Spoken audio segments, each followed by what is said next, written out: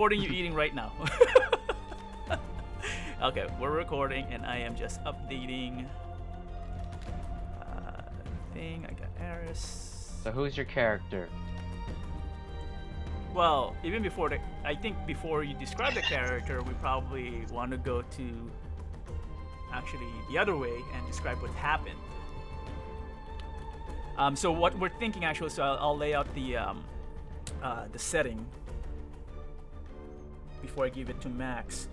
I'm thinking that, with what happened to Wolfras Aris, obviously happened in the keep.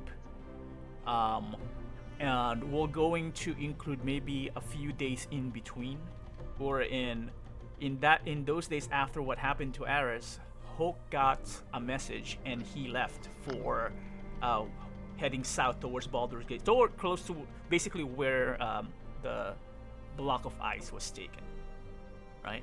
And a few days has passed since that transpired, and now Hoke comes back to the keep where the party is still kind of like getting settled in. And then when Max comes back, he can take it from there, and then I'll just listen in while I fix some stuff in the back end.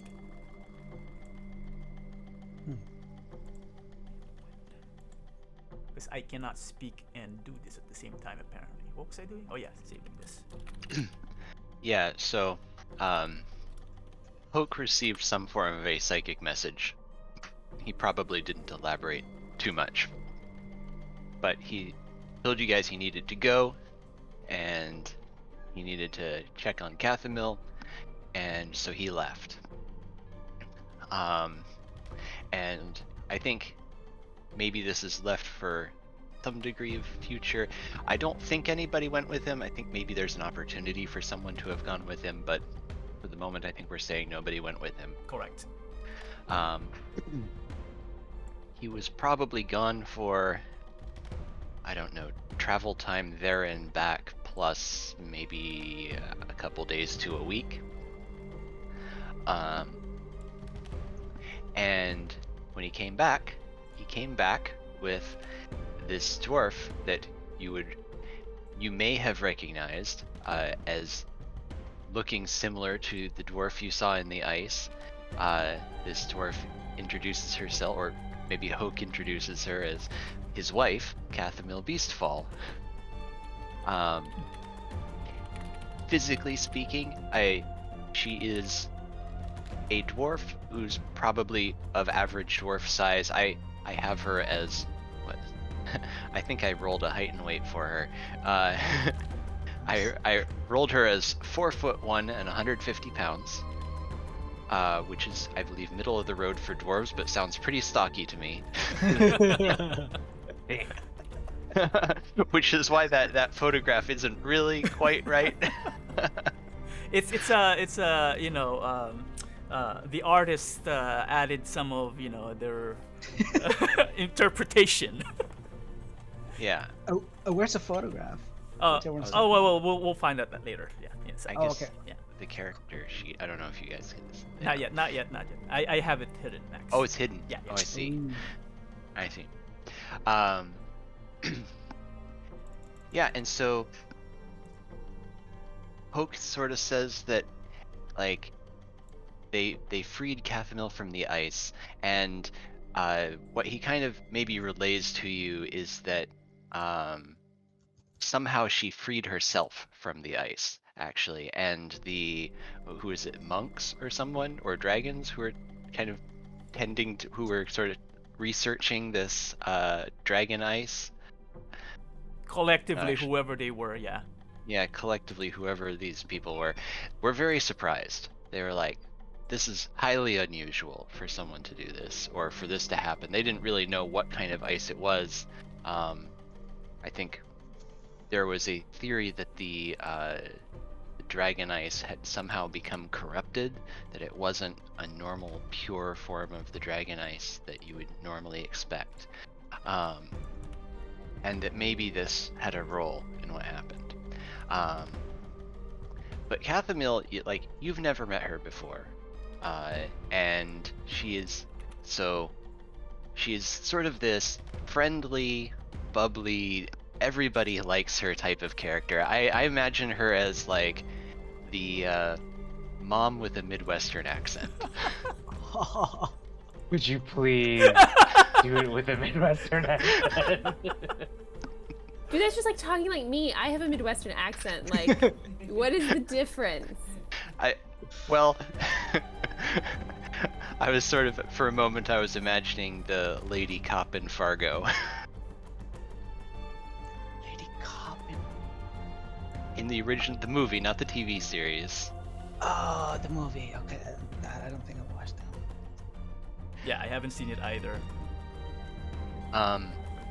And maybe with a further discussion with Hoke and Kathumyl, it might be relayed to you that she used some form of magic to free herself from the ice, and it was externally not evident exactly how this happened, and Hoke may have been involved in some way in sort of the final stages of that. But as she emerged in like probably a nearly catatonic state. Like she probably, whatever happened, she was like unconscious and they had to sort of revive her, and as she's coming to, she like has vague memories of what happened, but she doesn't know exactly how she did it. She has a framework of what happened, like and she's piecing it together as time goes on, but she doesn't fully understand it. And her background, sort of, she would probably tell you this to you if you asked, sort of before our last quest, before the Dragon Ice, she was a ranger, and she met Hoke in the process in her ranging activities. They sort of fell in love and had children, but she's always sort of, had this inclination to be out and adventuring. So I think, Hoke and Kathumyl probably would take turns with, one of them being home with the children and one of them going out and doing some sort of adventuring or business dealings or whatever it was that needed to be done. Hoke was probably home more of the time if, business dealings are probably more likely to be sort of localized. But she's always been kind of the adventurer type.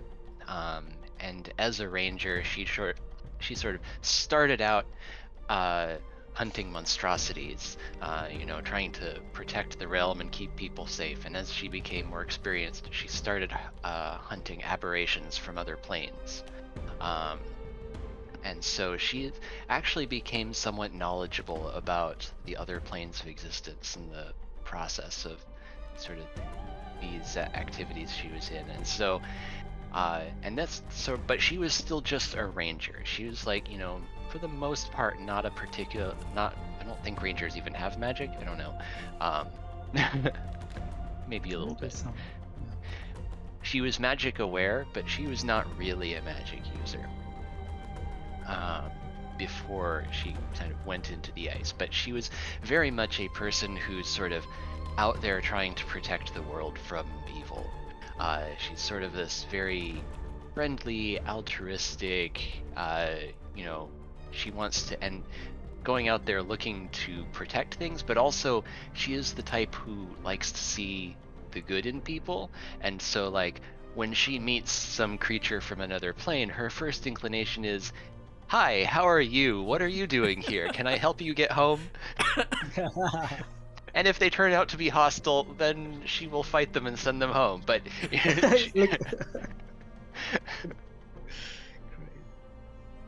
but she's probably had that come to bite her a couple times, where she like was just a little too optimistic about how friendly some creature might be. Has she become jaded because of that, or she maintained optimism? No, she is incorrupt. As far as you can tell, this person is incorruptible. Like she will never be convinced of the inherent evilness of people or creatures. Challenge accepted. I'm kidding. A blue thrives on that. Like the spokesperson of all the evil bad guys we have was just like, oh, okay. All right. So what? Why is Kathumyl here? Do you want to So- describe that, or do you want to roleplay that? I can try to describe it. So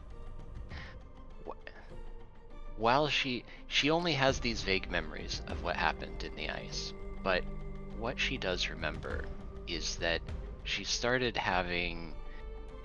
getting connected to the greater plans that are afoot in the universe, and she started having visions of possible futures, and she saw this coming danger, and in her mind it's all still very vague, and I don't know if she knows the phrase Age of Worms. She would have heard some whispers in a foreign tongue that she does not know how she understood, but it formed into her comprehension, translated as the Age of Worms. Okay. So she has this phrase in her mind, the Age of Worms, and she has this feeling that there are forces conspiring to make it happen, and that this would be a very bad thing for our plane of existence, at the very least. And so seeing this, she has every fiber of her being is, this is the most serious threat I have ever seen, and I need to do something to stop it. And How Yeah. did he get back here, though? To where we are. uh, So basically, what I'm saying is that when she retold that story after escaping the eyes to Hulk, Hulk mentioned that the party that he has been spending time with also mentioned something about the Age of Worms, although it got backburned because they were dealing with the Dragon's Cult. So the reason why Hulk and Kathumyl is back in the keep is Hulk wanted to introduce her to the party so that they can share some information about what the hell this Age of Worms is. Which the party, hopefully she's hoping, can help her remember or maybe understand. yeah, and Hoke, to tell you about Hoke for a moment. Hoke, for his part, is less concerned. Like, he is concerned about the Age of Worms, I think, but his priority right now is taking care of his family. He's got this 3-year-old daughter, and so he does not have any intent to go adventuring in pursuit of a solution to the Age of Worms. He already But lost he's- one daughter, supposedly. he's taken his wife back to meet the party because he suspects that she's going to go adventuring with the party along these lines. So basically, he got custody now, right? It's his turn. And, Yeah. All right. So, was there anything else? Any questions from the party? So did Kathumyl explain? Sorry, like I had to. I was like distracted for a little bit. So Kathumyl, when she got thawed rather, she had like visions after, or was it during the ice? It was during. During the ice, okay. And did she tell us who this entity was that talked to her and spoke to her about the Age of Worms, or was it just like a foreign tongue? I think the feeling here is that this chatter about the Age of Worms was something she picked up as broader communication that maybe she was not supposed to be privy to. But there was an entity that she interacted with, and I think Blue knows more about what that entity might have been than I do. She probably... My feeling is that she might have at the time known what she was interacting with, but I don't know if she remembers. Okay, cool. Well, welcome to the party, Kathumyl. All right. Eris, as a fellow short. Oh, are we role playing the meeting? I don't know if you guys wanted to. Totally fine. It seemed like Valakos was starting off, and Eris kind of wanted to say hi too, because There's not many very short people on this group, so especially short females. So Eris is super excited and runs up and hugs Kathumyl. Yeah, that's cool with Kathumyl. Kathumyl is like, "Oh, hi, honey." Hi, I'm Eris. Nice to meet you. I'm brand new. I was just born a week ago. Wow, that sounds wonderful. You know, I had some pretty. Maybe you could say I was reborn a week ago. I don't know. What? Are we reborn, buddy? We're re-buddies. God, Saphira's in the background, is like trying really hard not to face palm and like make a nice, like, hello, I'm Saphira. Thanks for being so accommodating to Eris. She's a special child. And she'd be like, "Hi, Saphira. Nice to meet you." All right. Okay, so before we get back into the world, there's a module that I alluded to earlier that I've added to kind of like add some more stakes and some more what do you call this?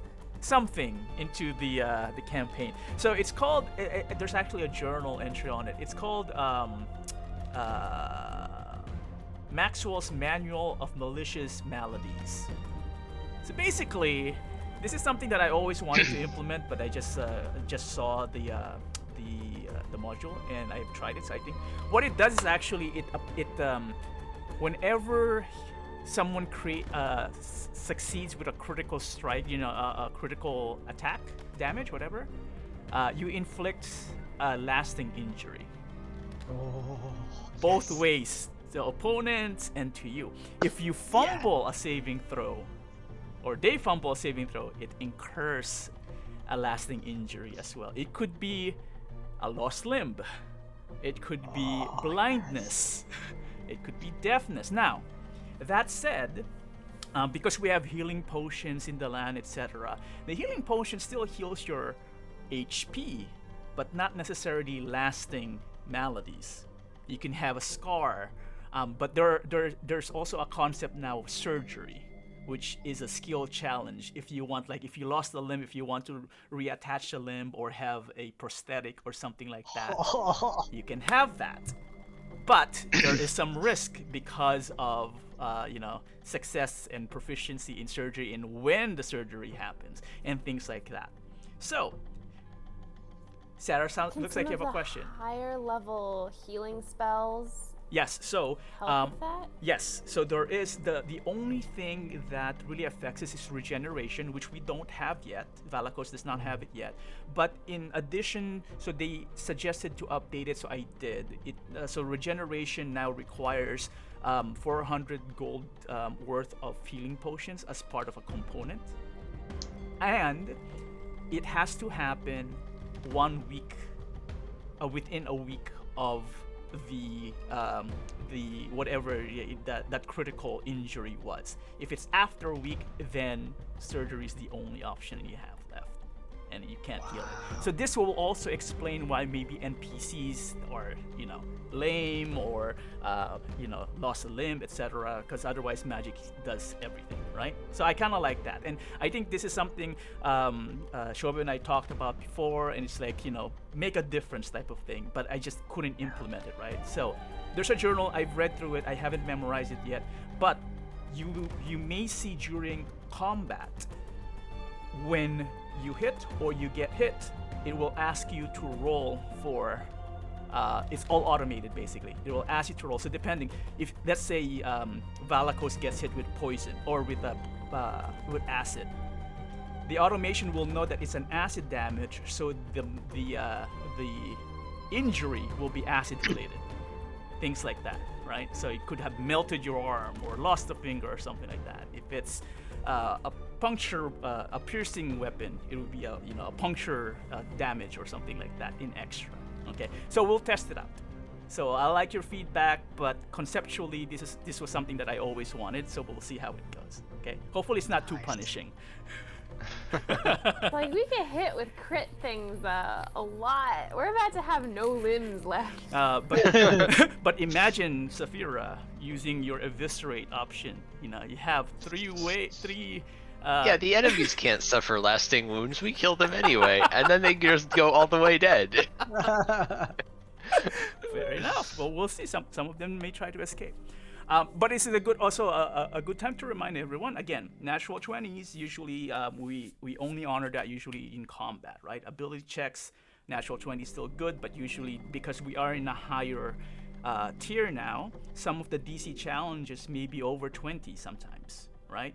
So getting a natural 20 doesn't mean a success. We still have to beat the 23 or whatever the new DC is. So they are increasing in challenge as well. So I'm just wanted to set that expectation as well. Okay? All right. Exciting. All right. So what I have planned, getting introductions out of the way and all that, this particular session is more of like a filler episode, if you're watching a show. And Those are the best ones.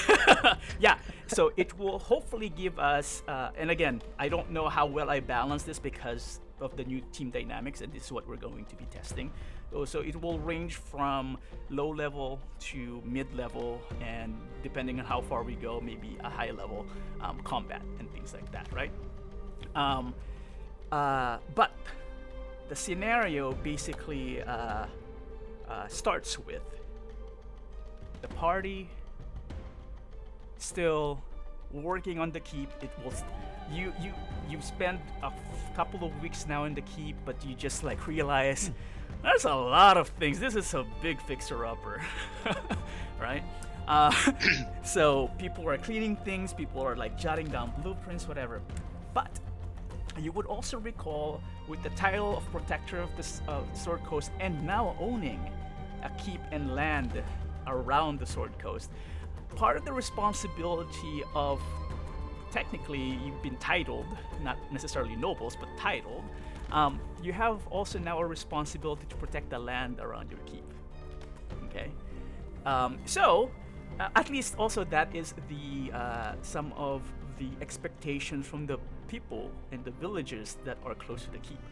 So while the party is fixing up the keep, you would get a message from oh, I forgot our lands. Is it this is Daggerford, right? Close by? Yes, Daggerford. Saying that a message has come to them of another village to the east of where your keep is. Maybe 5 hours ride out, or maybe half a day ride out. 5 miles is probably too close, but about half a day ride out, asking for help because a lot of their villagers have been leaving the village. It's a small village, and they were just asking for resources and maybe to assist. They didn't really say what the problem was per se. They're just running out of people. Daggerford's leadership, realizing, hey, someone owns the keep over there now. We have other things to worry about because we're also fixing after the whole thing about the Dragon's Cult. So why don't we pass it to the new owners of the land? And you're the closest one. So the message and the request has now landed on the party's table, asking the party, if they are still called the White Death, up to you, to assist and try to solve exactly what the problem is with the town called Brighthollow. All right, so that's the setup. Any questions?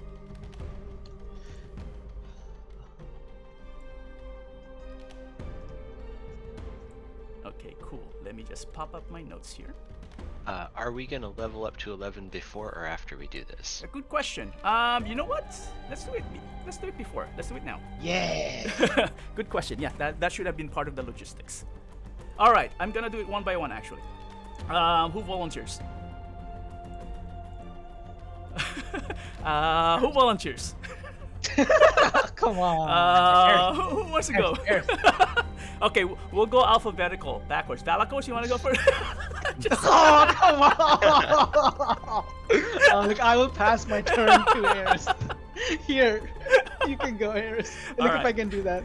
So Aris, you are leveling up. I'm just gonna do it on my end. I'm just gonna click on the button and let's see if this works.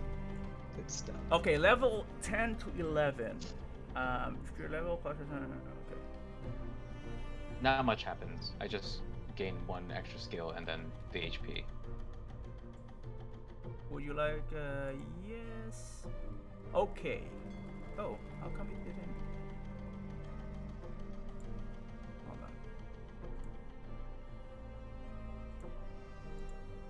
You're taking the average, I assume, right? Always average, yeah. Yeah. So my calculation says 93 is your new hit points, and is that all you get?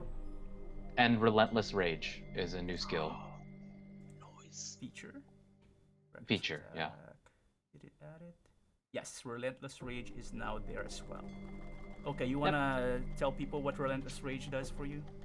Yeah, so my rage can keep me fighting despite grievous wounds. If I drop to 0 hit points while raging and don't die outright, I can make a DC 10 Constitution saving throw, and if I succeed, I drop to 1 hit point instead. Okay, I think Morg has that, something like that, right? Like it's a half orc. Yeah. Yep. And that is the same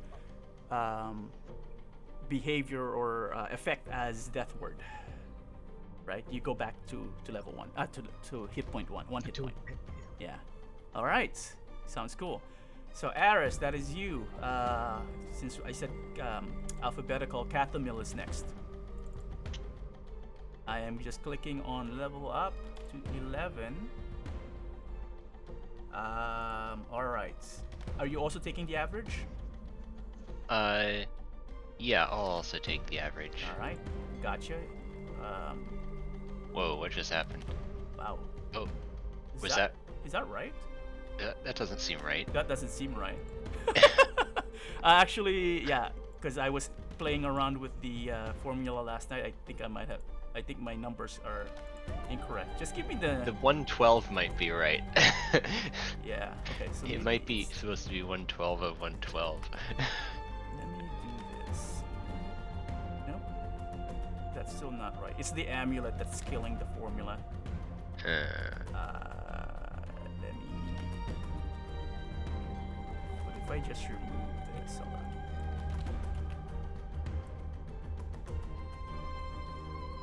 And then change it to this. Will that stick? If it doesn't stick, you'll get some extra life hit points right now, and we'll figure it out later. Okay, I'll just put it at right there, and what's 123? And I'll recalculate it later. All right, Saphira. I'm gonna click I have it. a lot of things. Okay, hold on. So let's see here. Lou, we need to add 2 spells, but you Oh, can right, come back right, to me right, on right. it. That's right. You do get spells on it. Hold on. Let's finish that first then. So let me open up Kathumyl. What spells are you picking up? Okay, so I think we still had one. We had left one unadded from last Correct. night. Yep. Don't know which one it was though.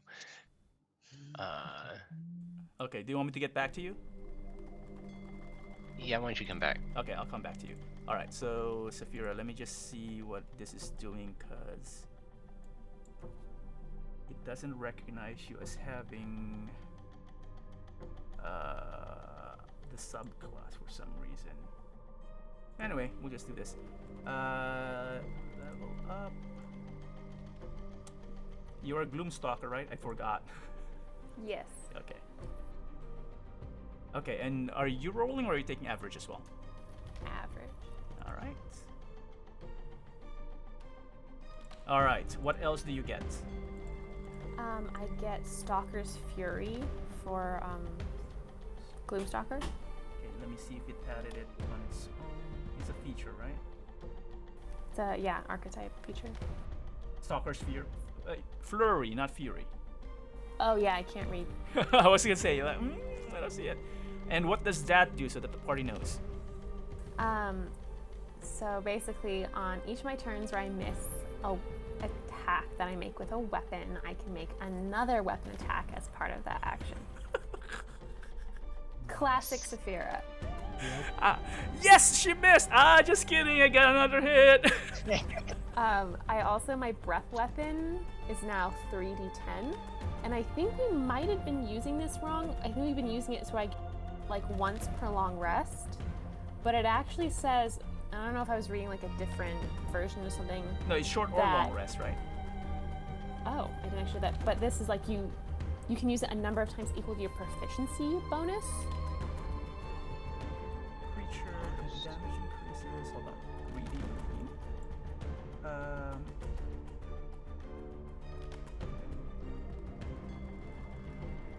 Should be 3d10. Where did you find it that it says proficiency Don't bonus? remember. I think it was on roll20.net. Because I don't think that's what it says on. Okay, we can go with it because we hadn't been doing it that way. I just wasn't sure if like we had misread something because we have done that before. Yeah, but it does regenerate between short and long rest. Okay, cool. Just FYI. So at least that's. Are we gonna be able to do like? I don't know. Like, is the stuff you gave me from the new ball spawn You have things? it now. Yeah. That's just gonna okay. That's It's all cool. in there. If you look at your character sheet under spellbook, you'll see innate spellcasting. I grouped them there, the ball spawn ones, and then there are some features scattered. I don't. You can see under source the 4 ball spawn features that you have under features tab. And then I had a couple more questions. Yep. I can swap out a spell, right? Yeah, you Like can. every Yeah. time. I want to ask Valikos, do you have, does Valikos have Revivify? Yes. Okay, then I would like to swap out Conjure Barrage for Wind Wall. Wind wall. It's a 3rd level ranger spell. And also just asking about Wind Wall, like how exactly does that work? Because it looks like arrows don't make it through, but like does it provide any sort of like visual stuff that like makes it hard for like you to cast a spell through? Like it seems like something you can kind of play with, so I wasn't totally sure. Let's read it. So it's a wall of strong wind rises from the ground at a point you choose within range. Okay, so you can create kind of like a small tornado. You can make the wall up to 50 feet long. Wow, 15 feet high and 1 foot thick. You can shape the wall in any way you choose, as long as it makes a continuous path. It's kind of like firewall. Okay, makes sense. The wall appears. Each creature within its area must make a strength saving throw. Okay. Get bludgeoning damage if they fail or half. Okay. Strong winds keeps fog, smoke, and other gases at bay, so it does push things away. Small or smaller flying creatures or objects can't pass through the wall. Loose, lightweight materials brought into the wall, arrow bolts and other ordinary projectiles. So only ordinary projectiles behind the wall are deflected upward and automatically miss. However, what counts as an ordinary projectile? it's like there's a follow-up sentence: boulders hurled by giants and siege engines and similar projectiles are unaffected. However, creatures in gaseous form cannot pass through it. I would say that magical bolts probably isn't affected either, like lightning or whatever, because it specifically said like normal things. So normal things to me would be like non-magical bolts and arrows would be my call. Are you okay with that? We'll test it out for now All right. So, and see if it ends up being useful. Okay. Oh, I read it, but I didn't give it to you, so let me grab it again. Wind wall. Also, I'm not seeing lesser invisibility? It's for the ball ability. Yeah, or is it hit somewhere else? Yeah, it's called under feature, I think. Something shadow. Fleeting shadows, I think. Fleeting No, shadow? no, that's the speed one. Oh, ball's shadow in your spell book. In your list of spells. Okay, I see it. Thank you. Yeah. So many new things. I Yeah. have to keep track of it. Okay, and we are removing Conjure Barrage, right? Yes. Okay, and Wind Wall should be there. Just gonna edit this as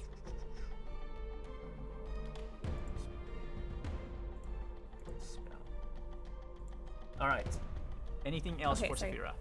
Two more things. Yep. So I see that you kind of changed the aura of murder, where it's not just everyone's automatically vulnerable to piercing. It's now a concentration spell, right? Wait, hold on. It says you can use a bonus action to activate it. Yeah, it's not constant. So you can turn it off. Okay. You can turn it off and on.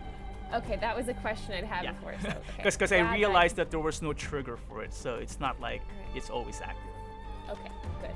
And then could I possibly get that dex point from reading the book, since I only had 10 hours left and we've been sitting here for like a week? Yeah, sure. You may have that.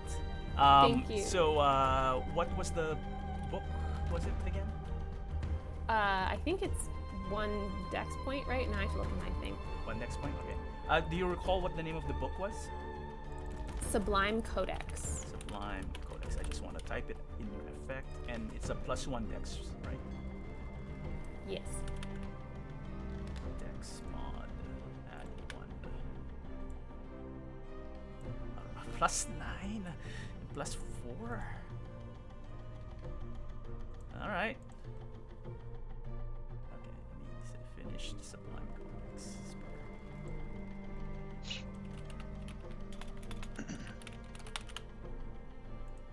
All right, you got it. Thank you. And I said it's a plus to the bonus, not the number, right? Not the ability itself. I think. No, it's to the permanent base number. Oh, okay. I thought it was bonus. Okay, you could have just said yes. But thank you for correcting me. Just doing what we agreed on like ages and ages ago. I know, I totally forgot. And I think it's this one, so I think it's this one. But that didn't work. +1 text.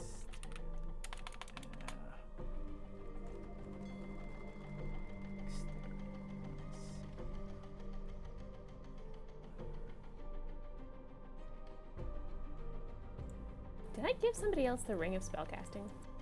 Or the ring of spell storage? Yeah, Valako Yes, you stole did. it. Do you want it back? I mean, I don't need it if you have use for it. The thing I had on there was like haste, and we don't have haste anymore, so. Yeah, that's true. And even if you have it, you only get to cast it one more time. But I think Valakos replaced it. Yeah, I replaced it with the mass cure wounds. So just an extra mass cure wounds. That's a good thing to have. He threw away haste, or maybe he used haste to just run around. I was planning to use it against Tiamat, but yeah, I had more important things to do. All right, so that completes Saphira, or is there something else? That is everything other than me getting my poison dagger back from Ares. Okay, Valakos. I think Valkos gets a 5 to HP as the average, Oh yeah, let me. and he has +0 Constitution modifier, so this +5. You are. I'm at 62. You are right? knowledge domain, right? Knowledge domain, yes. Okay, knowledge domain. Average, 62. Like he's gonna get squished. Okay. Was there anything else that need to be added? So you gain a spell's 6th level spell slot, Yes. and you have access to all the cleric spells, so you can just move Yes, that around. I've right? already pulled up. Yeah, Okay. I've already Make sure added you them. you prep the right number, so that it shows up on your menu and Yeah. things like that. Oh, now I get 15.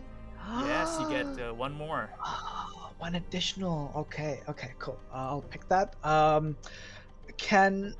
I mean, we don't have to do it right now, but can Valakos get a fancy portrait as well? So, like everyone has a new portrait, so like the one you painted, I ran it through a filter to enhance the colors. Okay, yeah. So I'll send that to you. It's exactly the same, but just pop in colors. All right, okay. I mean, you could even edit if you want. I can send you the raw.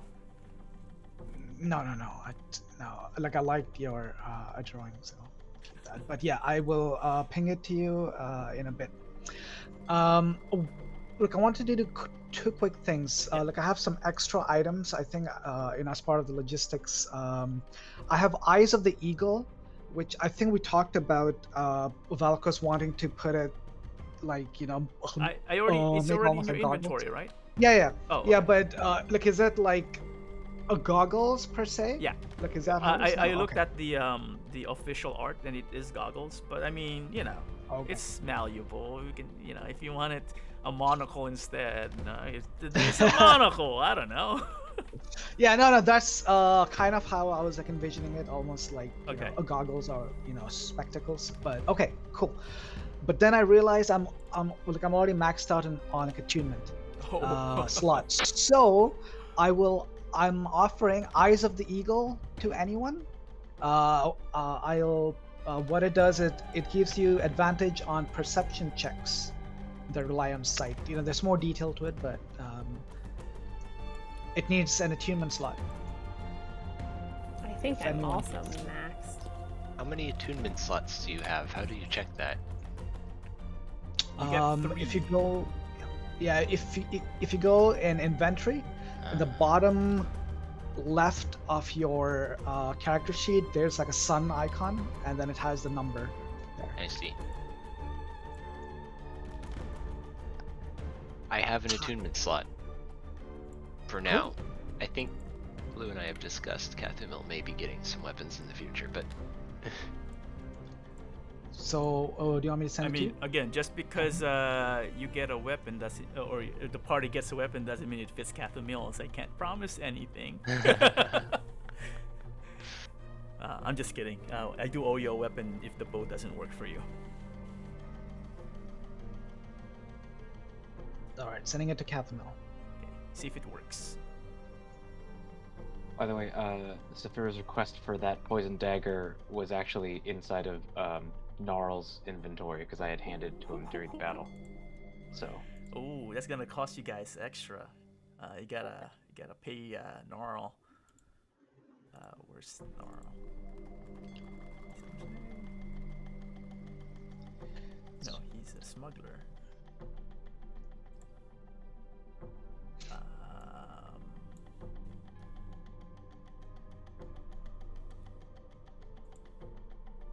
Which dagger are we talking about? Dagger of Venom? Dagger of Venom. And you want it sent to Saphira? Yeah.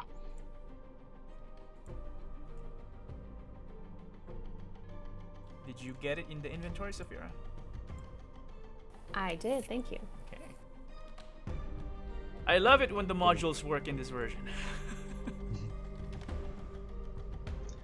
It seems like everyone else in the party uses spells, so I just want to let you know I have this ability which I can't really use for myself.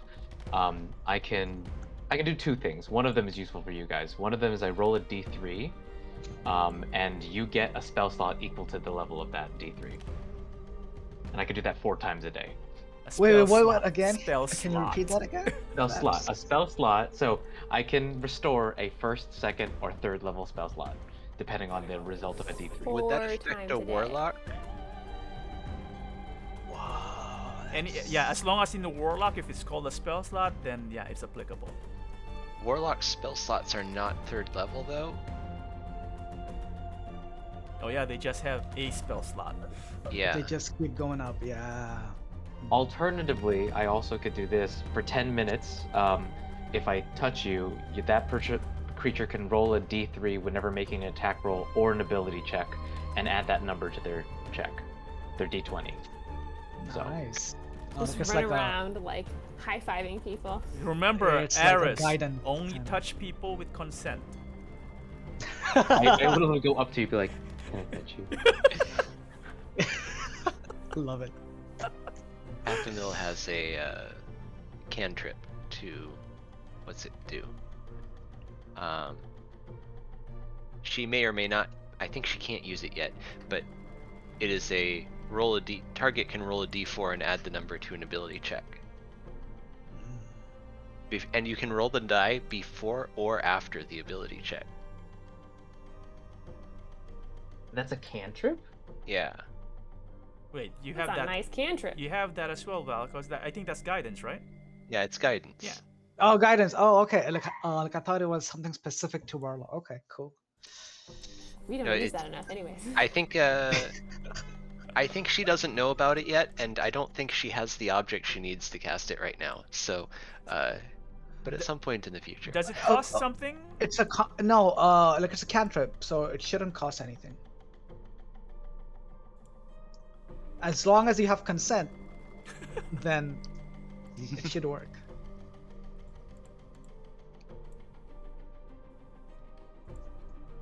Yeah, I'm just making sure that the goggles give you perception. Actually, sorry, the goggles are supposed to give you advantage, right, Valkos, or is it +1 perception? Advantage. Advantage. Perception. Okay, Yeah. so Which Kathumyl needs. Her perception modifier is 0. Ooh, okay, that's good. What else should I prepare? Right, so blue for Kathumyl's spell book, or for her spells. I think the last one I want to take from the main group from last night is Sickening Radiance. okay, give me a second then. Okay. I'm looking for the advantage flag for perception.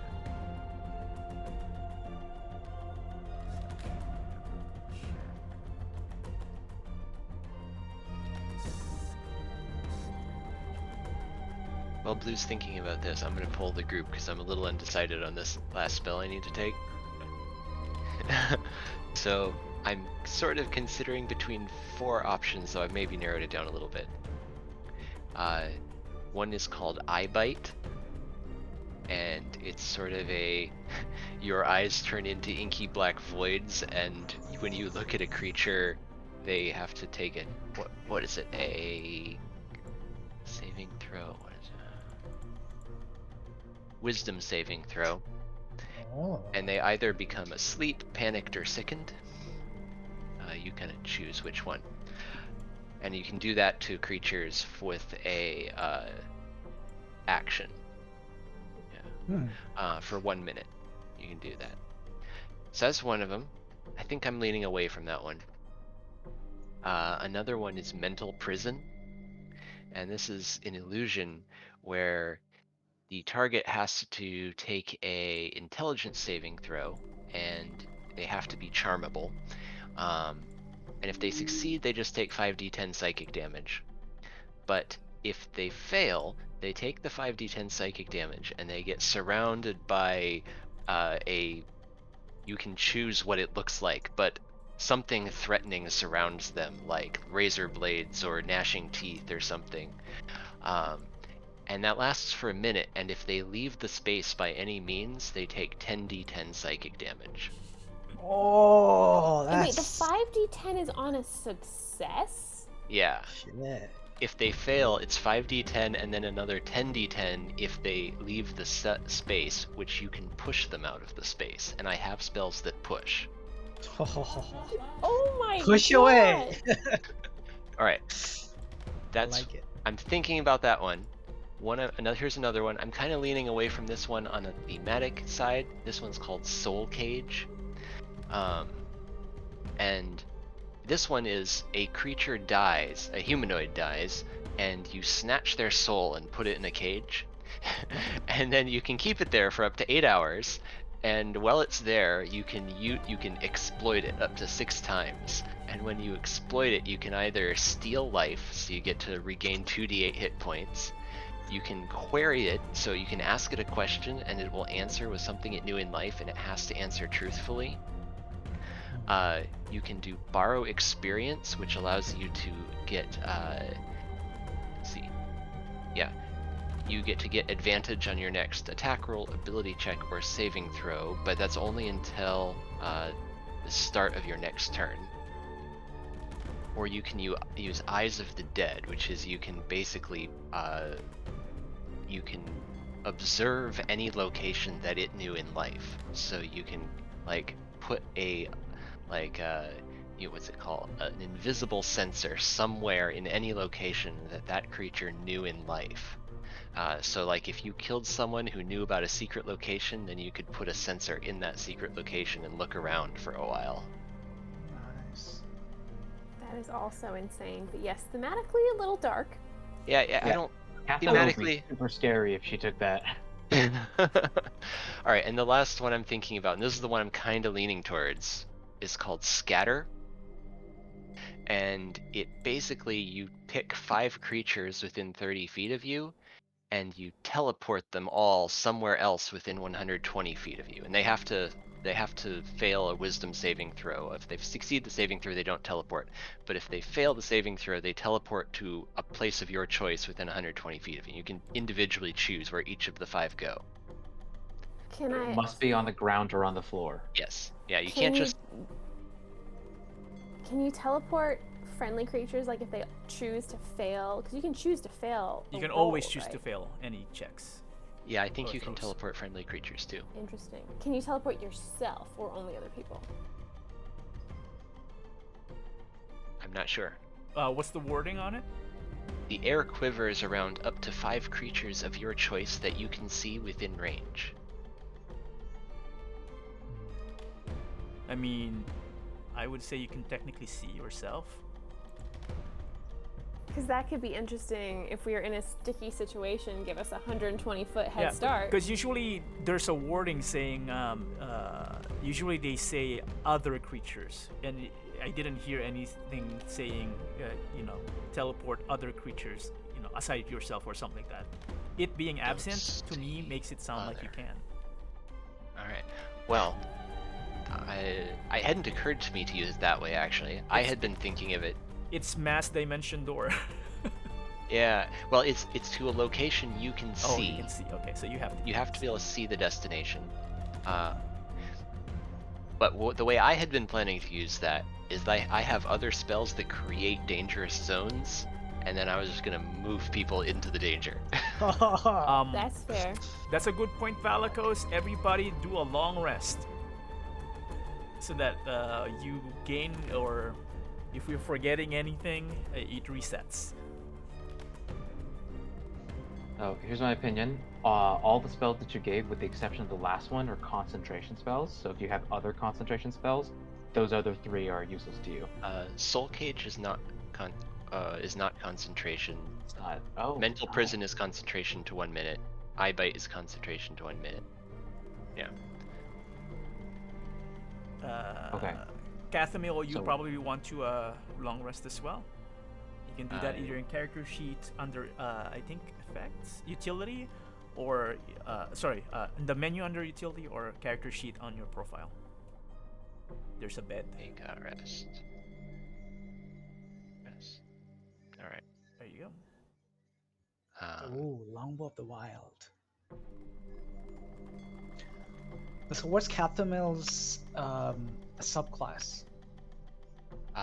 She is a warlock of the Great Old One. The Great Old One. Ooh. Nice, okay. That's Max's way of saying that we're all old. We are the old ones.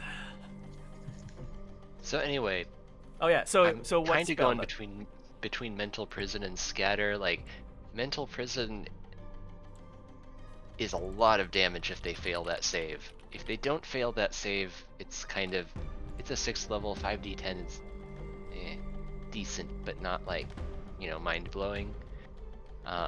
Scatter seems like it has more opportunity for fucking with things, which you like doing. Yeah. Scatter Utility, seems like yeah. it seems like there are going to be ways to use Scatter. Like, is it going to live up to its 6th level? It's going to be a once per long rest for her, so it's like she only gets to use it once per long rest. But I'm leaning towards Scatter. Like, I like that super targeted, lots of damage, but it's also like I'm kind of thinking that a target big enough to be deserving of throwing 10d10 at them is a target that you're gonna have trouble getting them to fail that intelligence save. Yeah. But the teleport one sounds like it. Yeah. I mean, it looks like you have your mindset on it as well. Yeah. Go for it. All right, Blue. Hmm. Well, add Sickening Radiance and Scatter then. Or actually, add Sickening Radiance. Scatter is her Mystic Arcanum, so it's not part of her normal spell list. So sickening radiance. Just gotta take a look.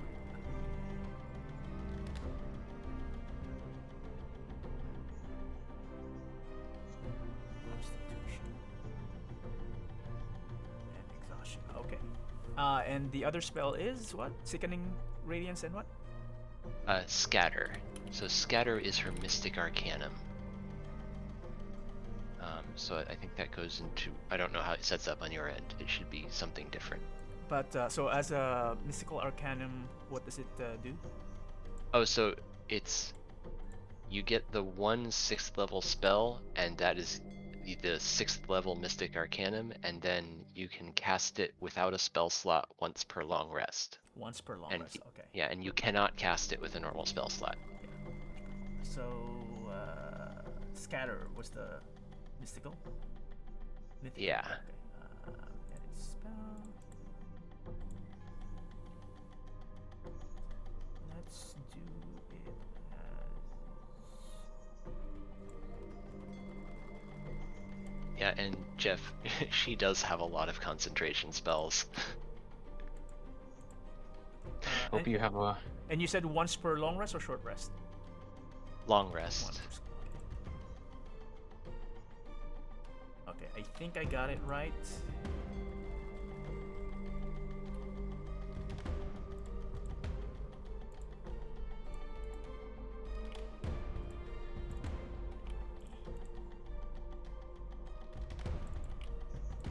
Oh, then it added all of those for whatever reason.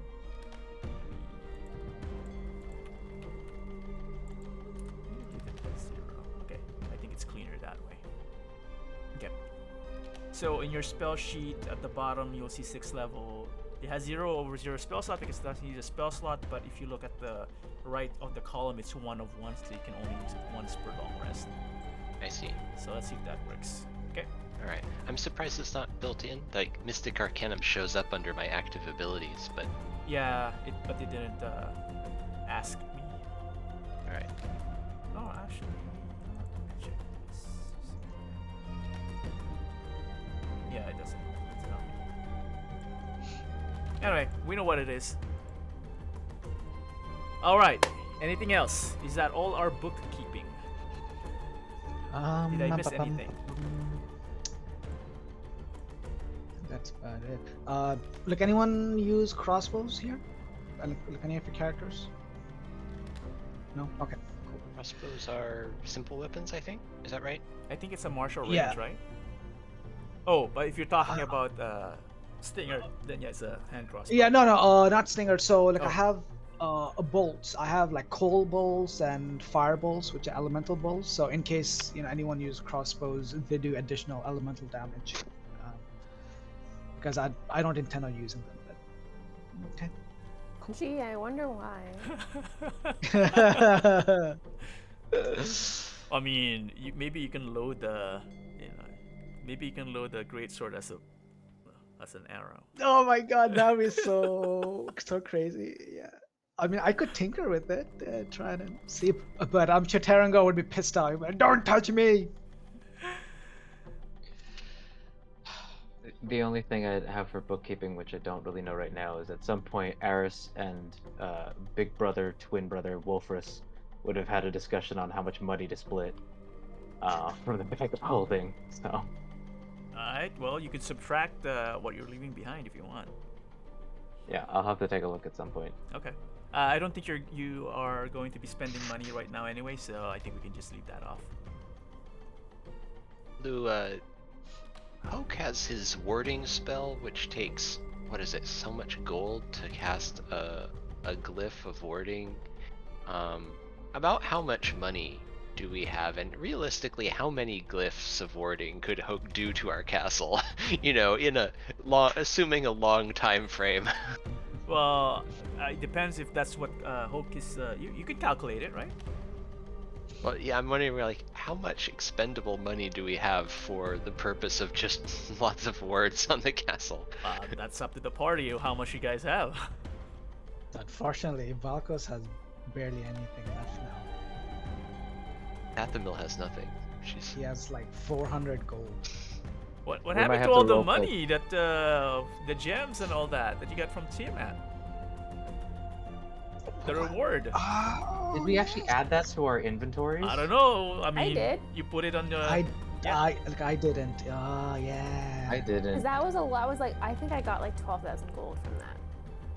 Holy. I have to figure out Blue with you. Like I wanted to do that sort of. Saphira wants to do the like the fun for orphans stuff. So like how much money like she Okay, would how much give would that? away. Okay, yeah. And also like what Kalar's up to. I have to Oh, yeah. calculate that myself because I don't really know yet. So, but thank you for letting me know. I'll put that in my notes. Is it specifically just like an orphan? Does she have an idea of like where the orphanage is? A specific? Is it gonna be Waterdeep, Baldur's Gate? Well, I think she'd Daggerford? want to talk to. I think like the Harpers would be her first, because she doesn't like know anything about these towns. Well, she knows a little bit, but not as much. But like generally a fund for like war orphans. So it would not just be in one town. It would be like Oh. a fund for like helping just generally. So we're like- gonna create like a franchise. Yeah, sure. Or like like funds to get like from small towns. Like there wouldn't be an orphanage at every small town. It's like they'd have to be moved to like a larger town that like would have an orphanage and like. Well, There'd be a lot of the logistics stuff. I don't know if it's a good news or a bad news, but there's a lot of orphans. So after the war, so yeah, business would be booming. Except the orphans won't be paying for it.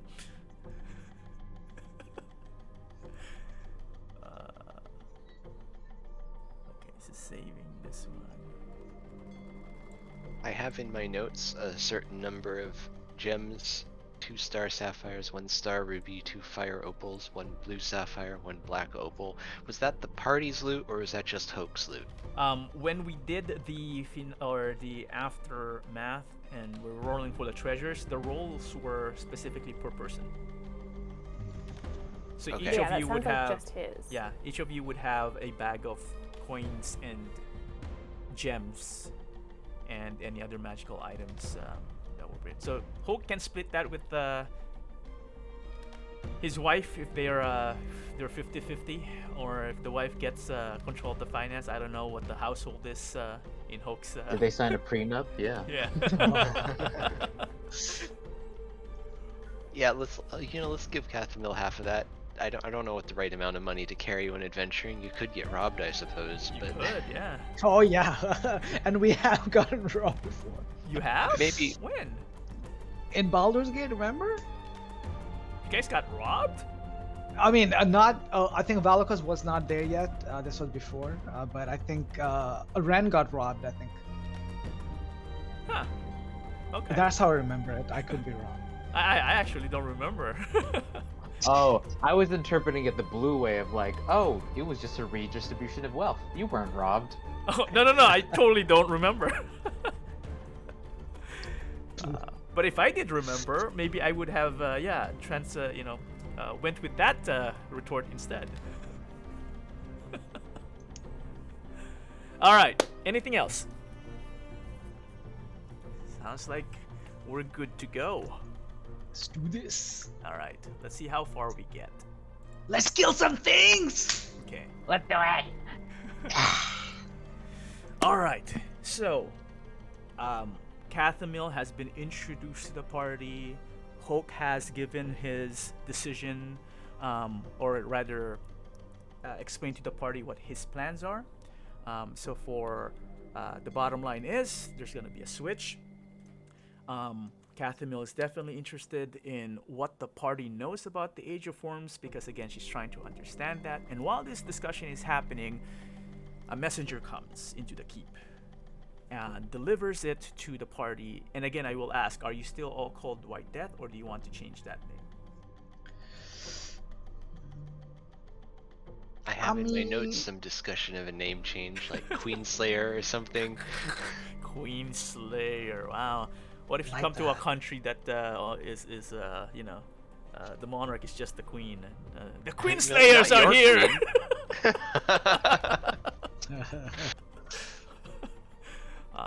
But I will not slow down the session. But I'm just again reminding the party, if you wish to rebrand one more time, let me know what the name is so that I can call you correctly, or the people. Eris recommends Bohemian Rhapsody. She has no idea where the name came from. Is there a Bohemia in the Sword Coast? No. She just heard the name in her head Oh, through wild magic. it's probably It's one of chaos, those man. astral planes, Kathumyl. I think Aris might be touched Hmm. by Touched in the head for sure. by the great Might young be a ones. more distant plane than normal. Yeah. Oh yeah, instead of the great old ones, it's the insignificant young ones.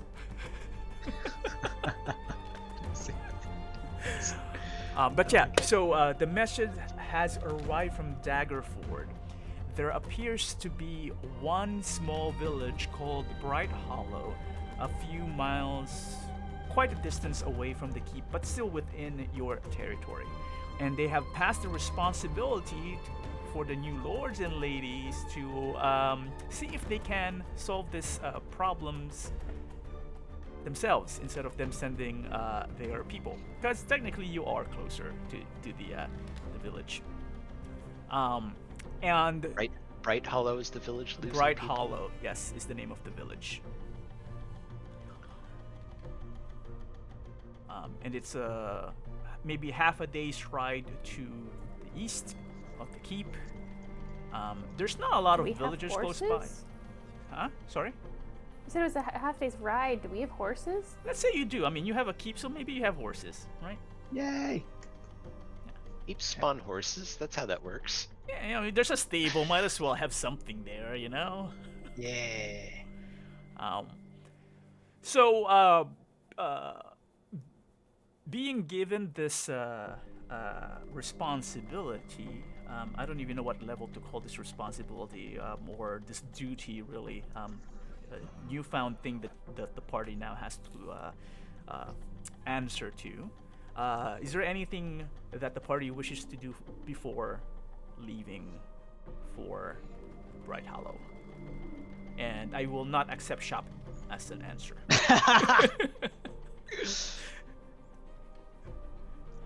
No, Valkos just swings his new, like a great sword around. He's like, all right. Oh, like, I've been training with this, guys. It's now And as you're time to doing try that, in the background is also Eris mimicking your motions. 'Cause Oh, she doesn't know what that's so she's doing. sick. All right. In fact, I would say for the past week she's been trying to take lessons from Saphira and Valakos on how to swing a sword. But anything you teach her, she just Valakos also doesn't know how to do something. No, Valkos is also learning from Sophia. He's like, how do you do this? Since Saphira is ambidextrous, Aris is learning from the left hand, and Valos is learning from the right hand. Meanwhile, Hoke's the only one who's like doing the keep stuff. Well, I mean, he's used to that, right? Hoke's over there with the money. Hoax our, like he's our accountant. He's the businessman. He's the front. Yep. I Kathumyl's like it. Bright Hollow sounds like a fun place. Have any of you been there? It sounds like surely it must be a happy place with a name like Bright Hollow. Actually, yeah, it very well could be. Let's go find Let's out. hope so. oh, there's things to kill. All right. So, I assume then the party gets ready. You gear up. If you're not armored yet, you gear your regular gear. You bring whatever items you wish to take with you, and yeah, you then head off to the small hamlet of Brighthollow. You are accompanied by a guide to assist in just getting you there. He leads all the horses and the pack horses, whatever. And let's just fast forward there, and let's say it took like a half a day travel, give or take a few hours, and you come upon a small town, or really a small hamlet, and it appears to be built right at the very edge of very thick forest. the guide would lean towards, or actually look behind him and give some information about the village. And he mentioned that he looks back to the party and then points with his head towards the hamlet. Right there would be Brighthollow coming up, and behind it would be the 2-foot woods. Big old forest. I don't remember it being this big. It's been a while since I've been in this area. The woods, though you consider quite tall, being called 2-foot woods, named after a halfling named Benil 2-foot. He used to be a known botanist or some sort, mixing herbs and mushrooms to come up with new concoctions like years and years ago. Don't even know how old this town is. But anyway, there it is.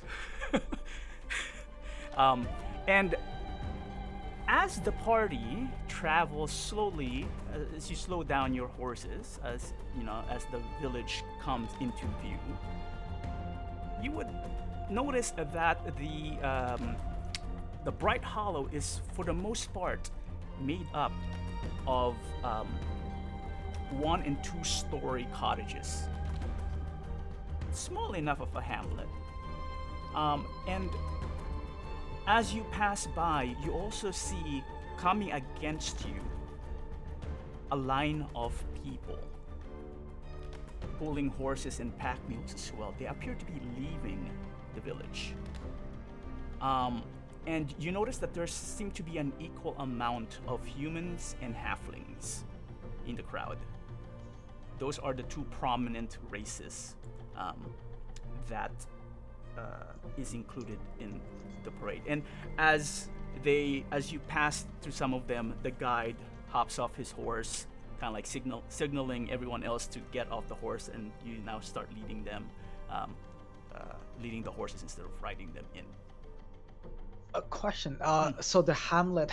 So we're not in there yet, right? We are approaching it. I would actually, when I said that you actually went off, and you know the crowd, you know, or some of the villagers passing by, you're actually by the village. Actually, let's shift scene here. Let's actually just get a.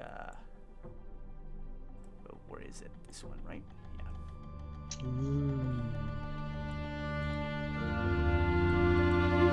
So, Blue, you said approximately equal. Yeah. Are we talking Halfling and. Or you said humans. it said it appeared to be an equal number. Are we talking they're 1-to-1 or just approximately equal? Approximately. It's more for flavor rather than you actually Wow, counting. racist, Max. I'm wondering if it's just like a village where all the halflings marry humans or something, and it's just that's what they do. That's what they do. All right. So, as you actually look around, because as you approach some of the buildings, right, you would pass by number of farm fields in the area, and you would actually notice that on the way to town, you pass by fields, what appears to be blighted and blackened corn, shunted wheat, and withered vegetables. The village ahead is composed of maybe, as you count, right, around maybe 20 of those 1- or 2-story cottages and workshops.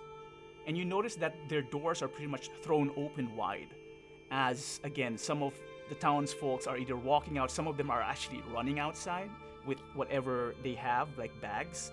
And for the most part, your impression is people are abandoning this village. Okay, and we are on foot right now. Yeah, Like, you're pulling our leading the horses. Yeah.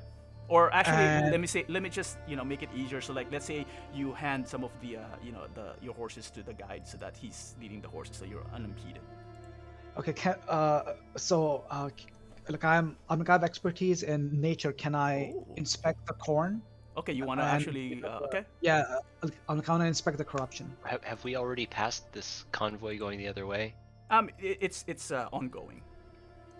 Well, It trickles. When we and- approached them, Mhm. I feel like Kathumyl had been like, "Hello, where are y'all going?" All right. Kathumyl, go ahead and roll a charisma, and Valakos, go ahead and roll your nature. You said. Yeah. Okay. Like, okay. Nice. 20. That is so ironic, Kathumyl. You have a very high charisma. um, as as the rest of the party are leading the horses, Kathumyl decides to walk to one side and start hailing the people, and all they do is just give you a quick glance, Kathumyl, and start mumbling on their beneath their breath, and they just ignore you, and they just keep on walking. Valakos, you go the other direction, and you actually go into. Whoa, hold on. That is loud on my end. What happened? I have already turned down the music in my headphones, so. I never hear the music for some reason. Okay, I'm just gonna do that. This, okay. I You don't can. think Down. so, cause like it Okay. Well, anyway, like it shows volume. it does show volume. Are you on Safari or doing what? Yeah, I'm on Safari. Yeah. It Foundry may not work well with Safari, I don't think. So Okay. you want the full experience, probably Chrome would be best. But that said, so Valakos, you go and try inspecting the crops. No one actually stops you. You pass through a couple more people walking. They give you space. Valakos, you approach one of the corn stalks, and again you see it blackened, and not as in burnt or anything like that. You approach, and as you get closer, you reach out and you grab one of the husks, and you realize that the blackness comes from something oily, sticky. You're not sure if you've seen this oil before, but it definitely smells brackish. And you look at the source of it, and you see it actually seeping out from the corn itself. Ew. It's not Can like I- it dropped on it. It's just like, yeah, it's oozing out of it. Okay. I'll just call out, hey, check this out, and I just show my, my oily hands, and then I want to trace the stalk and check the roots. Like, is it in the soil? Like, if I slowly, Yeah, like, you slowly you Or do raise you- you raise the corn. The party now stops looking at you. Some of the villagers actually stop to look, shakes their head, and then continue walking with their belongings behind them. You kneel down and slowly push the earth from the stalk, and even before you dug your first hole, you can already feel that the soil feels wet and thick. And as you push it aside, sure enough, under the soil is a collection of this oily material. What is this? Yeah, you do not recognize it. Can Eris do something? Like what? When you call attention? I want to open my magic awareness. I want to try this. Okay. Remind me what the stat do? As an action, you open your awareness to the presence of concentrated magic. Until the end of your next turn, you know the location of any spell or magic item within 60 feet of you that isn't behind total cover. Okay. You are definitely well aware that everyone in the party has a magic weapon. You actually would sense that some of the people, maybe a trinket, a ring, an amulet, not all of them, but a handful of them, are wearing it and it's dangling. But the fields of plants and the farm fields are slightly glowing as well.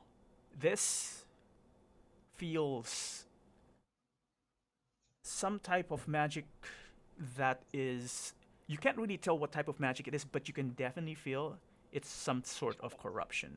Actually, I was gonna say, when you sense a spell, you learn which school of magic it belongs to. Right. That's why it doesn't actually fit in any school, but it is corrupted.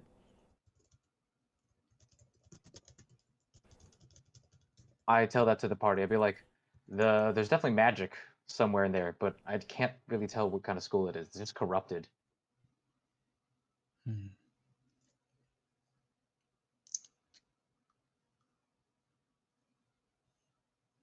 Should we talk to the townsfolk? See if they know what this is, or probably have more information than we do at this time. How did Kathumyl just fare? Well, she rolled poorly, but they would not talk to her. Oh, The first wave of people basically passed by the party. The guy is just looking at the party. So like, so what you gather happened here? some sort of corruption. I mean, I can kind of see that, but what caused it? Not sure.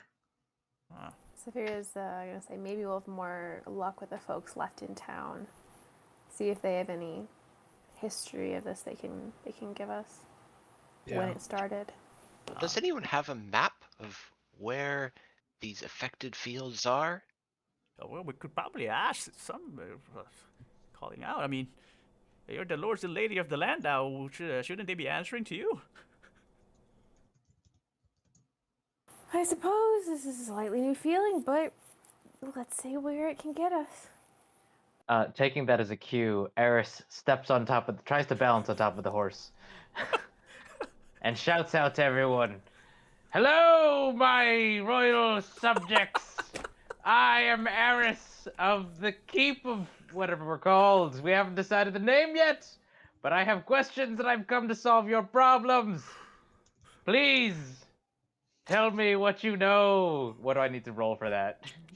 I would say it's either performance or persuasion.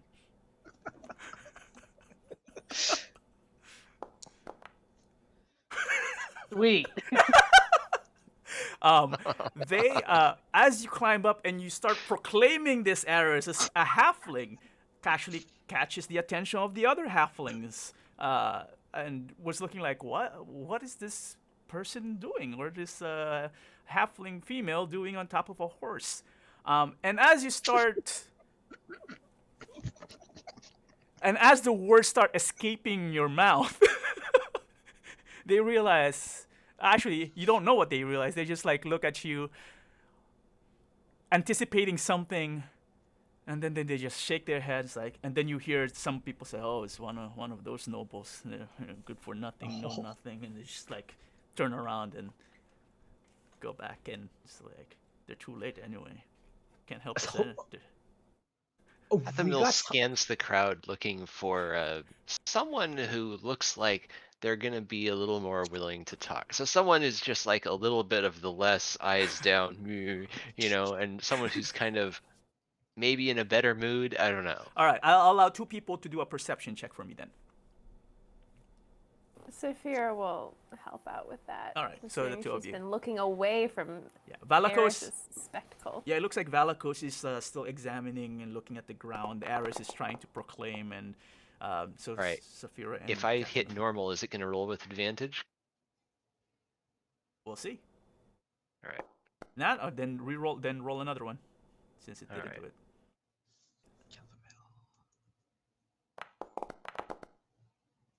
All right, so both 16. All right.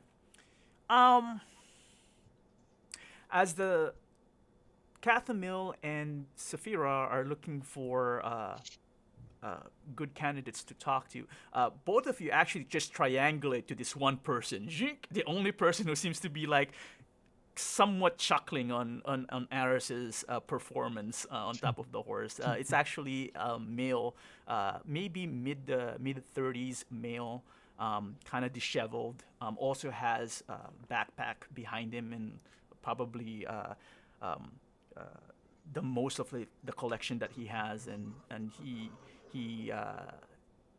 seems to be paying attention to what Aris is saying, but at the same time, a better disposition than the other villagers so far. However, with us 16 as well, as you're scanning it, before your eyes settled on this person, Kathumyl and Saphira would notice that a few of the villagers actually have cuts, bruises, and bloodstains on their clothes. Signs that perhaps they were recently in a fight. But none of those stop. None of those or look even sociable at this point. Maybe rightfully so. Right. Kathumyl approaches the one who looks a little bit more approachable, and she kind of like walks up alongside him and matches pace with him. It's like, "Hi, I'm Kathumyl. Who Uh, are you?" he looks around and then looks down. Says, "Oh, usually get dwarves around this area. Oh, Barrender, Barrender. I'm from far away. I travel all around. But we're really curious about what's going on in your town here. The corn stalks look highly irregular. Do you know what's happening?" Yeah. The forest's been moving closer and closer to town this past few years and been quicker this last few months, actually. I'm not going crazy. You can see everybody else leaving. You But say the forest is moving? funny, ain't it? Ever Like, seen a forest move?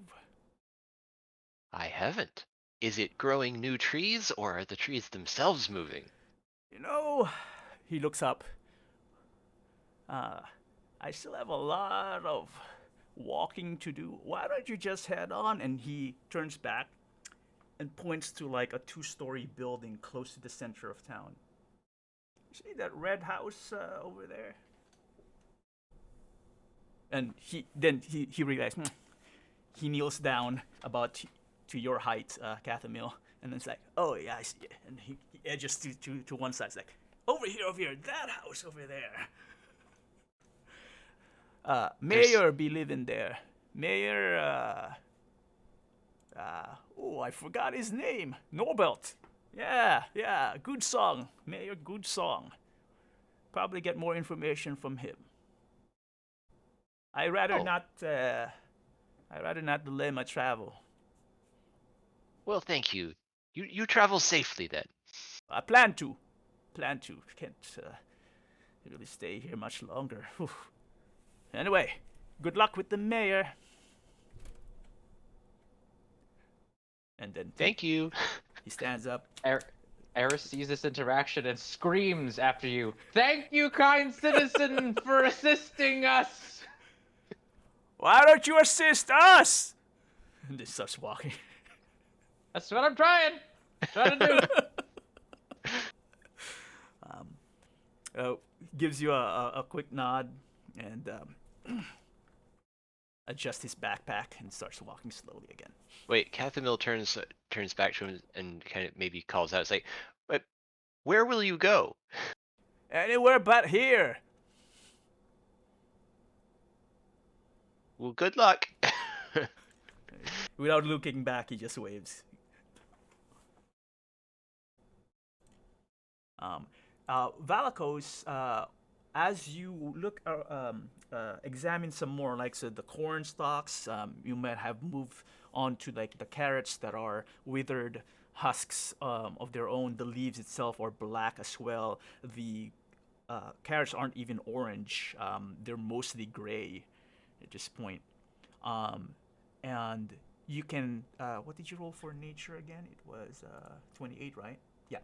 Um, you can tell as you stand up after pulling a couple of the carrots. You stand up and like you just survey the farmland, and you will notice that interestingly enough that the village, the houses itself, some of them are actually surrounded by trees closer than you would expect people building buildings.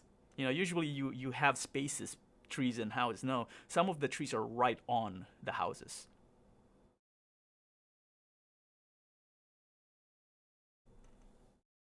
You're muted. Does that look like the trees? It's unnatural the way one would Yeah. put buildings like right touching trees unless it's like a tree house, right? Yeah, that's Yeah. true. So is it like so it's still far from me, right? Like Yeah. it's You not just close by. survey. So imagine like a Surveying, flat okay. field of farm, right? And you see in the distance some of the houses, and you see that on the edge of the, because it's a small hamlet, and you're just entering it, right? From what you can see in your vision, you see a group of houses in the distance, and like the trees are pretty much like the houses almost looks like they're in the same tree line themselves, right? I see. Do I see corruption on those trees? No, they look like normal trees, deciduous trees. Okay. All right. So I'll call out to the others. Hey, does that look weird to you? Trees or building like right next to a tree? I feel like the building should have been like disrupted by the roots if they'd been here like a long time. And I'm assuming it doesn't look like that's happened. You know, like how Yeah. trees like uproot like sidewalks and things like that. And that doesn't seem to be like Seems this odd. seems yeah. All right. So I'm ready to go into town and, talk Yeah. to the people who are left there and see if this spreads all the way in. Yeah, we can talk to the mayor. Like apparently, he sent a summons, right, as per the guide. Hey, who asked us here? Was it the mayor specifically? I actually, you don't know. Oh, was it like a letter? Yeah, there or was a it letter. just? Yeah. Oh, okay. Then no, let's open it up. No, you did read the letter. It was Okay. someone asking It was- for help at Brighthollow. But the letter that came to you wasn't the original letter. It was a request from the officials of Daggerford without the I see. original letter attached. It was just saying, hey, they're having some issues in Brighthollow. Go investigate it. Well, next time we'll have to ask him to forward the attachment. Maybe they forgot and it didn't. There wasn't a pop-up saying, "Did you attach your attachment?" Send anyway. They need better secretaries. They do. I think with the rebuilding of the Sword Coast, hiring secretaries is probably in the top priority right now. That's true. But you never know. Everybody needs You never know. jobs. Yeah. Yes. You gotta get back to full employment. All right. So, with that said, I assume then the party is deciding to head over to the center of town or anywhere specific. Before we do that, Yep. I just want to collect some of the oil in one of the vials I have. One of the empty ones. As you start collecting them, you actually not quite similar, but it just randomly reminded you of when you were collecting those fluids from the trolls that was left to you in Luskan, because you were also collecting some ickiness, right? Yeah. So not related. Your memory just kind of like connected. Yeah. Then I like I look at like on Eris, and I also think about the times I was collecting Eris oil, Yes, the grease. like Eris grease. There you go. Wait, does it look like Eris grease? It looks oily, so kind of like grease, but more unnatural and more black, more dark. I mean, darker. Eris's grease was unnatural. It was wild magic grease, so it is different for Well, sure. I mean, it's still grease in itself. It's like halfling fat, I guess. I don't know. Gross. Hey, you want me to elaborate? I'm elaborating. Anyway. All right, so I'll call it a vial of Brighthollow oil. Just put corrupted oil and then just put in parentheses Brighthollow. Corrupted oil. Okay. Cool. Yeah. Thank you. Okay. All right. So, who's going where? Unless everyone is going the same place. Yeah. Well- I mean, I'm following Saphira. So you know where to go. Have I been told to go to the mayor's house? Like, because Vera's just like gonna go to town and like, talk to random people. What did you find from our humble civilian servant person? You talk a lot louder now that you're I'm finding my new voice. Oh. Noted, but remember we have an outside voice and an inside voice. Finding my new voice. I think we're still outside. Then We let's haven't- go! Yes, but there's also levels for outside voices. More, you hear more of the villagers. A new wave passing by again, just mumbling like rich people, just city folks. Oh, rich people! Wow.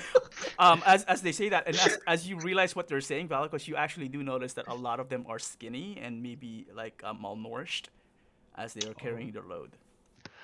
So they look over at the Valakos laughing, and they're just like, yeah, they're all the same. So you said some of them look injured, right? Yes.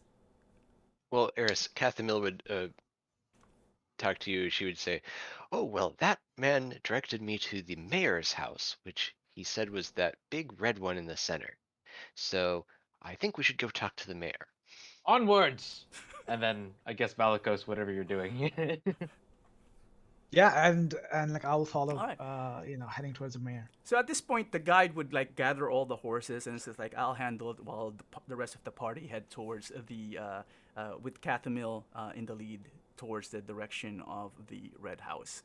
And as you all approach or make your way there, again you'll notice a lot of houses, for the most part, appear to be empty at this point. Doors are just wide open. Some people didn't even close the doors upon leaving. Eventually, a few minutes walk, you come upon a red house, and it's on the south side of the village, and it's actually as you get closer, you see that it is a two-story cottage. Or it looks like a two-story cottage. It looks to be somewhat modest, and again, the windows, however, the shutters are all drawn, and the chimney, there's no smoke coming out from the chimney, so it appears to be cold. And the front door is similar to the other houses, wide open. And as you approach into this thing, you have your first impression is, oh no, we might have missed the mayor because the door is also open. But as you get closer, you notice that on one side of the house there is a wagon that doesn't have what's the word? It's not unhinged. Unhinged wagon. Hitched. Yeah, there you go. Hitch. It's the word. It's Yeah, like unhitched. Yeah. unhitched, an unhitched wagon, and you see some random crates on top of it. And as it attracts your attention, you realize the side of your peripheral, you notice like movement coming from the door, and then you see a very rotund halfling carrying yet another set of crates. And he's wearing like a what looks to be like an expensive vest, and he looks to be an older type of halfling, and he's just like grunting and huffing and heading towards the wagon. Kathumyl's in the front, you said? Yeah, well, you're leading because you know where the which house All is right. pointed. She'd be like, "Hello there. Are you the mayor of this town?" Who wants to know? "We're from the neighboring castle, and we heard that something was amiss here, and we're hoping you can tell us about what's going on." What gave you that idea? Something amiss. The empty houses? Guys are coming a bit late. I sent that request months ago. We only just received it. I'm sorry. It was passed on from, is it Waterdeep? The folks at Daggerford. what town it was? At Daggerford. Daggerford. So he sizes the party up, looking at Aris like another halfling, a dwarf. Are you elf form or dragonborn form? Dragonborn. Right? Yeah, dragonborn.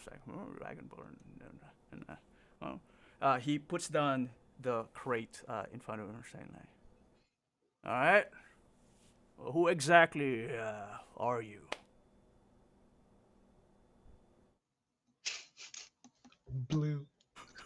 Well, my name is Kathumyl Beastfall. What do you do?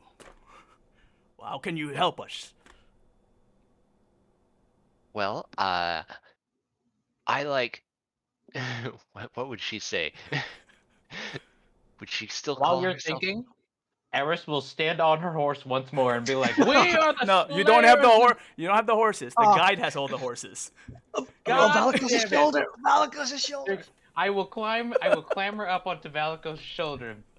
We are the slayers of Tiamat, and we have come to aid you. What she Here's said. like we're have recently come into a keep in the local lands and are trying to help our fellow folk out in the wilderness. Oh. This one's a little enthusiastic, sorry. The ones I've heard Kathumyl. about, new Stravo, and new nobles, new lords and ladies, give you a sarcastic bow. Welcome to my humble Brighthollow, where it used to be bright and used to be hollow. Still looks pretty hollow to me. As you say that, go ahead and roll an insight, Saphira, since you're interacting. Actually, and Hulkret not Hulk. Sorry, Kathumyl as well. Hoke was tagging along and nobody knew. It's like he has like what do you call that? Issues with his wife leaving again. Oh. All right. Oops. Nice. Okay. Kathumyl and Saphira, as you are listening and interacting with Mayor specifically, you would notice that he's definitely fatter than the rest of the people of the village, unnaturally so, or disproportionately so. I think is the better word. And as you are listening to his sarcastic remarks and the way he is addressing the party, you would glance down at the crate that he put down, and you'd notice that there seems to be it's covered in blanket, but now peeking through the blanket, you see a number of like dried foods and some fresh and some dried food in the crate. And he suddenly, as he does the fake bow, he notices you looking at it. He grabs the blanket, it covers it. Rightfully mine, rightfully mine. And he's just Are like, you packing for a trip? Everyone is packing for a trip now, dwarf. But They wouldn't tell me where they were going, or they didn't seem to know. Do you know where you're going? I wish I do. He actually somewhat resigned saying that when he looks at the party one more time. This time with the halfling on top of the tiefling, and he says, "Come, follow me." He grabs the crate, puts it on the cart, pulls down a large canvas to cover the cart, and starts walking towards you, past you, and then back to the village. And it says, and motions all of you to follow him. Okay. He leads you to a tavern. It appears to be really the only thing that is still in business, quote unquote business, or as you can, from what you can tell, what appears to be other stores. This is the only thing really open that has people in there. And by people, I mean one person, the barmaid, or the owner. Yes, him to be the owner. I forgot what I wrote her. I think she is a human that is in the back of the bar, just like wiping it off and seeing the mayor come in with 4 people, just like, meh, starts mumbling to herself. And mayor just points at the table and sits down without even waiting for all of you. He's like, And so, as each of you take your seat, he says, for years, the yields from the crops have gotten worse. Worse and worse, actually. It's the reason we first let the humans into Brighthollow, you see. It used to be a halfling town back in the days.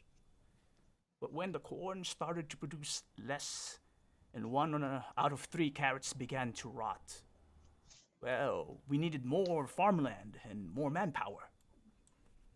And the humans back then, they were in even worse shape than us, so we took them in. Now, that was the time my grandfather was mayor. But now, especially after this big war with the dragon cult, and you say, like, you killed a Tiamat. Well, we don't have any Tiamats here. But, this big war, and the fact that the crops haven't been producing hardly anything, really. We're lucky to get 1 ear of corn per stalk that isn't covered in that black ooze. And I'm sure you saw all the other vegetable patches on your way into town. Nothing but withered plants without a morsel of food on them. So you say this corruption's been going on for generations? Well, in some ways we thought it was normal. You usually get a season where the crops would be blighted and you just cut the stalks and replant and hope that the next batch produced more food, and it was. But as years passed by, it got worse and worse, and what we realized too, the trees have been getting closer and closer, growing ever. We cut them down, they grow faster. Yeah. And Do you continue? oh no. Do you remember a specific time when it seemed like these events accelerated, or has it just been slowly getting worse? Last few months, actually, within this year, it has definitely something. Maybe it was the dragon call. Maybe it was this Tiamat. Maybe something else. I don't know. The world's going topsy-turvy. But it definitely sped up in the last few months or so.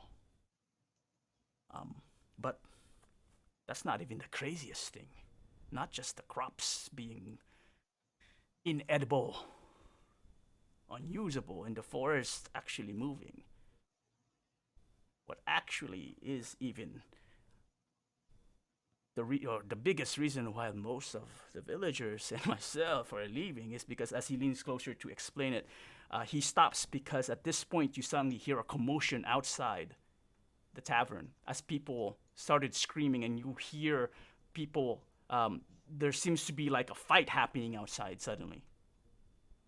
I run outside. Sophia runs outside. Yeah, same here. Yeah, Eris touches herself and bolsters herself with magic and then goes outside. And Kathumyl coming from the restroom. She'd just be like, wait, what was the biggest reason they're leaving? At this point, because of the commotion outside, all 4 of you leap up almost from instinct and rush out to see what this commotion is. And in front of you, what you see is basically a circle of townsfolk, mix of halfling and humans, male and female. Some of them raising sticks, some of them have pitchforks, and they seem to be attacking something. And you see, as you get closer and you peer to like the gap between them, you actually see what appears to be moving vines in humanoid form, just like writhing and like attacking them. You see one actually cut down in front of them already. One is being attacked by the others. There's 3 remaining standing in front of you. So with that, I will just say, let's go for initiative order here. And as you all see in front of you what appears to be actually, let's put 4, so 1 for each of you. Creatures made of plant attacking the villagers. Let me see here. What do I want here? Are we gonna do this on the just sort of the village diorama background? Yeah. We're doing a what do you call this? Theater of the mind type of thing. Oh, I see. Okay. So it's easier for now, and then we'll expand as needed. All right. All right. So You need us to roll initiative here. let me set everyone up first. I'm also trying to remember how to do this. There we go. Can I say that I I'd cast a death ward on Saphira, like how I normally do before a fight? If you want to use your first action. No. I get advantage on initiative roll. Okay. I don't know how to put that in there. Wait, I forget how to cast initiative for my token. You can just click on the tab, right? Oh yeah, I just did. So What there's tab? that, there's the sword icon, combat and encounters on the right hand side. If you click that, you see a list of all of us there. Yeah. So where the chat shows up, right? The second tab Oh, on top. I can do it from there. Okay. Yeah. Yeah. So next to your name, So- there's a dice. Okay. I'm assuming it automatically added my 8 since I was at 26. Let me see. Yeah, you got a 26. Yeah. Kathumyl, I need you to roll. Coming. Unless I can roll for you if you wish. All right. So we'll begin combat. Oh, the music. Dun-dun. All right, Okay, Saphira. Saphira, as she's like shouldering her way forward, is like, everybody get back! Clear the town square! Or wherever the fuck we are. Yeah. I'm As assuming you, it's kind of town as you square. say so, Saphira, you yell out, and the villagers turn around and see this armed group of adventurers behind them. You have their attention. All right. Okay. Well, Saphira will just go to the one that's closest to her. Yep. And she's gonna start with her attack, extra attack, bonus attack, first turn attack. And if I miss one, I'm gonna roll it again. I'm so excited. Epic. I forgot we have to target Yeah, things, target sorry. one.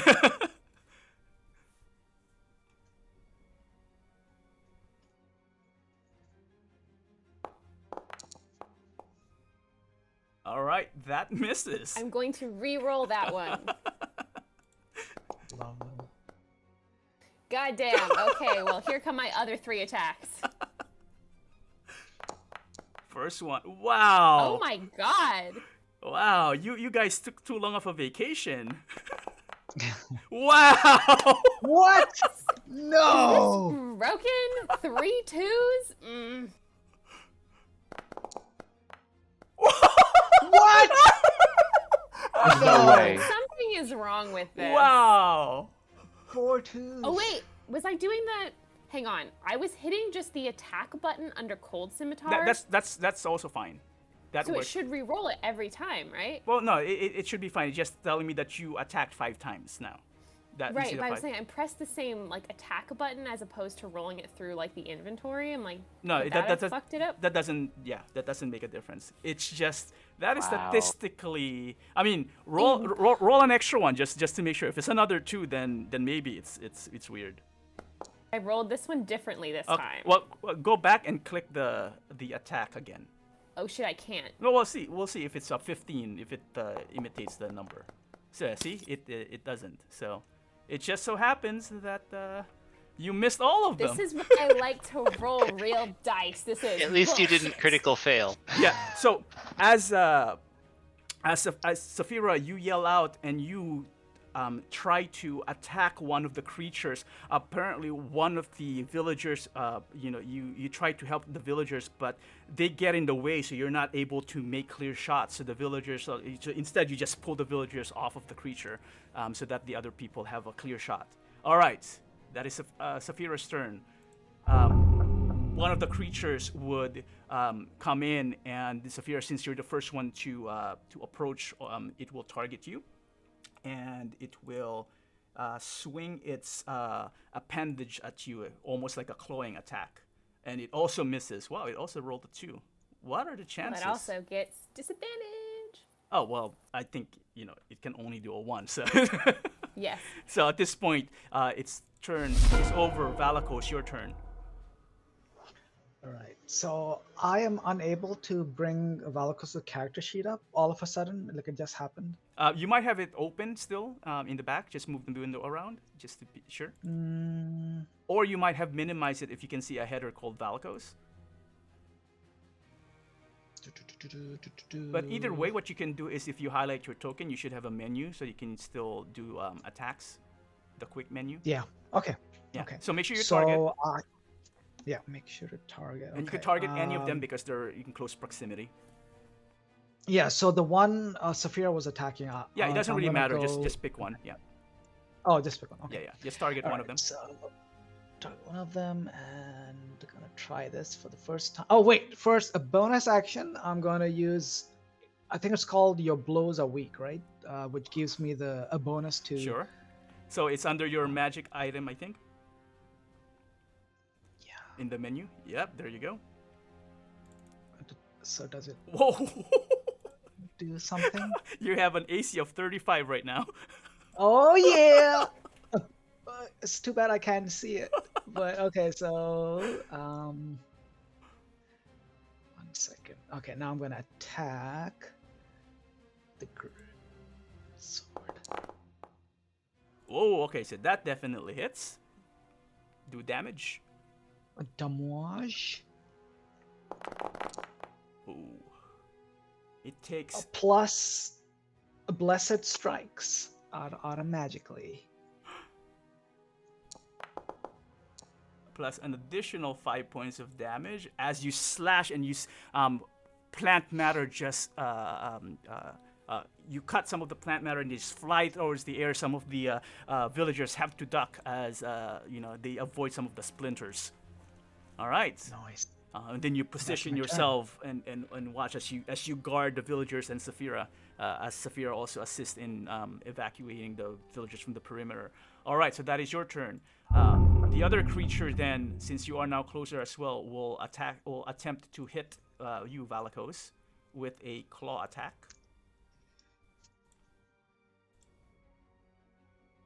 Ooh! And gets lucky with a natural 20. Oh, come on! No. A critical damage. Damn it. About to lose a limb. Oh, Who he could have sustained said? a lingering injury. Wait, Roll on the piercing damage table. Roll injury? Yeah. Okay. Valakos, it did 65 points of damage What? on a crit. Valkos be dead. Wow, wait. Hold on. Let me just double check this creature. Deep perforation. Because it was a critical. That's still insane. Wow. Yeah, it's a 12d4. So it was twice that.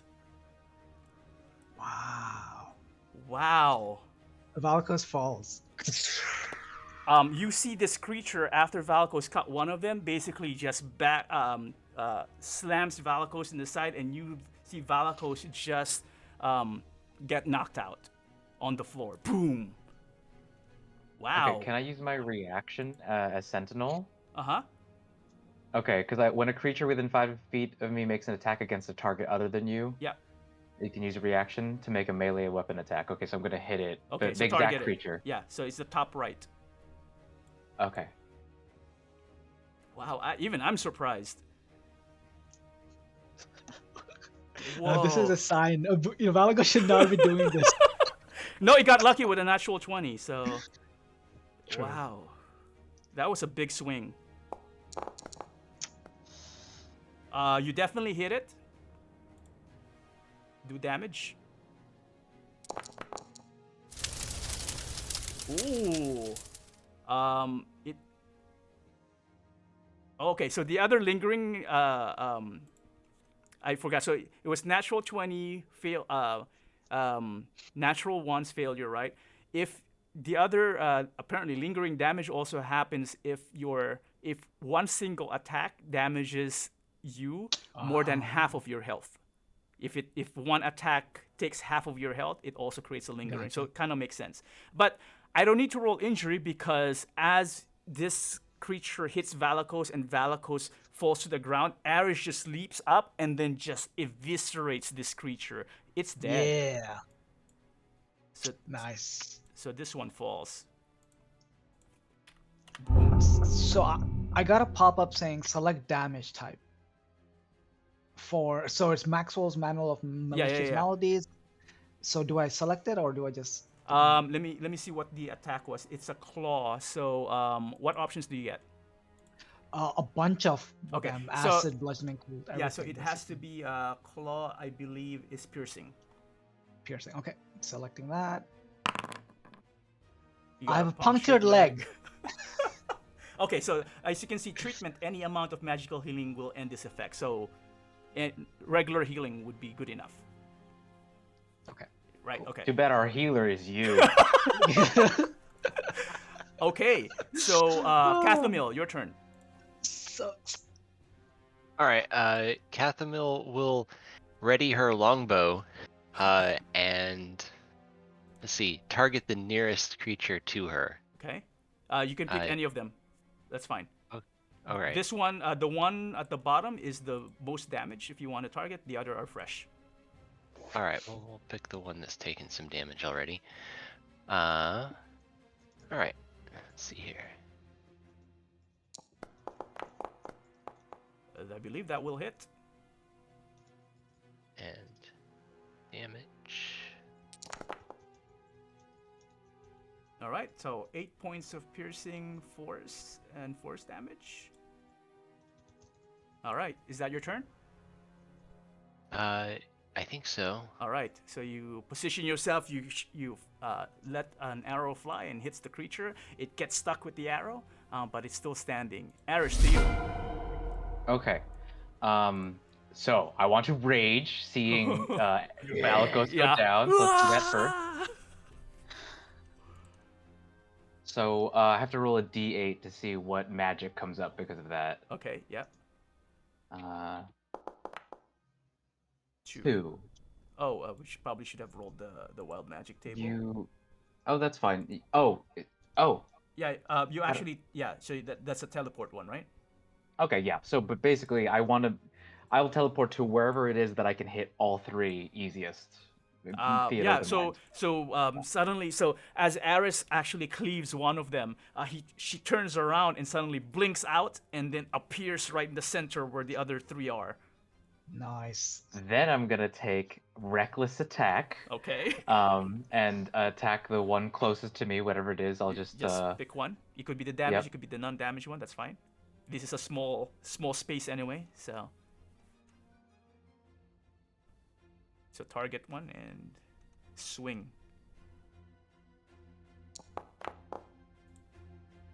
All right. Can I that see if I hits. get a crit? Sure. Okay, did not. Okay. Yep. So so damage anyway. All right. You just. How is Ares raging right now? Is she screaming? Is she... She's screaming, and she definitely put marks on her, like exactly like you Right. see in the to like make it look like her face is on fire as well. And her sword is also on fire, so she's screaming, and there's anger in her eyes and tears also, and just like pure emotion. And she drives all of that into the sword and into the creature, way too much. As you do so, the effect is that you just pummel this to the ground. I still have an extra attack, and because I have Great Weapon Master, I reduced a creature to 0 hit points, so I can make an extra melee weapon attack. Okay. So Hot. let's see if I can kill the last 2 in one round. Come on. Okay, so I'll pick the last one that's... Oh, I'm gonna try another thing that I have. Before you make a melee attack with a heavy weapon, you choose to take a -5 penalty to the attack Alright. roll. If the attack hits, you add +10 to the attack's damage. Also, I did bolstering magic earlier, which adds a d3, which we haven't been using because we haven't needed it. So let's just try that. Okay. Do I have to turn that on? No, do we we just hey. add the dice. Yeah. Okay, sure. Get a feel of like what works. All right, that Okay, will so hit. that'd be is a minus, would a -5, would a 19 still hit? Let me double check the character sheet. 19 will definitely hit it. Yeah. So this is, whatever this is plus 10. 35 points of damage. Ooh. This, because your luck blade is with fire, it just boom explode in fire, and you see parts of it like embers flying in the air. Avenge me, Eris! And then I have one more because of Great Weapon Master. And I'll just go for it. Still very angry. Oh. Oh no, I missed. Oh no, you Well, still. Yep, you just Oh, hit so it. that's You just Oh hit wow, it. okay. Sure. Normal, here we go. Oh my god. Wow, Aris, you pretty much destroyed the whole group of these plant Yeah. creatures. And I'm just gonna scream at the top of my lungs at the center of these creatures. that concludes the first battle. No. Saphira's gonna run over and cast Cure Wounds on Valakos. All right, target Valakos and cast it. Kathumyl is approaching at the same time. She is concerned, but doesn't have any healing spells. Wait, so is the only person who has any healing spells Valakos, and then me with his crappy Cure Wounds? So Valakos is the healer, and then you're the backups in case the healer falls. All I can do is cast Cure Wounds. All right, Valakos, you wait. Oh, heal. I was trying to damage you more. That's gonna. Why is it increasing it? Click on damage. Valakos, you don't even know what happened. You just open your eyes and you're on the ground. And Saphira has her hands over this like horrendous like hole in your leg. Ah! Oh yeah, you have the. But because actually I didn't read it too well. Does it? Any amount of magical healing will end this effect, so it's Ah. fine. Okay, so so cure wounds, yeah, okay. so the cure wounds, probably, yeah, it's not serious. So, So it's closing up. yeah, As you suddenly wake feel up. the muscles being sore, and you're looking at it, and you just catch it as it kind of like heals the laceration. Thank you, Saphira. Did I kill any? And as you say that, in the back of your mind, you hear as if a sound of disappointment is coming from somewhere. Ah. Hey, at least I did a lot of damage before, just slipping and falling. You hear Valakos say this, not at anyone specific.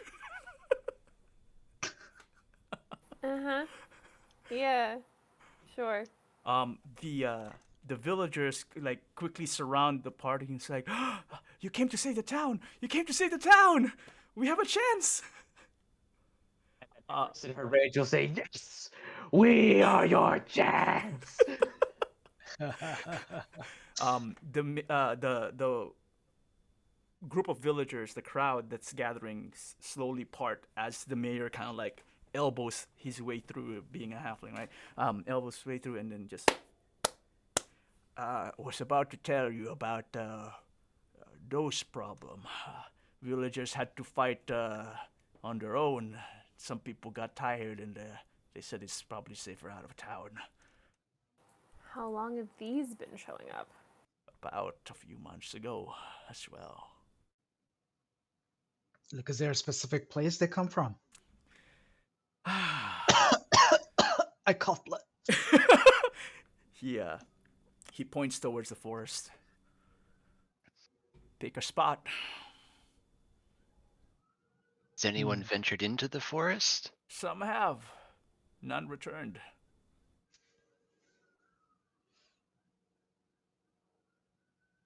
Well, thankfully, you're here now. I guess, what you say, everyone, go back to the tavern and, our heroes be saving us.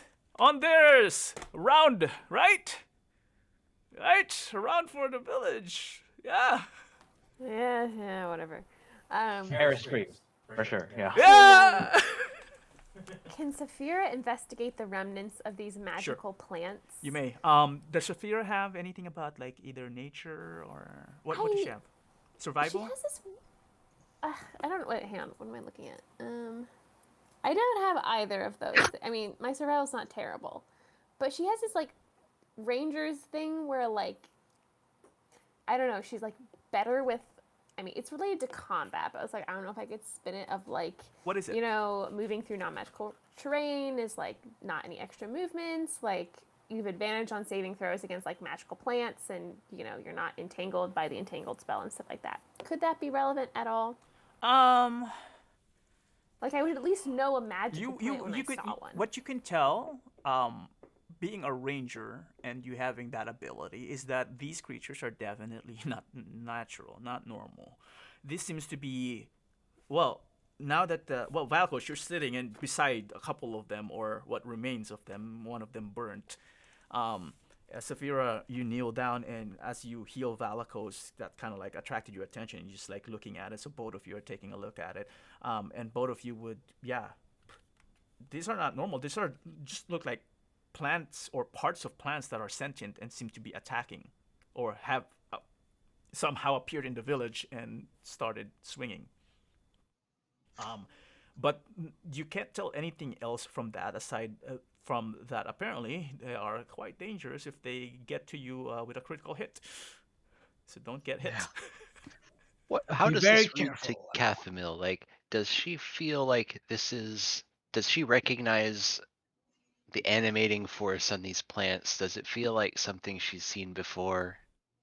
Kathumyl, remind me what you're proficient in. I know it's Arcana. Arcana, history, insight, and nature. All right. Roll me an insight and nature. I need a combination.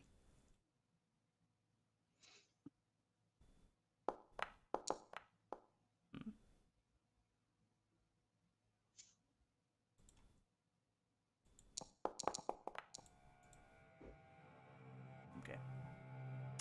So, as far as whether these things are natural or not, hold on. Loud again. Need to restart it.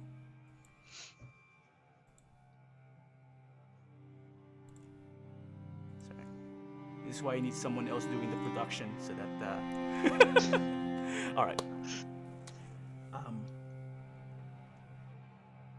You lean closer, Kathumyl, and you just like try to see, like, have you seen this before? They are definitely, well, anyone can say that these things are unnatural, and you're trying to dig into your mind, like, have I seen this before or something like that? And you go closer or get closer and examine it, and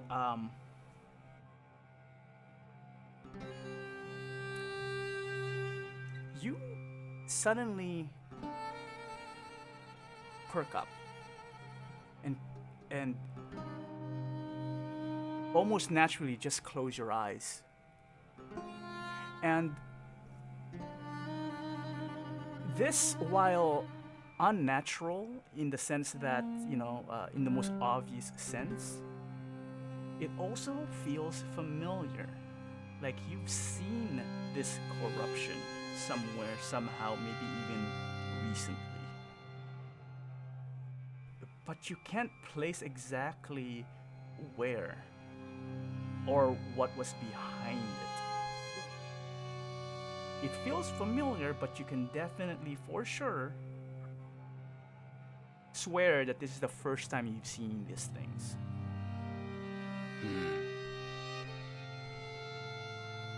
So that's your insight. As Kathumyl sort of stands up from the plants, she looks a little bit like, maybe not shaken, but a little more subdued than her normal level. And she reports, I've never seen this type of animation before.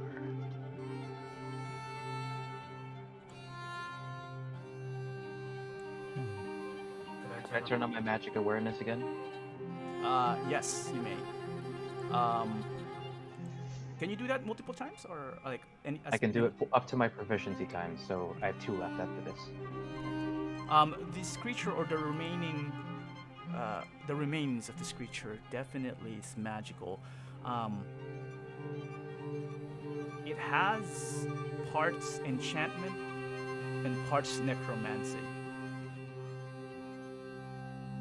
I'll share that with everyone. I sense enchantment and necromantic magic. I will use a healing kit on myself, Yep. and then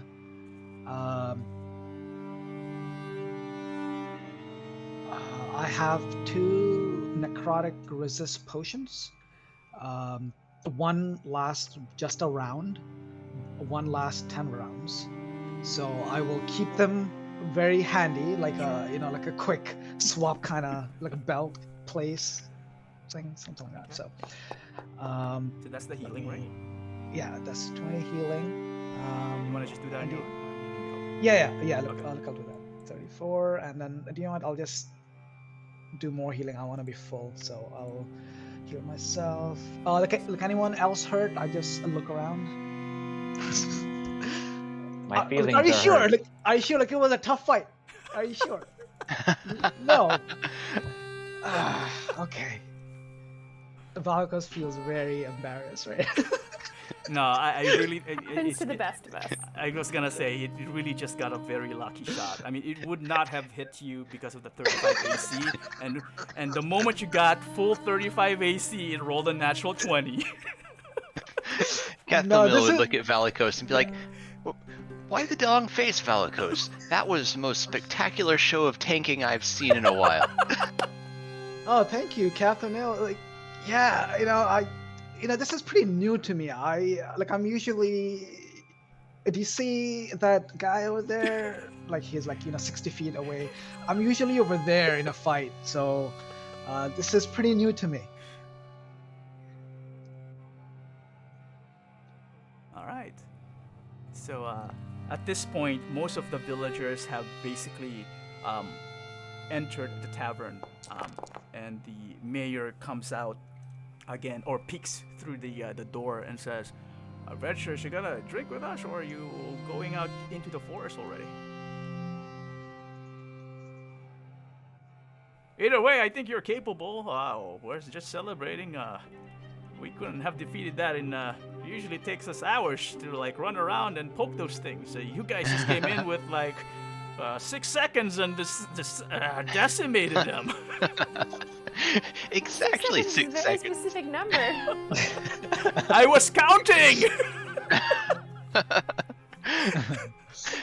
Kathumyl would kind of look at the group and be like, "We can't turn down the chance to drink with the village, can we?"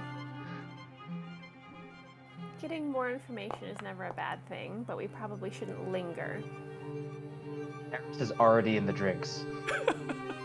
She has chosen to be an alcoholic. This new version of Eris. Oh no! Really?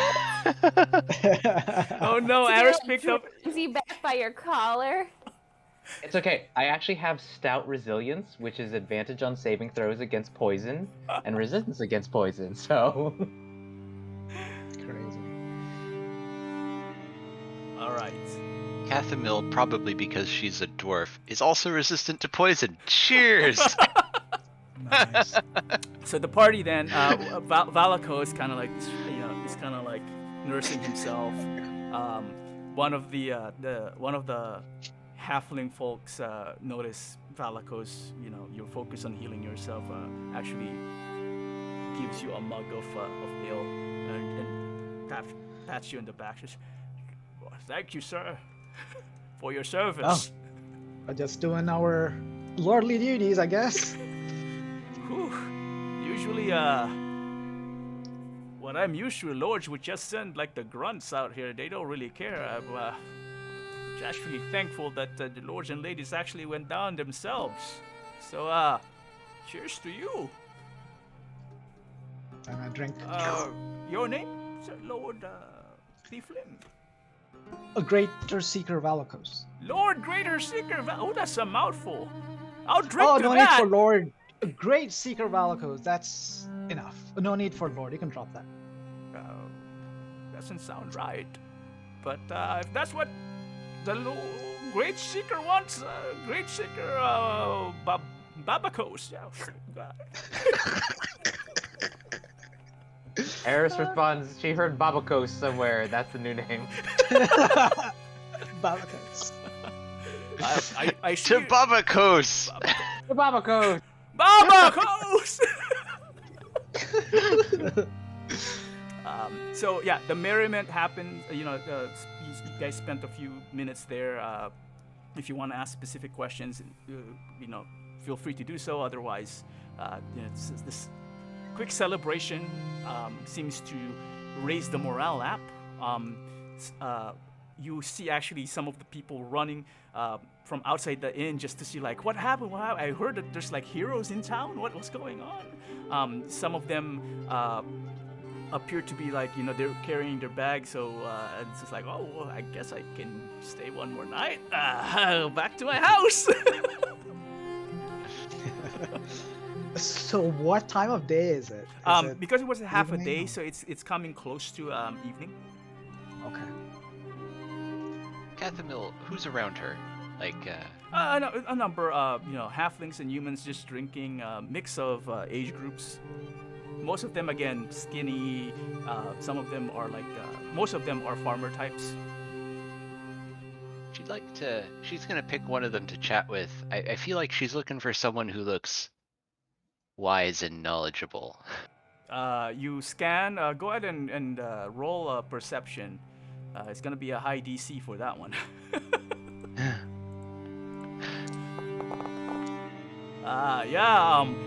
I mean, you did say, the smartest that you can find. You found someone that looks like, the smartest, the guy. And, All right, he's it'll drooling do. on the side of his mouth. Great. All right. Hey, Lady Kathumyl- Dwarf! Hey! Kathumyl's gonna kind of try to start maybe a quieter conversation. Be like, these beasts that you've been seeing in your village, do they have a time of day when they prefer to come out? And they prefer to come out when no one's looking. Or sometimes when a bunch of them are looking. No, any time of day. We just can't predict when they appear. So they're not more dangerous at night then, right? Not really. They come night, they come day. Don't think they care. Do you know where they come from? Has anyone ever tried to track them? You track plants. Don't know how you do that. Usually plants don't move. But I assume the forest. Because we don't see them towards the road where you probably came from. They usually come from over there. Although Kathumyl these things actually got to the town center. So I don't know how they did that. Kathumyl gives them a knowing look and is like, "You're right. I bet they do come from the forest." And she finds another person to talk to. Unfortunately, that was the smartest one that you can assess. That you assess. All right. So the forest, they say. So I guess that's our next stop, huh? Eris drunkenly proclaims, "Let's try and burn the forest again." I'm assuming you've already tried to burn the forest. Everyone was about to cheer with you, Eris, and then they kind of like tried that. The trees seems to be resistant to burning. They're quite wet. Moist. How big is the forest? Yeah. We cut them down, they grow fast. It's almost like an unrelenting force of nature. I see. Maybe Alright. it is better to just leave the town. No, not yet. Not yet. I'm sure we can investigate this forest and see what we can do. And one corner of the bar says, "Yeah, Babakos!" Babakos! Valkos is actually enjoying this. He's like, "Oh, we are heroes," and he has a title as well. Given by the people. And so the legend of Lord Babakos came to be. Okay, so Valakos looks through the party and says, "Okay, so if we are going there tonight, I can cast some spells on us to aid us. So what do we want to do?" Take a quick short rest and then start figuring out how to get to the center of the forest, perhaps. Yeah, I mean, sounds good. I would say that this time being spent in the tavern is counting towards your short rest. I'll allow that because you're not strenuous. So, yeah. Anything else? What the party wants to do within the hour of short rest? I'm assuming no one is vetoing the short rest, right? Everyone does want to do the short rest. Kathumyl is going to sort of meditate to herself a little bit on this feeling of where she felt this similar force before. Sure. Okay. While you're doing that, Kathumyl, why don't you give me a wisdom roll with advantage? Alright.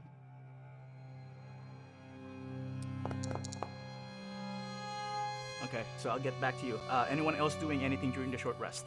Yes, I will cast Aid, which gives plus at 4th level, so that gives plus 15 HP to me, Saphira, and Eris. Okay. Oh wow, okay. Thank you. And so your max and current HP goes up. So it means that, like, if you get hit and then if you get healed, that 15 is part of your max. Yeah. How long does that last? Lasts for 8 hours. 8 hours. Okay. So keep track of that. I'm gonna see if I can actually, because you cast aid usually now, right, Valgos? Yeah. Like I've been doing I'll that. probably create like a macro or script so that we can just click it and then it updates your character sheet. I'll see if I can do something like that. Cool. Thank Okay. you. And I'll also cast.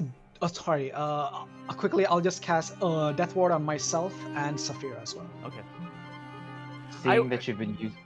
Go ahead. No, I was just gonna say I was joking about not giving you a chance to cast Death Ward on Saphira before the fight because I thought it was gonna be an easy fight. I didn't expect that hit, to be honest, because I was like, they're not gonna die with this. Poor creatures.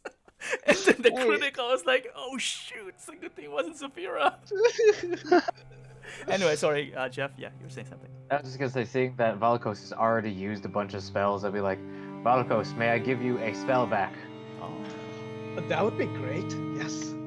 You get a 3rd level spell back. That's exactly what I need. Thank you. Nice. The D3 is animated as a D6. It's probably just it's a D6 and then you just divide it mod 3. Yeah, it's the same odds. All right. Then anyone who needs a short rest may do so with their character sheets in case it recovers something for you. And then I would just say that we can jump to you or the party getting ready to go into the forest. Just confirming, we are gonna go out at night. That's up to you guys. Yeah, I was like, is that a good idea? Is everyone able to see in the dark? It's not night yet, right? It's approaching. It's approaching, yeah. Evening is coming. Looks like late afternoon. Yeah. Yeah, let's say you got to town maybe at around 2 p.m. And it was, a few minutes. So, yeah, it's probably around 3 right now. Okay. Actually, let me do that. Let me move this to 3. There we go. On my end, so I can keep track of time. All right. So, shall we fast forward towards the forest then? So, you spend an hour short rest, just spending time with the villagers, doing your own thing. Kathumyl, sorry, I forgot. I was getting back to you. While this is happening, you try to concentrate and just focus on what transpired. And what exactly that feeling that you had of the familiarity to this corruption. And as you retreat into yourself and just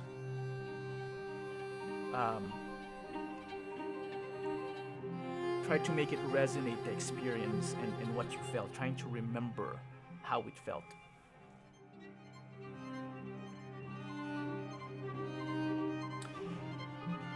You feel the hairs on your arms suddenly just kind of like goosebumps start to form, and you instinctively just like rub your arms,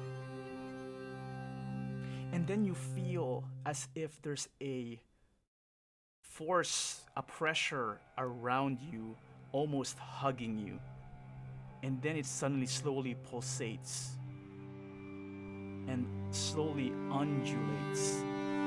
You feel it, something as if there's something large suddenly enclosed around your body. And this whole thing, it's a large thing. Almost imagine like a giant slug just starts crawling over your back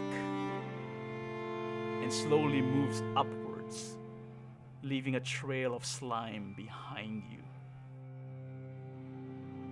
And then suddenly, your thoughts just say, or you hear your own thoughts thinking, corruption of worms.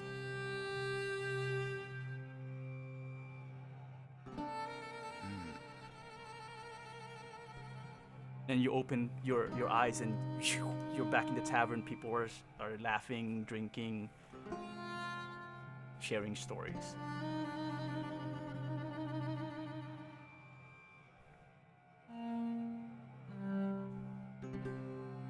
All right. Marinate with that, or fast forward to the travel. Yeah. Okay. Just to be cognizant of time, hard stop is in an hour and 15-ish. Right? Okay. So I'll try to hurry this. We might skip some of the things. All right. So let's just say then that the party then makes their way into the Fanghorn Forest. I mean, sorry, the 2-foot woods. That feels more like Mirkwood. Or Mirkwood, yes. Bring up my notes here.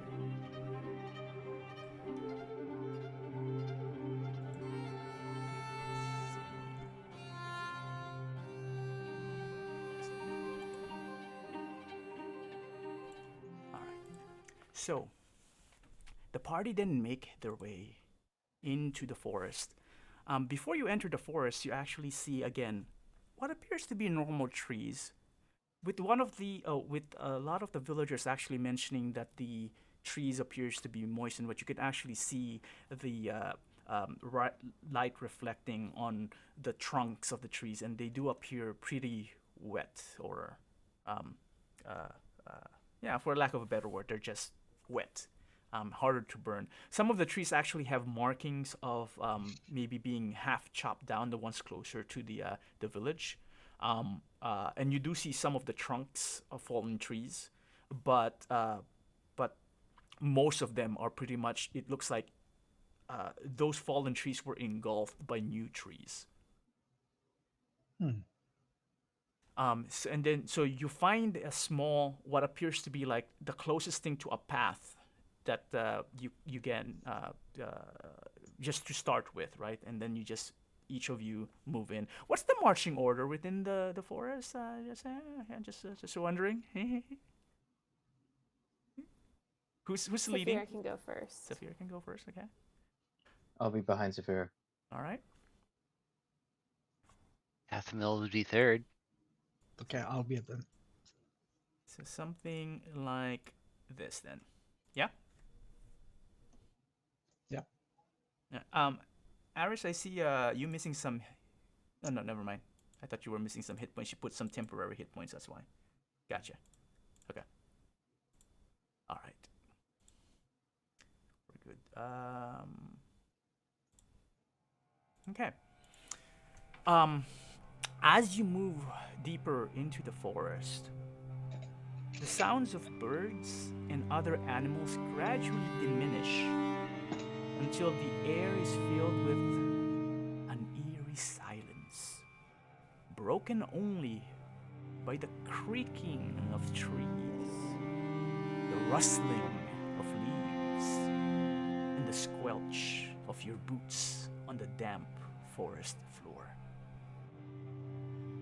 You notice that 2-foot woods is made up entirely of deciduous trees, with gnarled and twisted trunks and a dense leafy canopy that, as you go deeper into the forest, lets less and less light, of whatever remaining light actually, to come in. So it doesn't even matter that it's becoming evening or evening is arriving, because if you realize that even if you went in during noon or morning, would not have made a difference. Within the forest, it's very dim light, and some even dark in more shaded areas. Can everyone see? I'm putting on my dark vision goggles.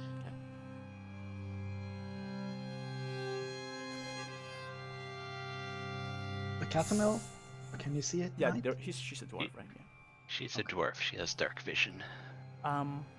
Saphira, as the leader, go ahead, or leading the party in. Can you roll me a survival? You said you have survival, right? No. Oh, roll me survival anyway.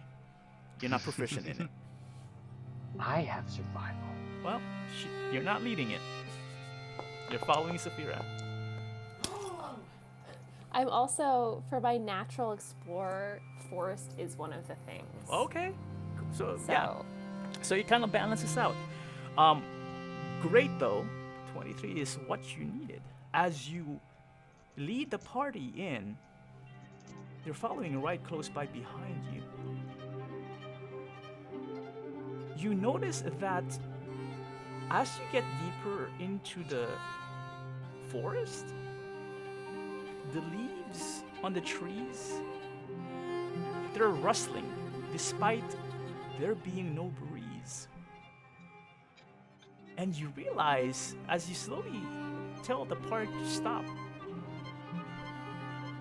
they're rustling not because there is a breeze, because there isn't any. They're rustling because the trees are actually slowly moving on their own volition. And as you realize this, you notice a movement coming from the ground. The ground is covered by at least 3 inches of leaves and matter. In some areas, it's covered as the trees are shedding some of the leaves, and they're just detritus on the ground. You see some of the roots actually also slowly move and undulate on the ground. And if you did not roll that high, you realize that some of those roots seem to actually be reaching towards your feet. And you point it out to the party so you avoid that potential hazard. Wow. So you traverse through the forest Can we tell which direction they're moving? towards where you came from, ever so slightly, centimeter by centimeter to inch by inch. Wow. So these roots, and so the roots which are moving, can I put my hand on one of them and cast a sacred flame to see if radiant, like light damage, does anything to it? Sure. Like more than normal? You do so. Let's see here. I'm thinking Aris and Kathumyl, roll wisdom checks for me. Actually, sorry. Before you do that, Kathumyl, No, it would have to be wisdom for you. Aris, you said you have survival, right? Yes. Sorry, what are your skills? Because it's the new Aris. Athletics, intimidation, perception, survival. No, it would be wisdom. It would be wisdom. So both wisdom for you guys. And then as you are, as you're rolling that, Valakos, you focus on your sacred flame and you cast like a small bit of fire. Try to see if the. What are you targeting? Sorry, I forgot. One of those roots which were moving. Okay, the thing that's slowly grab us. undulating, right? That Saphira pointed at. You cast Sacred Flame on it, and as the spark hits the tree, Kathumyl doesn't. Okay, Kathumyl, you actually just see a quick flash of light as it bounces off the root. The fire doesn't even take Valakos. It hits the root, bounces off, and then extinguishes in the air.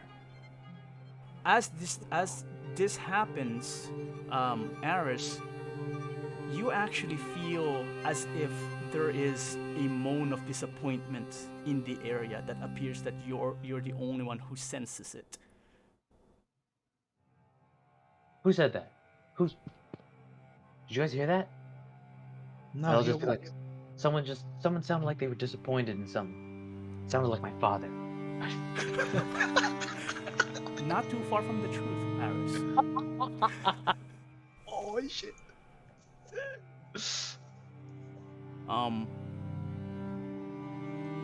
And once you made the rest of the party aware of that, everybody then suddenly feels this. You get in tune with Aris, with what Aris is trying to tell you. You all feel somewhat as if there's an oppressing emotion covering the forest. And now it just changed from disappointment to anger. You suddenly feel like grumbling on the ground, like. A quick question. So, a Sacred Flame was radiant, right? Yes. Radiant damage, and it just bounced off it. Yeah, almost like as if it were fire. It was and extinguished. And then like nothing happened. And then nothing happened. Yeah, but then that's when Aris felt this emotion. When it switches to anger, do I sense danger? No. Okay. So, like, is the anger directed at us, or is it just anger? You don't know. Throughout? You just feel it. You don't know who it's directed from, and that's the reason why I can't say if it was, if you can tell if it's directed at you, because you rolled a 9. You just feel the emotion. You don't know who it's directed to. So you don't know if it's dangerous or not.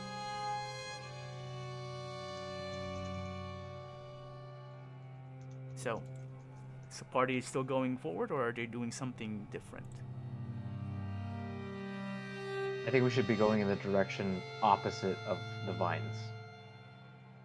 You are technically doing that because I think you're traversing deeper and deeper in the forest while the vines are going towards the village, so the direction you're coming from. And with Saphira's help, again, you kind of like circumnavigate through the moving vines and roots. Kathumyl sort of wonders aloud to the group, like, do you think they're all walking away from something or walking towards something?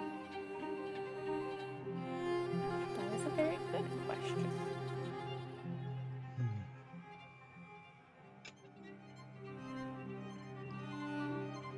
And is that the case for every tree? Like, does it feel like every single tree which we are passing is moving? Or is it just maybe... They're moving so slow that sometimes you even wonder, are they really moving? It's almost, unless you're like staring at it for so long, you kind of see it, but you can't really judge it because everything else is doing the same thing.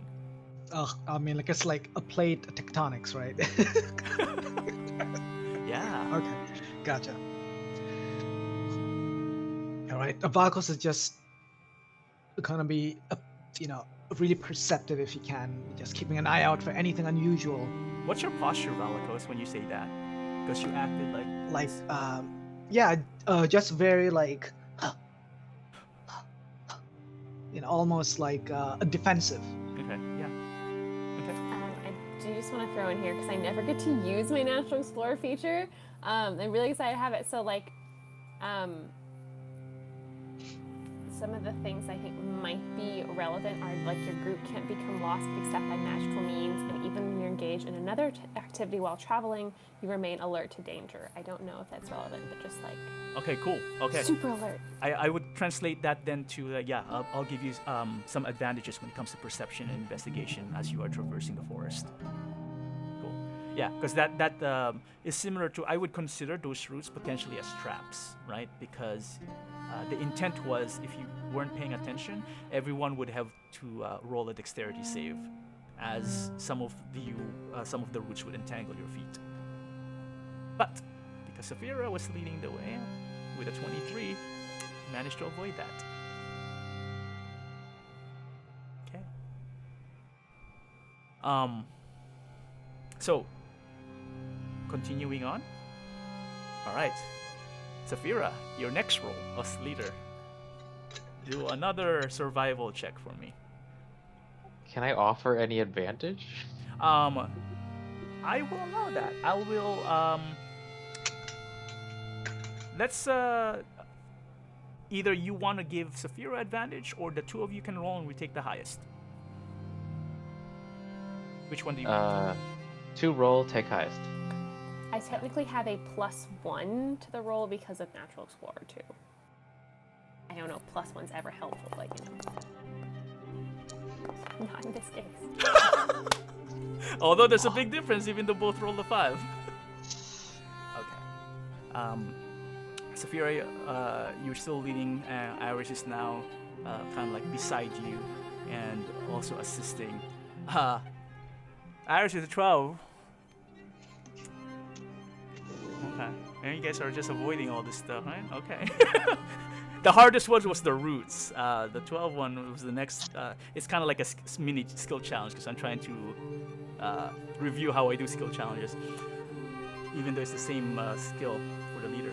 Anyway, Aris, as the two of you now lead the party deeper into the forest, you're now walking maybe an extra 20 minutes in. Let's even say you walked into like a good 5 miles into the forest, so actually maybe about an hour now as you traverse. It's kind of like We're going fast. Yeah. Oh, you have a ranger leading you, so you can't get lost. Based on that photo, I'm like, we're probably going a half a mile an hour at tops. And yeah, she's just pointing at like, don't step there, don't step there. As Saphira with the 8 was looking down and anticipating the routes, Aris, is a good thing that you're actually, even though you're smaller, you're looking somewhat higher, right? You I'm notice used to looking up. you notice that some of the trees actually have a pulsating orb attached to, or like welts attached to some of the trunks, right? And then as you're about to get close to it, it seems to pulse faster, and you instinctively just say, pull Saphira, and then everyone stops and you point at it, and it seems to be glowing purple, green, orange, yellow. And as you get closer, it drops faster, and then you step back, it goes slow again. They like glass orbs. They seem to be made up part of the trunk of the tree, the bark of the tree, where it shows. They're not like something someone attached. They're like a part of the tree. Yeah, part of the tree. Yeah. I have no idea what that is, but I feel like it's flashing to warn us.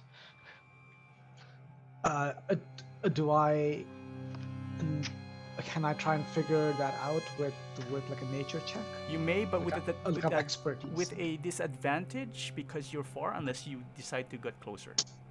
No, I'm not getting this. Alright. This is a nature. Kathumyl like kind of speaks to Eris, who's sitting next to her.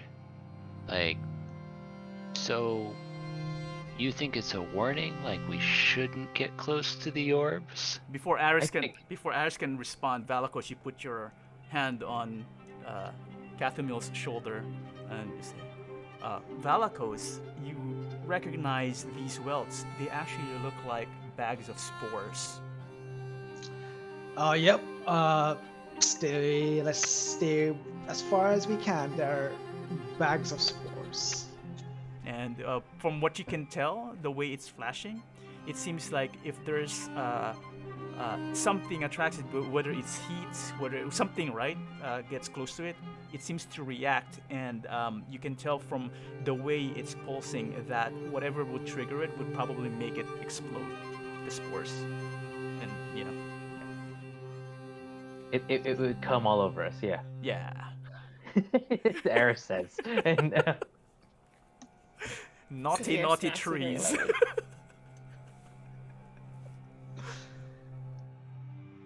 Yeah. All right, so we'll try and keep our distance. Yeah. So two things are good. How can I test these if you're like just avoiding them? No, that's good. That's good. That's good. Kathumyl's plan to shoot it with an arrow is out. You may attempt to do so if Sarah's you want. You're also far like enough. thinking about doing that, you know. Yeah, you're far enough. You want to try if you do it from your assessment? I'll allow it. Wait, how far away are we? Maybe it's a good.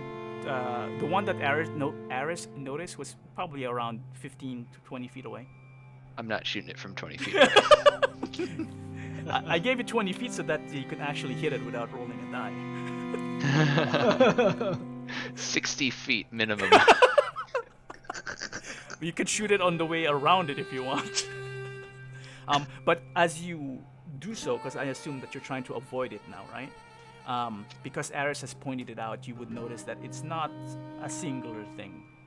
It appears under branches, sometimes under the leaves. You can see the light glimmering. So because you notice it, now you're watching for the roots and these lights. it's a minefield. Mm. Yeah. Hmm. However, No wonder no one comes back. undeterred, the party continues on deeper into the forest. I'm also pacing myself because now I only have an hour left. Have we seen the remains of any animals or people No, while on our trip? as I mentioned, while you can hear nature when you first enter, the deeper you go into forest where you are now, it's eerily quiet. And as far as corpses or anything, you have not seen any animals. The only living things that you have seen are basically the plant life and the thick knotted roots and branches of trees, which is on its own right for you to question it. So I had a lot of other possible outcomes here, but because of the time limitation, I'll just say that because you're being led by a ranger and for some reason a halfling that is good in survival, managed to traverse the forest unscathed.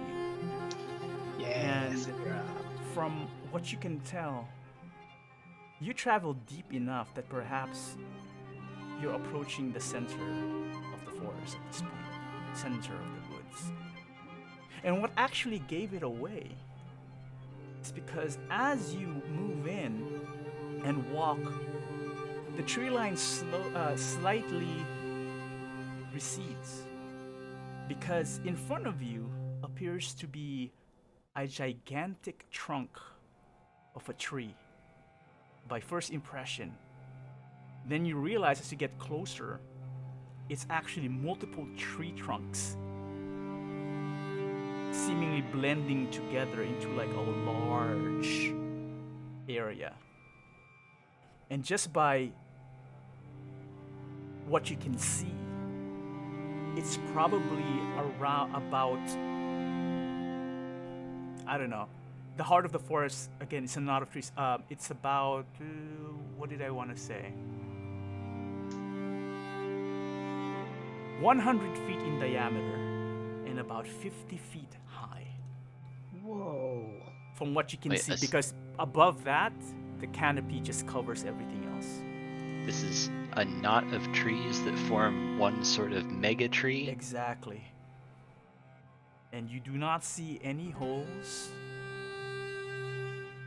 any portals or opening on this tree. However, now that you get closer and closer, you notice that the ground itself and the tree trunk, because at first, because it's dark here, you would think that it was black because it's dark. No, it's covered in this oily goo, the ground and the trunk of the tree itself. And the feeling of corruption is strong here, Kathumyl. Is it? So all the other trees were moving, or many of them were at least. Is this one moving? Roll me a perception check. With advantage because you know what you're trying to perceive here.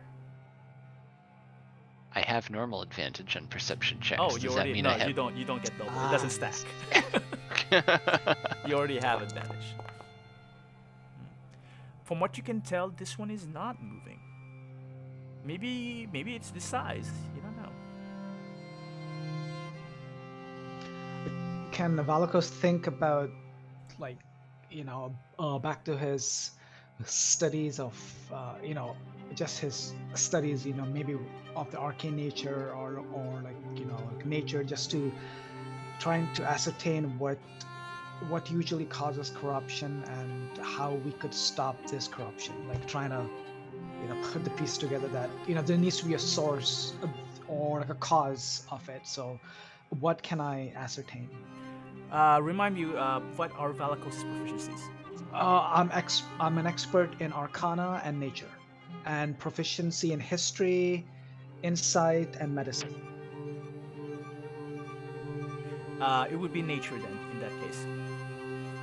Medicine and Religion as well. Sorry. Oh, I'll let you choose nature or religion.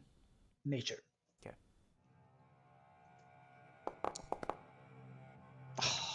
Okay. 14.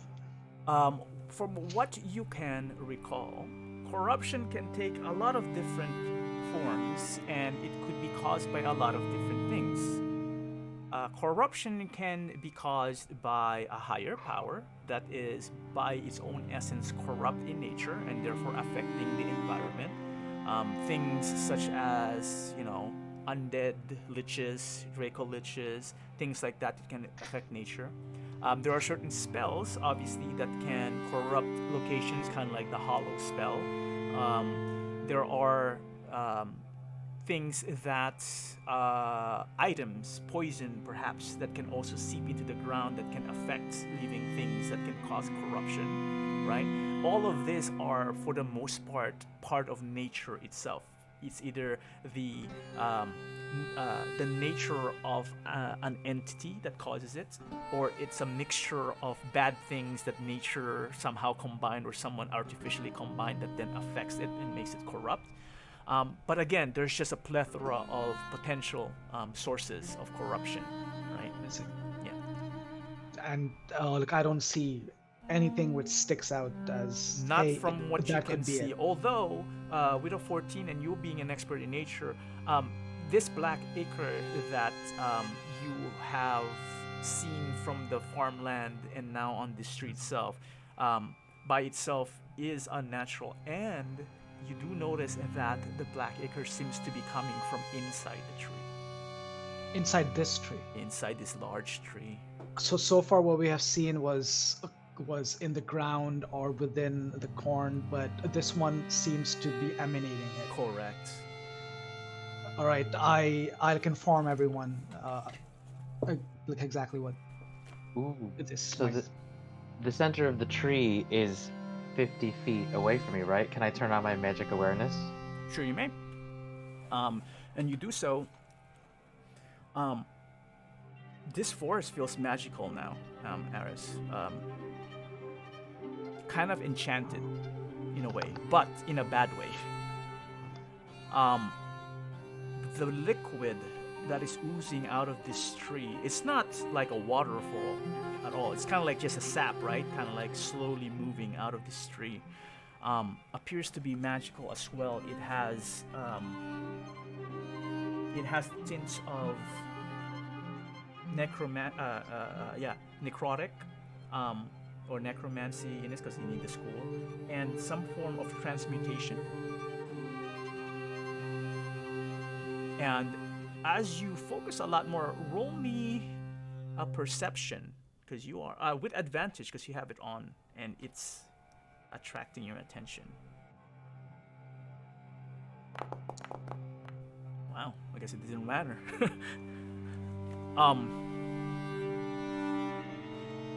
Your senses get pulled in past the liquid, past the bark, the trunk of the tree. Something inside the tree feels as if it's a combination of a magical source that you can't tell from this distance what the hell it is.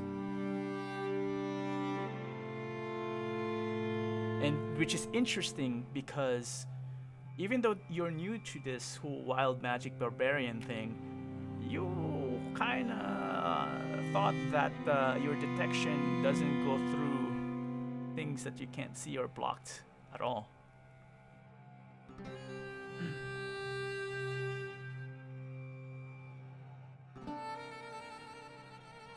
So it's as if it's so strong that it's overcoming that. If that is your impression, then I will That's not fine. correct you. Yeah. Okay, I'm gonna tell everyone that the liquid has hints of necrotic and transmutation, and there's definitely something deep inside that tree. That's some type of magical source. I can't tell what it is though. I think Kathumyl is sort of thinking thoughtfully, and she's like, "This, I feel like I've encountered some hint of this corruption before. Maybe I had a feeling that it was being referred to as the corruption of worms." Eyes go wide. I guess we didn't have time to inform you along the path, but yeah, that's what we're fighting. Worms. How do you know about it? It's just feelings and shadows. I think it was something I encountered in the ice. Wait, were you infected by a worm? Should we? And then Eris slowly draws her sword. Aris, as you draw your sword, the forest suddenly shakes as if, and you feel as if there's anger emanating around you once more. Remember that scene in Twin Two Towers where Gimli raises his axe in the Fanghorn Forest? That's what's happening. If I put the sword back away, does the anger dissipate? Ever so slowly. Okay. So wait, did everyone else feel that? They got angry when I pulled out the sword? None of you I didn't felt feel it. that. Oh, actually, Kathumyl, roll perception. You may be the other one that might have felt it. All right. You need at least a 10. No, you barely felt it. You needed a 10. I'll tell everybody. It was like, okay, there's definitely some type of magical anger happening right now. When I took out the sword, that anger increased, and when I put it away, it decreased. So I don't know. Actually, you know what? Because you're asking this, and I see Kathumyl thinking, both of you roll on insight. There's a reason why it's the two of you I'm focusing on.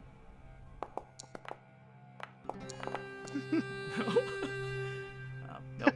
Okay, never mind. The only thing, Aris, for some reason, just some reason, you quickly think about Polaris for whatever reason.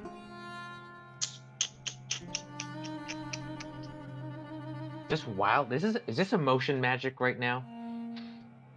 Because I feel these emotions. I am wild magic. Polaris? Silence. Eris just starts sprouting stuff off. Did you feel something, Polaris? Hello. All right. Should we? Yeah, so, Blue, this Is the canopy still thick all the way to this giant trunk, Yes, or yes. is there a clearing? The only clearing I meant is that there are no other trunks of trees, so there's enough so creating space basically between the large tree and the other trees, but the canopy themselves are still covering the top. Huh. Alright.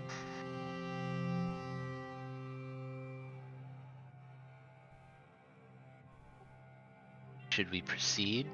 Well, I was gonna say let's circle around the trunk and see if there's a way we can get inside without harming the tree to get deeper. Short story, I don't- long story short, you do a maybe you split up and just speeding it up because we're at 9:15. You do not see any openings. Should we get closer? The roots themselves tangled. It's uneven flooring, but you don't see any hole into the tree, if that's what you're looking for. We need to. So, just kind of spitballing here, but are we gonna try to destroy this tree, or do we just need to clear the corruption out of it? Clear the corruption, I would say. I think the thing in the center of it must have something to do with it. So If we how could- do we get to the thing at the center? We need to understand it better. But we I can't don't know see what it. to do other than just approach it. Has anyone touched it or poked it with something to see if we can go through it? I don't want to. Yeah, I don't want to. We could shoot an arrow at it. I'm pretty sure weapons are gonna piss it off. How close are we to it? How close do you want to be to it right now? That would be my answer. I mean, I would. So nothing has attacked us so Nope, far, right? no, nothing. And we are. So when we were talking or when we were Nothing's happening. surveying, Yep. nothing's happening. Okay, so Valkos feels a little bit confident that okay, there's nothing hostile yet, or at least whatever it's in there is not feeling that we are threatening it yet. So I'm gonna, step, foot by foot approach it, and keep an eye and approach it, keep an eye around just to see if anything's happening. And my purpose is to get close to it. You're to 5 try, feet away from the tree now. and As you're inching nothing, closer. nothing happening. You got 5 feet. You're doing what you're Okay. doing, Valakos, and now you're 5 feet away from it. I look to my party members. and I Where's say, the rest of the party members? How far away I from think- Valakos? I would have been to the side and slightly behind him. How close? How far? I don't know. Arm's reach? Farther than that? A little few, beyond 10 arm's feet? reach. Okay. I am arm's reach from Show, but Who show just up? in case I wanted to from Valakos. Valakos! Babakos. Just in case, I just wanted to try one more thing. I want to say in Sylvan, is anybody there? Nice. As you speak Sylvan, Aris, the air seems to carry a voice coming from inside the tree. Why don't you come in and find out? And suddenly in front of you, Valakos, the tree slightly opens. Right before you touch it. Oh, Eris, I'll just let y'all know. I just spoke in Sylvan, and something, I guess it responded back to me in Sylvan. In Fae. Do I know what language it spoke back to me, or was Sylvan. it in my head? It was Sylvan. Sylvan back. All right, I'll tell everyone. That was in Sylvan. It just said, why don't you come in and find out? And then that happened. So, I okay. step to the side for more, talented individuals to lead the way. As you step to the side, Valakos, the opening slowly closes. No, like a step back. Oh. No, and then Aris, you hear, or anyone else who speaks Sylvan would in the air actually hear or not, and then it slowly closes. I'll come in. I walk in. Aris quickly walks in. Saphir goes after. Kathumyl will go in. Valakos, you're left behind. Is like the whole No, party no, just. Valakos follows. So as the party goes in, one after the other, you realize inside the tree there is no light. However, interestingly enough, as Aris, you're the first one in, it's hollow. But at the same time, suddenly the inside of the tree seems to reform. Some of the roots on the ground reform, and then suddenly there's a corridor that spirals downwards into the earth. In front of you, it just transfigures itself. As we're entering the tree, though, I definitely slap myself and give myself the bolstering magic thing. I thought you said the ball string. It's like, where are we going with this? The ball string magic. That's what we're gonna call it from now on. In the grand tradition of Eris's balls. Yep. Absolutely. All right. I have ball magic on. You anyway. do so, okay. And Valakos, Sorry. as the last person in, right? So it was Eris run in, Saphira said she runs in, Kathumyl follows, and then Valakos, you look around and you just jump in. As you go inside, suddenly the walls vroom behind you. Eris being ahead, you actually don't see it happen. Valakos, you notice it because you just step it. If you delayed 1 second later, your tail would have been slammed shut. Oh. And everyone has dark vision, right? In one form or another, right? Yeah, cool. All right, at this point, everyone roll a dexterity save. Wait, I have advantage on this. Sure. Dex save, dex save. Well, hold on, mine's not working for some reason. There we go. Okay. Oh, so only Kathumyl failed. Aris, as actually everyone except for Valakos, because you're paying attention on the door slamming or the portal closing behind you. The three other party members see the corridor and the spiral going down into the earth appear, right? Because I said that it starts to transform. You slowly realize that it's not creating like just a passage, it's actually creating a slide. And suddenly Kathumyl slips and basically just slides down. And you hear her echoes down. The rest of you manage to grab hold of whatever you can on the walls and do not slip. Does Kathumyl get to the bottom? Eventually we get to you, yes. I want to hear the reaction first on the people left behind. I'm gonna be Kathumyl! Kathumyl, are you okay? Is it fun? Should I let go? At this point, Kathumyl, you're sliding down. You don't hear anything. You can hear the loud screams coming from you. In surprise. All right. Yeah. So what's the rest of the party doing? I'm gonna look at Saphira. What are we gonna tell Hogue? He lost his wife. Like half a day he lost his wife. Okay. Such a tragic family. Oh my gosh. I guess it's time to go home, guys. So, you guys are not doing anything or any reaction? I want to listen for how long, like, because I can hear. Oh yeah. Eventually you hear a and quiet. Holy shit! It disappears. Yeah. Oh god. Should we just let go? Like, is it like a slide going into It's like an it's abyss, getting or- steeper and steeper as you guys are holding. It's not stopping. It's getting steeper and steeper. Oh. Okay. I let go. Oh. Woo! I'll let go too. Wait. Are they letting? Severe guys too. Jesus. What are you gonna ask, Kathumyl? Oh, I want to know. Does she get to the bottom? Yes, What? you will. You get to the back. I just because it's a split second. I just want to hear the reaction, right? Of the Alright, party on alright. top. Okay, So Kathumyl, you're first down, and then Valakos was the next to let go. But and- before they get down. Yeah. Hold on. I'm setting right. the scene. So Kathumyl first. Valakos. Who was it? Aris or Saphira? Aris. Aris and Saphira. Okay. Why? Do you want to do something, Kathumyl, or I can just? Well, as soon as I get to the bottom, assuming I'm not injured, I want to call up to them. But I want to know what happens when I get to the bottom. So, what happens is that Kathumyl, you eventually, it took a few seconds, but it was very quick.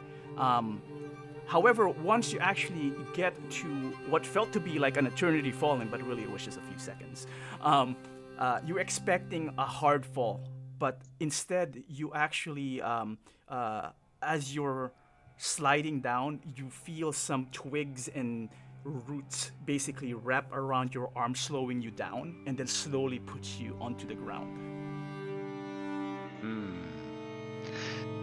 Yep, go ahead. I'm setting Okay, something so up. she would have been like a little bit unsettled by this, but after kind of stand up, she'd kind of call and be like, "I'm okay." No response from anyone. And you wait for a few seconds, and nothing happens.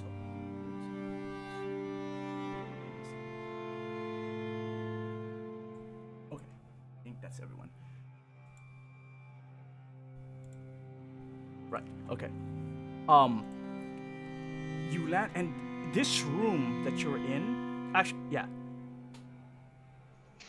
This room that you're in feels immense. You have dark vision, so you can see it's actually large. The ground itself is made of multiple roots, similar to how you saw above, right? Multiple roots, just like all over itself. This is easily maybe a good 150 in diameter. This room, across 100 feet. The walls itself is also made out of plant matter. You can't tell, it's like bark material, also twisted and knotty. But the ground also is slick with oil. Not enough to make you slip or make it difficult terrain. You manage, but you can definitely tell that the roots here seems to be either drinking the oil itself or something else. You can't really tell. But the rest of the party doesn't follow you. You're just alone in this area. The rest of the party, the way I described it, is exactly what you also experience when you land. However, you land alone. Like each of us alone? Yeah. Now, collectively, I'm just going to describe it once, but all of you then turn your attention suddenly into the center of this room. And at the center of the room, there appears to be a small pedestal, almost like a cut trunk. But already you're inside the tree, so it's kind of like weird, right? But something catches your attention because on top of this trunk is something slowly moving. A huge lump of something.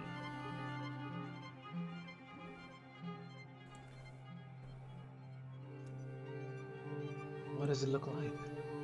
Hold on. Are you putting up an image? Yes. Well, not yet. Hold on. I am correcting something here because Aris can't see for some reason. I'm trying to. Oh, that's why.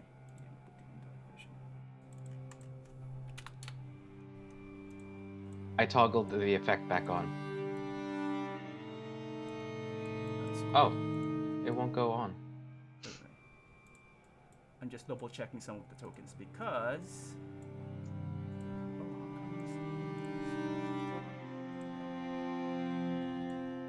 he's gonna change this to.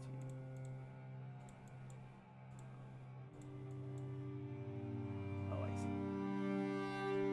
Sophia, you have a long night vision. All right, because now I'll pull you in. No, actually, I won't pull you in yet. So anyone who's interested in figuring what that thing is or try to see what it is, why don't you give me either a perception or investigation? Can I talk to it while I'm perceiving in Sylvan? Sure, if you want to. What are you saying? I'm gonna be like, "Are you the friend who called us in?" Ah, all right. Oh, pretty good. Except for Valaco. And actually, Valaco's. So I'll get to you, Arish, real quick in the response. You don't. So Valkos, you don't notice anything else aside from that. The movement at the center of this room is definitely faster than the trees outside, but it still looks like it's a combination of brambles and roots and twigs and branches, right? But it's larger than the creatures that you fought in the village. It's huge. The rest of the party would notice that the creature, I'll call it a creature because it looks humanoid to you. Parts of it looks humanoid to you. It has limbs that looks like arms. It has what looks like feet, but it's directly connected to the roots that are on the floor as well. It has where the face would be, appears to even look like it's wearing a mask. And twigs and branches seem to sprout from its head, almost making it look like it has antlers. And as Aris, as you speak in Sylvan, everybody hears a response. You don't hear Aris, but you hear a voice emanating from this entity at the center of the room. Who here speaks Sylvan aside from Aris? Is it just Aris or anyone else? I speak Elvish, but I'm assuming it's not the same thing. Not the same thing. It would sound familiar, but you can't understand what the context is. So to Aris, you would hear, when you say this, it's not even a response to a question. It's just, says something like a statement. And its voice sounds like wood splitting as it speaks, and it says, "You cuts, you and your kind cut your way through my forest, slashing and burning and destroying as you go, when all I wish is to be left to my grief and my misery, to wallow in my sorry fate. Yet you and your kind remain, pressing even further on to find me. You must be silenced."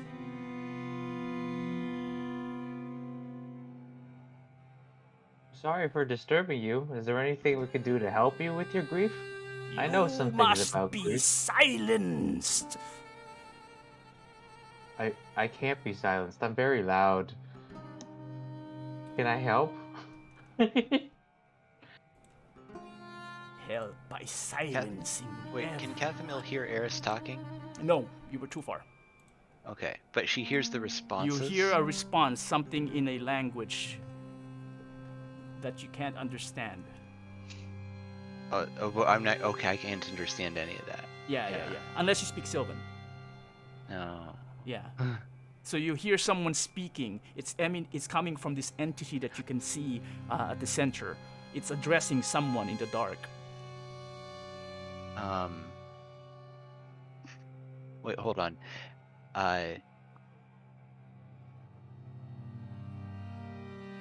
How far away am I from this? The creature or entity is about... Oh, actually, no, not that far. About 35 feet. Kathumyl approaches to about 30 feet, or just less than 30 feet. Okay. And she attempts to speak to it telepathically. Oh. All right. What are you going to attempt? Or maybe she doesn't. She possesses the awakened mind of the warlock. Okay. And so it means that when she's within 30 feet of a creature, she can speak to it telepathically, and they don't need to share a language. Oh. But she might not be aware of this skill. Oh. And I don't know if the creature would speak telepathically to her. first. Then yeah, it will not, because it doesn't know that you have it active.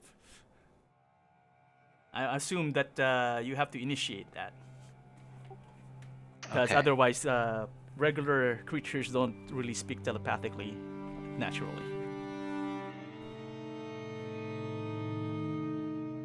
So Eris is good. I think she would get a little closer and she would call out to it like, "Hello? Creature, can you understand me?" I said silence. I need you to roll a dex save. All right.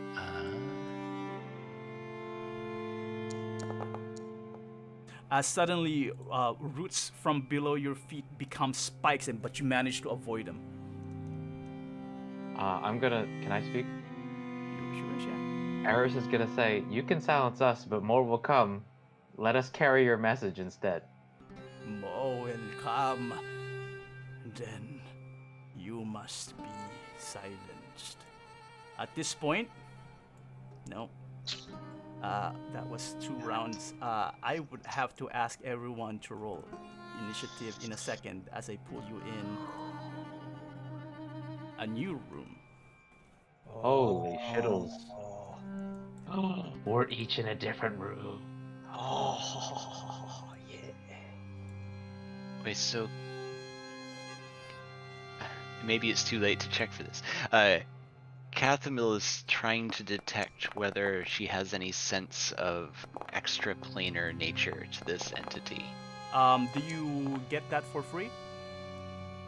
I don't think so. Or are you just using your regular senses to ascertain that? Yeah, just like in her, because she's encountered extraplanar entities many times before, and she's trying to see if this feels like that. Okay, sure. Roll me a perception.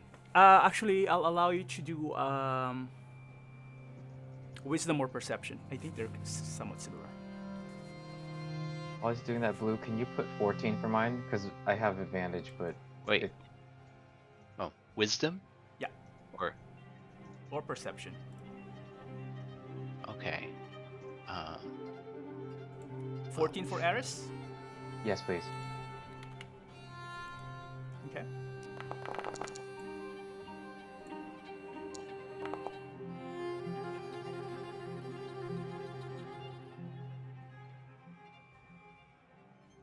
Wow. Kathumyl, you're on 14. The close. So, Kathumyl, as you try to pay attention to this creature that you are trying to analyze, the closest thing you can come up with is that it is fey in nature.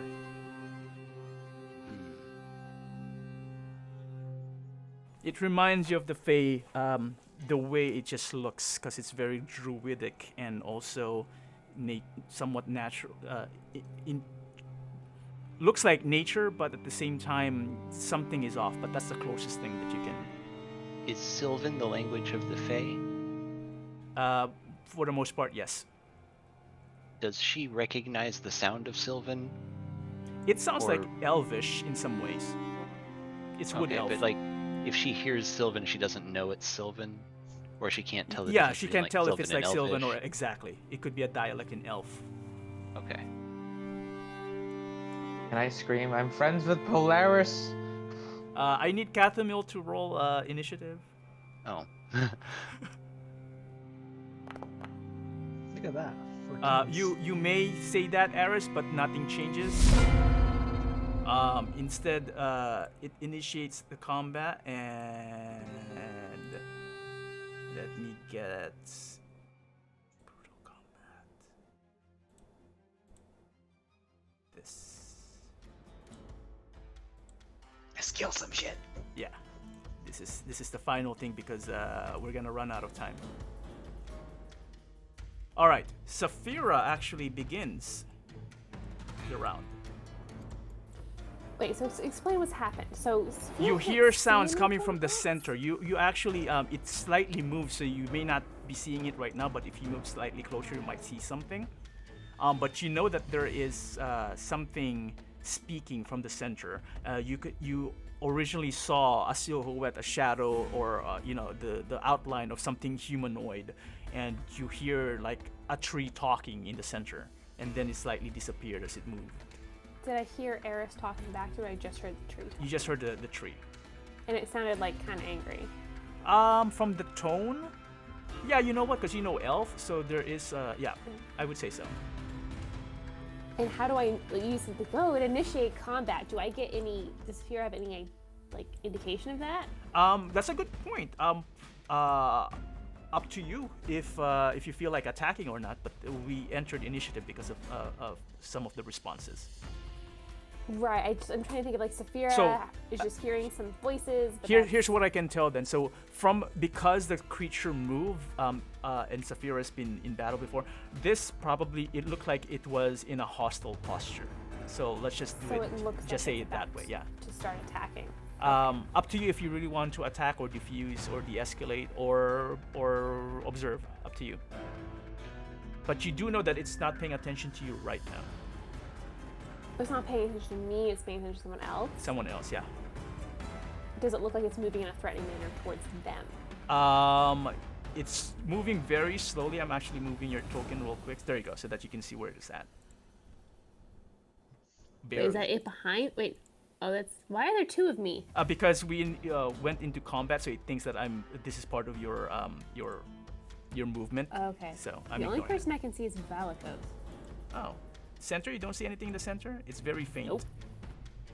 Over I here? don't see anything either. Nope. I don't see anything there either. No? You guys don't see anything there? Oh. Okay, you know what I'll do? Because you all have dark vision. Wait. How come you guys don't see this? Okay, you know what? How about now? Yes. There you Yeah. go. Oh god, yep, that's there. Yep. And it looks like It's in a hostile posture. It's not actually moving away. It's just like moving, I would say, like swaying. But swaying very aggressively. Saphira's trying to be better about like not attacking things that. Remember, you can hold actions. Yeah, but I can't hold my special first turn action or my bonus action. That's true. But what will Saphira do in her heart? Well, Saphira's looking at her. Wait, how far away? I'm far, right? Yeah, you can use the ruler. You're about 50 feet away. So not really that far. We know what Saphira can do in that distance. Farther than I can go in a turn. Okay. Oh, I forgot to include. Keep going. I just need to insert something in the initiative order. How do I do that? Oh, yes.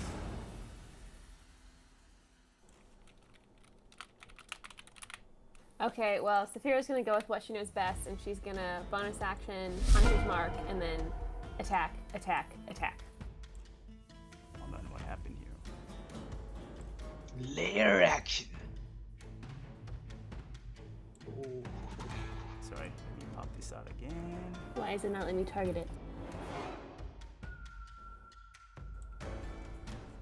Because you might be in ruler or something?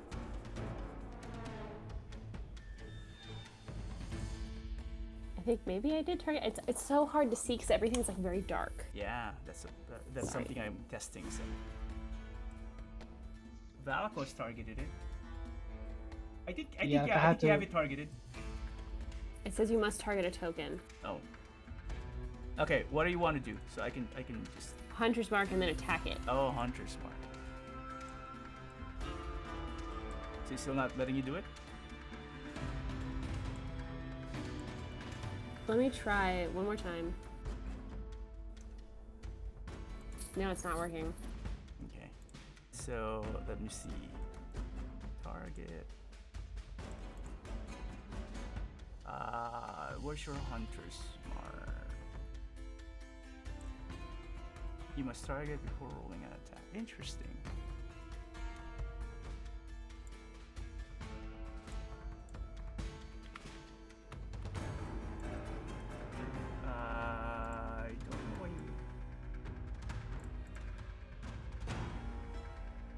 Sorry, guys. No, not your fault. Huh. Okay. What if you alt left click on? Oh, you don't have an alt. Command or option right click on it? Left click on it? Or click on it because it's a Mac. No, nothing. Still not targeting.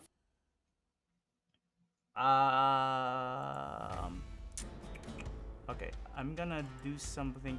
If I drop this, can you target this in front of you?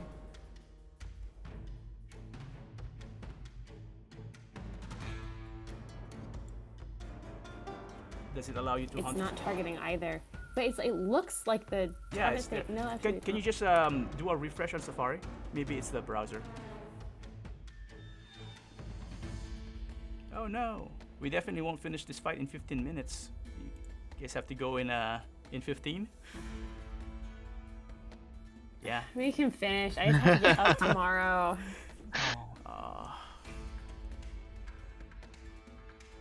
You can like brush your teeth when you're out of turn. I might.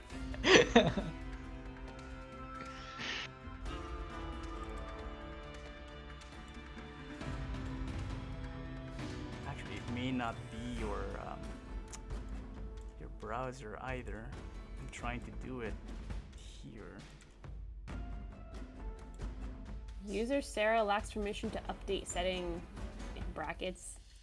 I think that's fine. It's just a yellow, right? It's just a warning. It's not a red. It was red. Oh.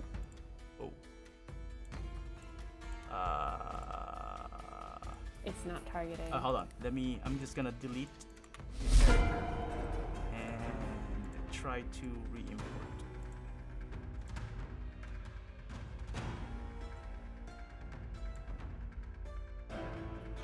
Okay. What about now? Oh, hold on. Now I have to reinsert you. You were a 16.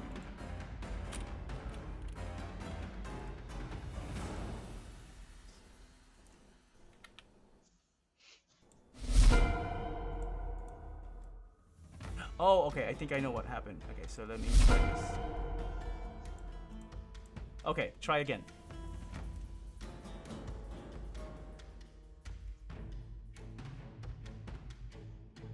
I think it should work now. It's not working. No? Oh, is it the same error?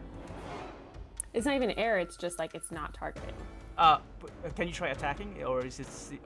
Sorry. Okay. I'm trying to cast this Hunter's Mark specifically. It's like just saying you have to select a target every time. What about if it's something else from Hunter's Mark? So let's say Hunter's Mark cast. Can you attack it with something else? So it looks like it targeted right now. I can see the mark. Okay. So we'll just pretend that it has Hunter's Mark. Okay. Why is it another 2? Goddamn. Okay. So Hunter's Mark's broken. I have that on my notes. Okay. Cool. Okay. So I think that hits. That's okay. Me re-rolling the miss, and then I get 2 more attacks. Okay. So do the damage first. Okay.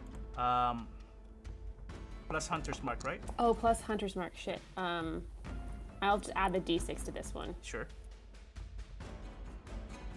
How do I also?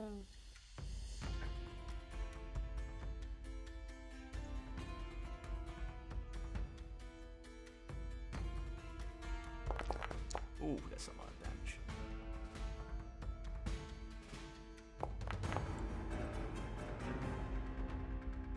And that one misses. All right, so those are your 3 attacks? Yes. All right. Where's my initiative order? Pop out. Go here. That's that. Hold on, sorry. And I will move 10 feet closer.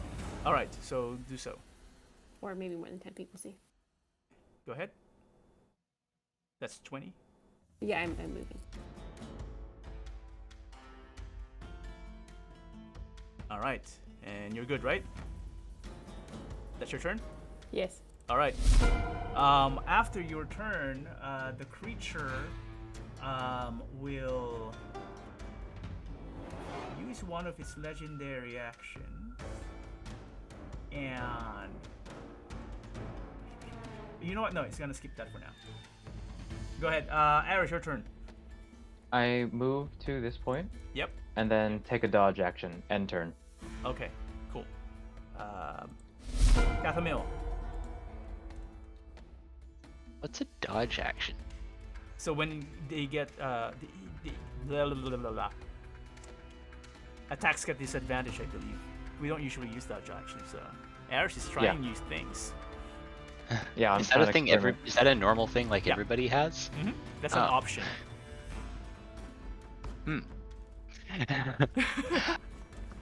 You also can give someone else opportunity on their attack, like a help action. Mm-hmm. Forgot what that Advantage, is. not opportunity. Advantage, yeah. Kathumyl like takes it one step. Oh, what's going here? See, wrong mode. Here we go. See here. There you go. Yep. Yeah, she takes like one step closer, and she's like, she still hasn't been able to communicate with this thing, and she's like, oh, try a different language, and so she'll kind of call out to it in the deep speech, and just be like, "Hello, tell me about yourself."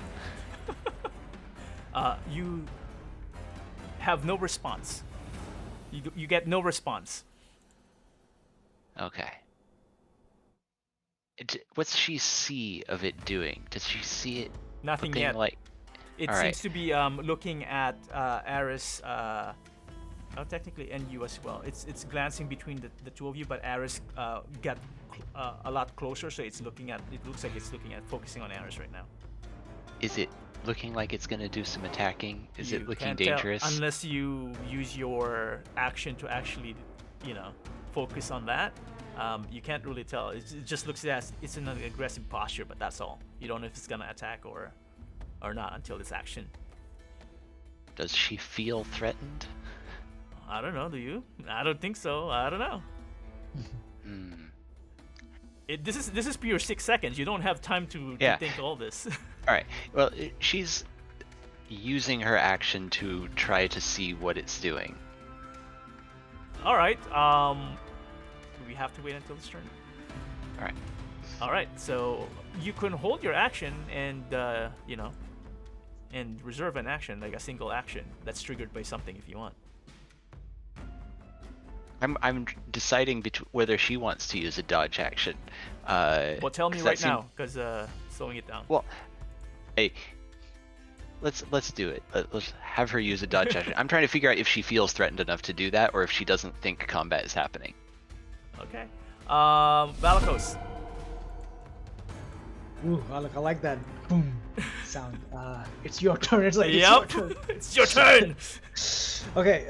So Valakos is going to cast Spirit Guardians. Oh. Of course you gotta on select that. Let's see himself. that. Hopefully that works. So it should be on me, but I get a template. Should I just put it on me? Just put it on you then, I guess. Hopefully that works. Okay. Oh. So anything within 15 feet of me will do stuff. I guess. Okay. And then I will. So I see Saphira and Eris, right? Mhm. I am going to move closer to Eris. Okay. I can move 25 feet, so.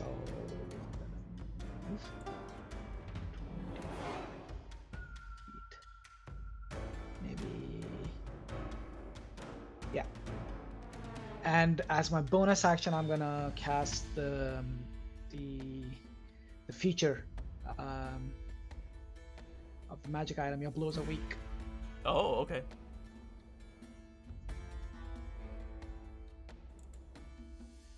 "28 is my new AC for the next turn. End of my turn. End of your turn. Okay, so where did I hide the initiative? Oh, there it is. Okay, now it's the creature's turn. Aris, since you were the closest one, how far are you from it? 25. And you're the one speaking.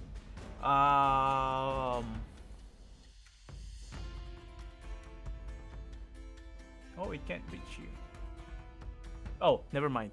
All four of you watching the creature suddenly see the creature basically gets absorbed by the roots into the ground.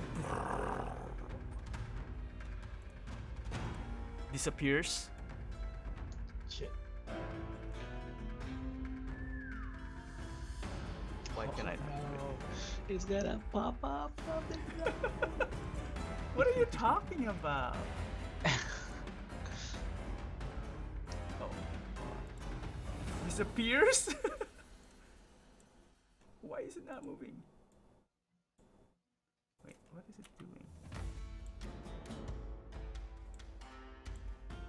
Oh, there's a lot of technical stuff here. There we go, okay.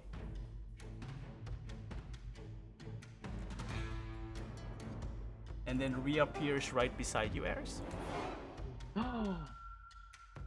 Thanks for coming to me, friend. I'll say in Sylvan. And then you see it raise what looks like a large twig that looks like a spear, and will try to hit you with it. Disadvantage. Oh, disadvantage? Because I dodged. Oh, right. So it's not 19. It's not natural 20, so it's 19. Now that hits me. Goddamn. Oh, it hits you. Okay. Hold on, I'm having targeted for some reason. It's hitting itself. Don't hit yourself. Wait. It's not. Oh, because it rolled a 20. Okay. I'm just gonna attack you again just so that I can have the damage button. There you go. And it will hit you for 15 points of damage, but you're raging, so wait. So it's half damage, right? Yeah, and and I have the temp points. All right, so I think it cancels everything, so it just gets rid of your 10 points. Okay, cool. As a bonus action, it has nothing. All right, that would be its turn. So back to. Oh, now it's the lair action. Never mind. Lair. As a lair action, it will cast.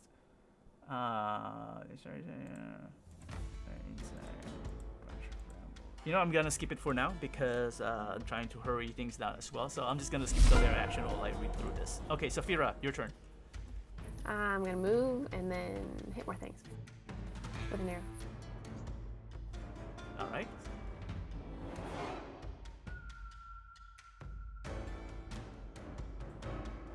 Why isn't it moving me? Are you in the move thing? There you go.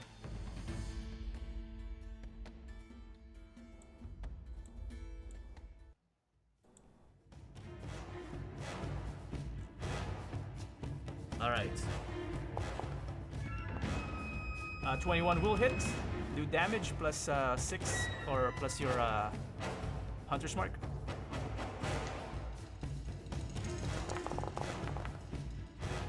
Oh wow. Okay. 12 points. 2 more. Not that one. Oh, Batman Oh misses. no! That doesn't hurt Saphira because it's it doesn't cause an injury if you miss. Oh, that would hit. That would hit. Oh, this is my reroll for my miss. Oh. Alright, I get a reroll now. I lose track of your dice. Hopefully you're keeping track of that. Ah, just 7 points. That's with a hunter's mark? Yeah, with hunter's mark. Okay. Is that it? My final one. Final one. Decides to go.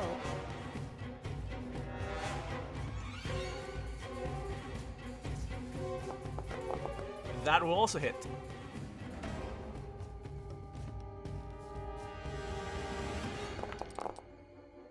Additional 12 points of damage. Or what you assume to be 12 points of damage. Alright. That is your turn, right? Yes. Okay.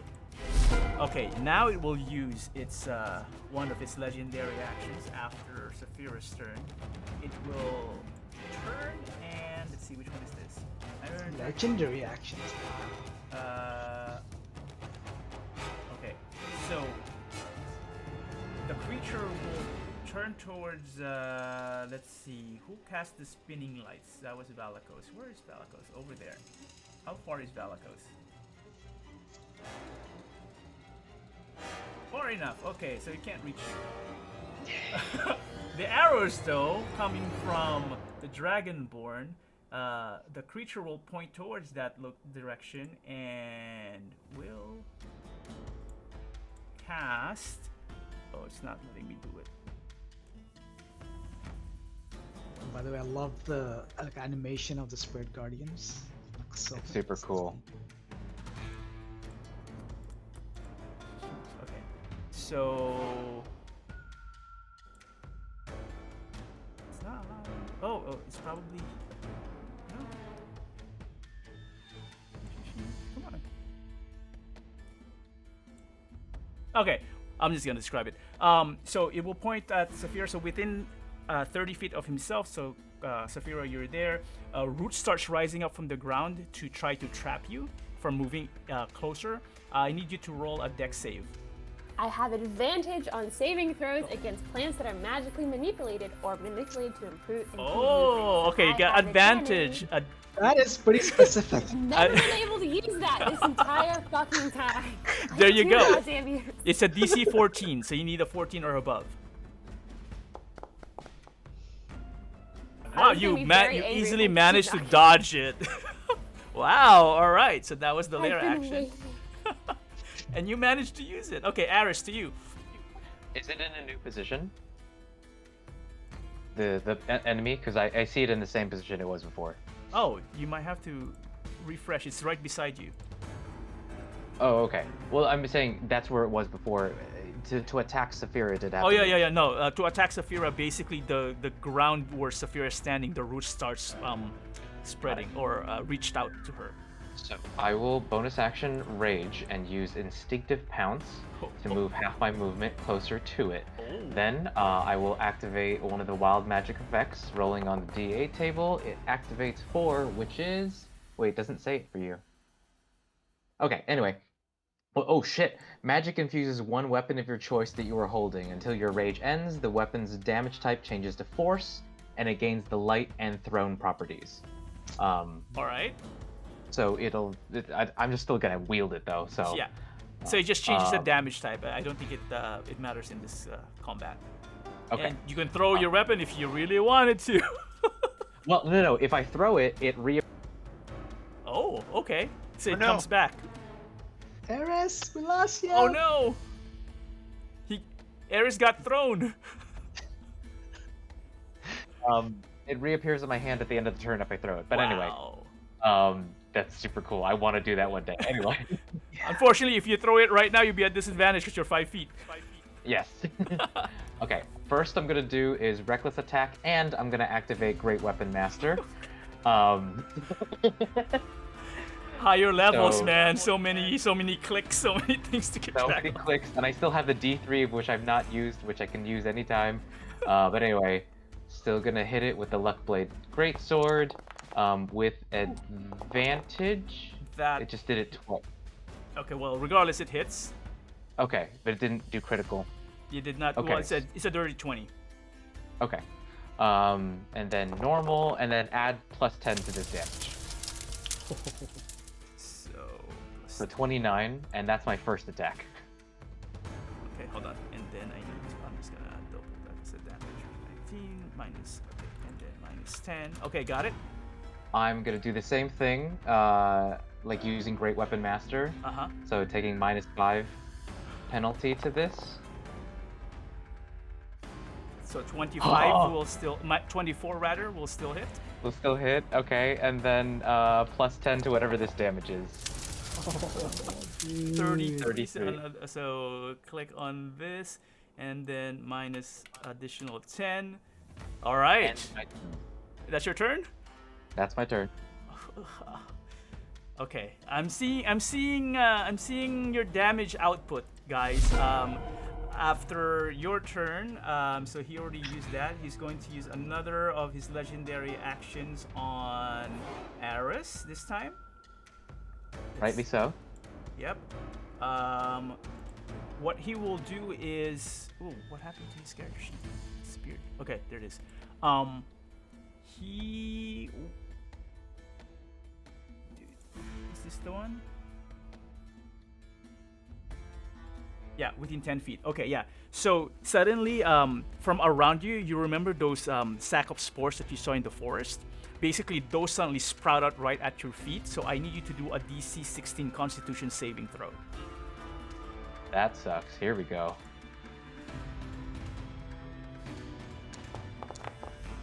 What the? Oh, yeah. 26. Okay. Oh, you still take half the damage as you while you manage to avoid the bulk of it. You take half of 4d6 poison damage, unless you're resistant to poison. I am resistant to poison. Okay, so you take a fourth of this. Hold on. What is it? Roll. Let's say 4d6. So divided by 2 is 9. Divided by 2 is 4. 4 points of damage. Oh, and your rage. Oh no, poison has nothing to do with rage. Yeah, 4 points of damage. Yeah, You got it, or do you want me to do it? I got it. You got it. Okay, cool. All right. That was the legendary action. Kathumyl, to you. I would say if you want to try to use your this again. This session is for us to try abilities. So if you're not attacking, joining, you're missing the point, Max. And I just want to try before he tries that. Because I took damage, I get to re-roll on the wild surge. Oh, if you want to, go ahead. Yeah. If you want to change that. I know I'm pulling you out of your character, but if you can find a reason for the character to attack, now would be the time. What is it? Well, she's gonna attack. I'm just, I was gonna use the bow, but if she's really gonna use her DPS, it would be something different. Yeah, so we can see what it looks like. All right. Well. So what's 3 first, Aris? Do you want to share? So. Yeah, basically I can summon a spirit, looks like a pixie, to appear within 5 feet of a creature of my choice, and then basically if it can explode, and any creature within 5 feet of it will take 1d6 force damage. And I can, until the rage ends, I can use the effect again, summoning another spirit every time. Okay. Kill them pixies. All right, go ahead, Kathumyl. So, Kathumyl's mind is wandering to the deep, and as she's in that state, something pops into her head, and she summons an aberration. Oh. Yeah. I think if I recall, because we were testing that out, that does cost material. Do you have the material? Oh, does it cost? Doesn't it? A pickled tentacle and an eyeball in a platinum inlaid vial worth at least 400 gold pieces. Yeah, do you have 400 gold pieces worth? That I don't care about the other things, it's just the consumption of the cost. I mean, yeah, we haven't decided she's carrying any money. Okay, All right. for the purpose of this, because we're testing it, go ahead and cast it, because it's cool. Okay. Yeah, I'll let you go. Get a All buy right. on cool factor. Yeah, rule of cool right now. Pack slot, cast spell. Oh, and which one do we want? Yeah, For this and thing? drop it. We'll go with a star spawn. And I clicked wrong. Here, right. If you click the name of it, it Like doesn't. I said, yeah, click on the icon, not on the name. Alright. And I'll drop it right here. Is that within range? Oh, what is? Oh goodness! I assumed it wouldn't let me do it. Range is 90 feet, I think. Yeah, so definitely within range. All right, so a creature appears right there. And What the fuck? Ads! all right, is that your turn, Kathumyl? Yeah, I guess so. I guess the star spawn goes into initiative now, or Yes, something. because it's right after you. Okay. So I don't have to add it because I know it's right after you. Oh, okay. Yeah. So that is her turn. Okay, and then star spawn. All right. So so suddenly, Aris, as you're swinging at this creature, suddenly some a portal of black miasma appears beside the creature, and this lanky white fanged creature suddenly also steps out. I'm like, did I do that? What? Well, magic. Wild magic? All right. So at the start of the star spawn's turn, the whispering aura happens. So the creature within 5 feet has to succeed a Wisdom saving throw. Okay. Against my spell save DC. So 15. wisdom normal. It failed with a 6. All right. So it takes 2d6 psychic damage. Okay, go ahead and do that while I check. He is not immune. Do I just or roll 2d6? Yeah, he's not immune or resistant to psychic, so he will take the damage. All right. Total of 9 points. Okay, got it. All right. And then it uses Psychic Slam. Let's see, make sure I am Star Spawn targeting that right. Psychic Slam. That will hit. Damage. 9 points of psychic. Oh, also psychic damage. All right, and it has multi-attack. Hits twice, I think. Yeah, half spells level round down. All right, yeah. So Another 9 points of damage. Oh, wait, no, attack. Is So this it a miss? failed Yeah. miserably. all right. Is that your turn? I think that is its turn. All right, so that is. With that, it will use its last legendary action for this round, and it will summon. Okay, roll 1d3.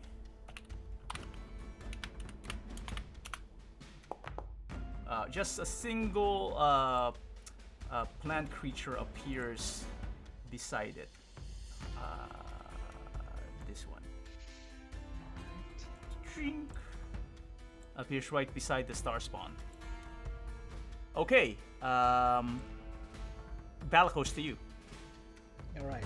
So Valakos moves up. Can move 50 feet. I'll move like. I want to get the other creature too. Maybe I should move here. Okay, I'm gonna move. Sorry, give me a little bit. There. Boom. Okay, so when does the effect happen? Right now? Or... It happens on the start of the enemy's turn. Okay, so not yet. Right now. Yeah, yeah, not yet. Okay. Cool. So I burned my action and my movement, and for my bonus action, I'm gonna use the. Again, now that's like a default. I have to use it every bonus. Yeah, that, you know, at least you can use your bonus action for something now, right? For something, yeah, I know, I love it. 32 AC, baby. And that's my turn. 32. How come it shows 25 on my side? Oh, I don't know. It added Shows 32. 14, so 16. It added 9. To me, I don't see the roll. Yeah, but when I look at your character sheet, I see 25. Oh, okay. Oh, for some reason, like it's saying 32 on my end. Okay. Well, regardless. Yeah. All right. So that's your turn. Yeah, that's my turn. Okay. So it is now their turn. So they get damage, right? Yeah, both of them. Okay. Right before they get damage. Oh no, he ran out of legendary for this turn, so it doesn't reset until later. Okay. Cool. What's the damage? 3d8, I believe. Do they roll anything, or it's just damage? Oh yeah, sorry, you're right. They make a wisdom save. Wisdom save. Okay, I'll do the big one first. Wisdom save. Against my, so it's a DC 16. Oh, it's a 22 for the big one. He succeeds, so he takes half. Half damage, and then the little one. Do you get to control like who gets hit and who doesn't? Yes. Okay, cool. So I only want the enemies to get. You said wisdom. Okay, so the little one. I'm just gonna do a roll. What? Oh, sorry. I clicked the damage. Oh, okay. roll I was as like, well. that's more than a die for. Okay. The little one failed. Okay, so the little one takes full 17, and the other one takes half of 17. And the big one takes half. So 8. All right. Then the other thing I'm gonna test is because it's about half the life now. So let's do this. Ooh. Oh, I see it. Is that the health bar? Maybe. That looks nice. Legolas, take him down, Legolas! Either that or it's the timer before, like, we all die if we don't kill it before the timer runs out. Layer action. I'm just skipping the layer action because there's just too much. We're already past 15 minutes. So I'm just gonna delete the layer action. We'll do this some other time. All right, Saphira, to you. Okay, what did we decide I do to switch weapons? You can drop items and switch weapon. Then that's a free action. I thought I had a thing where I could like bonus action do it, or we did something for me so I could quickly do it. I just don't remember what. No, that was I think it might have been Nilsson's thing. It's not in our campaign. Okay, because I did that when we had the Tiamat boss fight. Oh, wow. Maybe I gave it as a rule of cool because it was a Tiamat fight. Okay, fine. I get up here, I drop the bow, I have scimitars. Yeah, go ahead.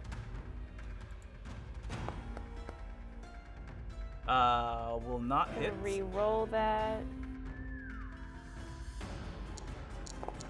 Oh, a nat 20. You want to re-roll that too? Nah, I'm good. Ciao.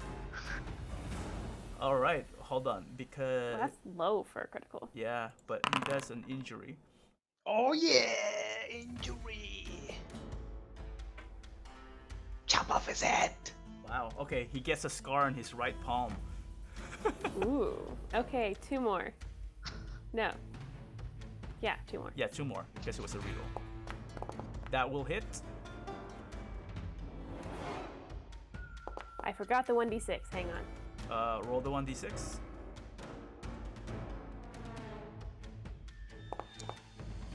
One point. And that Again with would- these 2s. Okay, that's my turn. All right. Oh, it resets legendary. Oh, it reset after him. Okay. He will skip that. Go ahead. Let's just finish this. Aris, to you. Cool. Reckless attack, and great weapon, blah blah blah. You know the deal. So does 20 hit the creature? Oh yeah, 20 will hit the creature. Okay. So this is whatever this is plus 10. 32 points of damage. And then again for my second attack. Because you're using the sorry, never mind. I thought there was one where you're doing the advantage. Don't they hit you with advantage as well?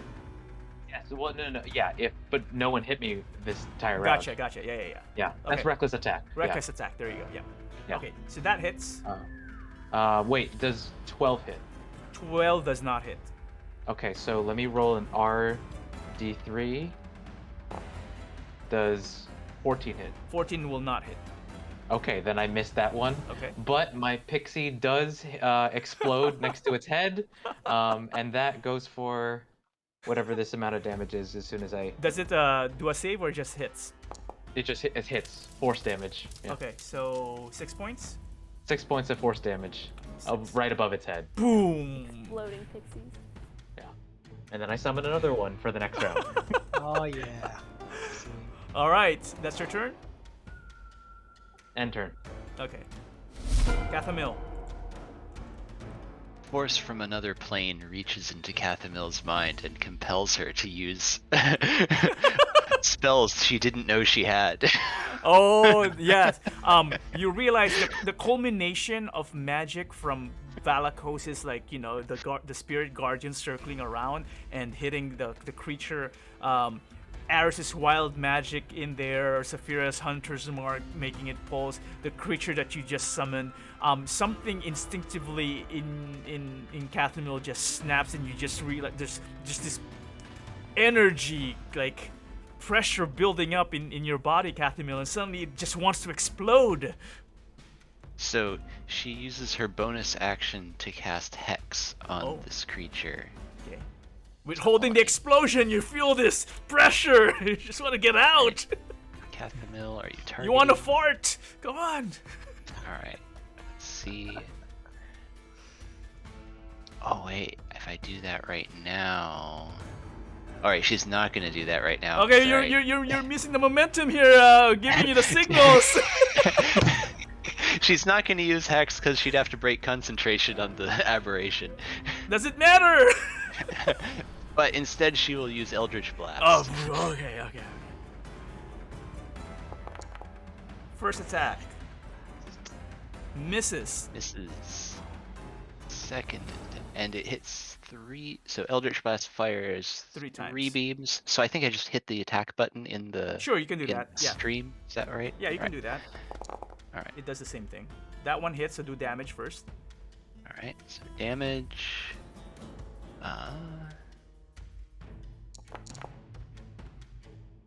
So That this should does be 6 points. yeah. Alright. D10 plus 3. Yeah, I think that would be right. Okay. And then attack again. Oh, unfortunately that misses. Alright. Misses wide. Not too wide. Close enough. It hits some of the roots instead. Okay, is that your turn?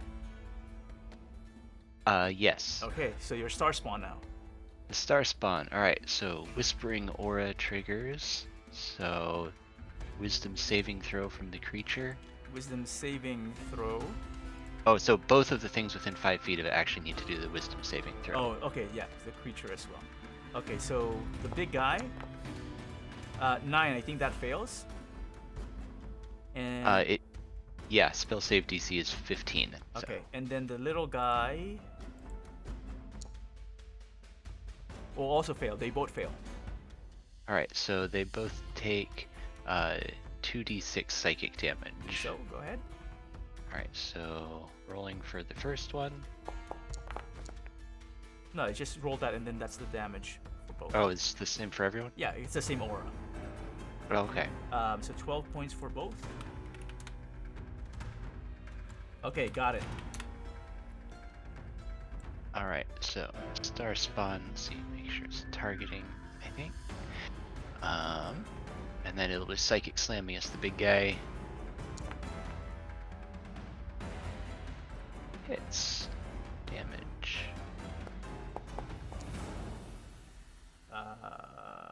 Wow, that's a lot of damage from this creature. And second attack. Misses. Nice. Hold on. Psychic. Paralyzed train. Oh my god. Physical psychic. Never mind. The psychic wasn't really affecting it as much as he thought it was. I was wondering why it wasn't subtracting. Anyway, okay. Is that your turn? Yeah. Okay then. Valakos. Valakos would draw his great sword and he's gonna move up to the You're the wrong. and he's going to as he's like running, he's gonna use his bonus to cast, you know what it is, and You know what? and it then I'm gonna make one attack. is. Okay. It's only the first session and you're tired of saying it. Oh, you just missed him. I It's missed. getting crowded in that area, unfortunately. Your sword is getting more and more annoyed at you. You don't know the half of it, Sarah. Oh my god, the sword. Okay, And that's Valakos, is it. that your turn? Yeah, that's my turn. Okay, so it does a wisdom save again against your guardians, right? Yes. Yeah. Oh, both of them do. Yeah, it's every turn, right? Yeah, every. Yeah. 13. 13 fails. All right, so big guy fails and little guy 14. Both fail and both take 12 points of radiant. 12 points of radiant. Just making sure radiant is not on the list. Yep. Take damage. 12 points of radiant damage. Come on, come on, come on. Creature is still alive. And seeing That's that my it's getting a bit crowded here, will disappear. That doesn't provoke opportunity, Nope, right? it does not, because it borrows. And then it reappears here. Doink. Okay, that was its turn.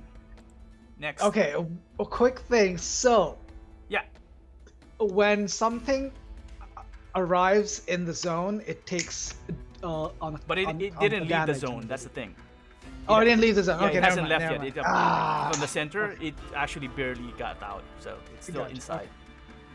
But I like the way you're thinking.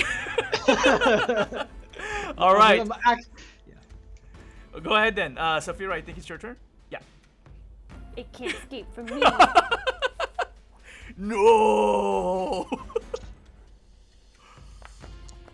15, 23 will definitely hit.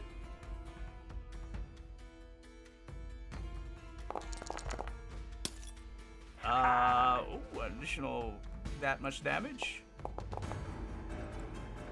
Another Reroll. 2. That's crazy. 2 damage. Final attack. God, I do so many attacks now. It's ridiculous. 27 will hit.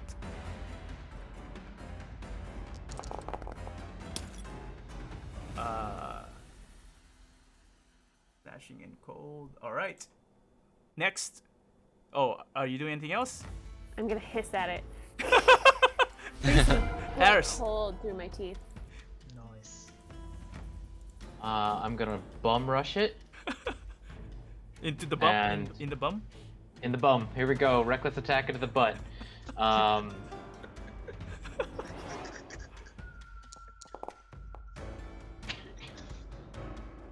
Oh, it wasn't in.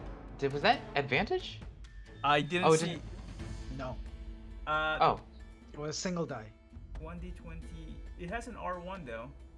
Roll. Oh, that what just that- roll it again. Just re-roll. That's fine. 22 will hit. 22 minus 5 still hits. What's that? 17. 17 just hits. Yeah. Okay. Then whatever this is plus 10 again. Wow, Aris is doing Okay. most of the Love it. damage. Second attack. Once again, still reckless. Eris normally does most of the damage. Why are you surprised? So 26 21 will hit. 21 will hit. Damage plus 10. 30 points of damage. Jesus. Done. Woo! End turn. Wow, was that like 90 points of damage there or something? Yeah. No, that was just 40. Wait, was it? It Just- was. It was. Well, it has some 20. resistances, but if it were raw, it was 29 plus 30. Great weapon master, man. It's Oh. too good. All right. So my pixie explodes by its head, its old head, but it moved, so the pixie can't move. Oh. So it doesn't do it, but I summon another one by its head. Yeah. All right.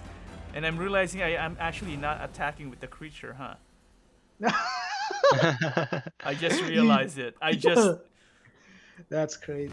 I just You're realized it using was just legendary doing the actions. damage on the guardians, and I think that was my role, and I just didn't attack. Anyway, Well, Just sitting there getting bludgeoned. Kathumyl. For all we know, it was surrendering, but you guys are still hitting on it. Kathumyl is going to use Eldritch Blast again. Wow! Misses. That misses by 1 point. Second attack.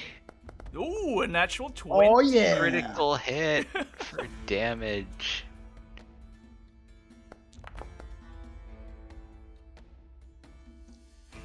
Total of just 9 force. Okay, Is that not getting doubled or? I should have been, but hold on. So, Sorry, I was just. feel the energy tug while creatures lose one of the highest spells. Okay, it doesn't cast spells, but otherwise he would have lost a spell slot because of the injury from Eldritch Blast. Okay, but it doesn't get double damage on critical. It should have doubled that though, because I you think rolled 9 a 1 and a 5. Oh, it rolled 2 dice. Because you have four. Sorry, so 2d6. 1 times. Rolled. It's 2d6 force, right? It's well, under normal Description says circumstances, 1d10. Oh, I mean 2d10, it's 1d10 under normal circumstances, or Oh. 1d10 plus 3. Oh, interesting. I may have to double check that for the Eldritch Blast. So yeah, I think it just doubled the dice instead of double the result. That is one flavor of clerical, but that's not how we usually do it. So I may have to double check that formula. So that's good to know. I'll take the note on that. Okay. Yeah, it's kind of hard to tell which one is the first D10 and the second D10. So we'll just take that and just keep on rolling. All right, and third attack. Oh, that will also hit. Hit 4 damage. An extra 11 points of damage. All right, it's almost down. And then I think we move over to the star spawn. Yep. So the star spawn. Here, I'm gonna actually see if I can just press Whispering Aura. Will that do that? Yeah, do the damage.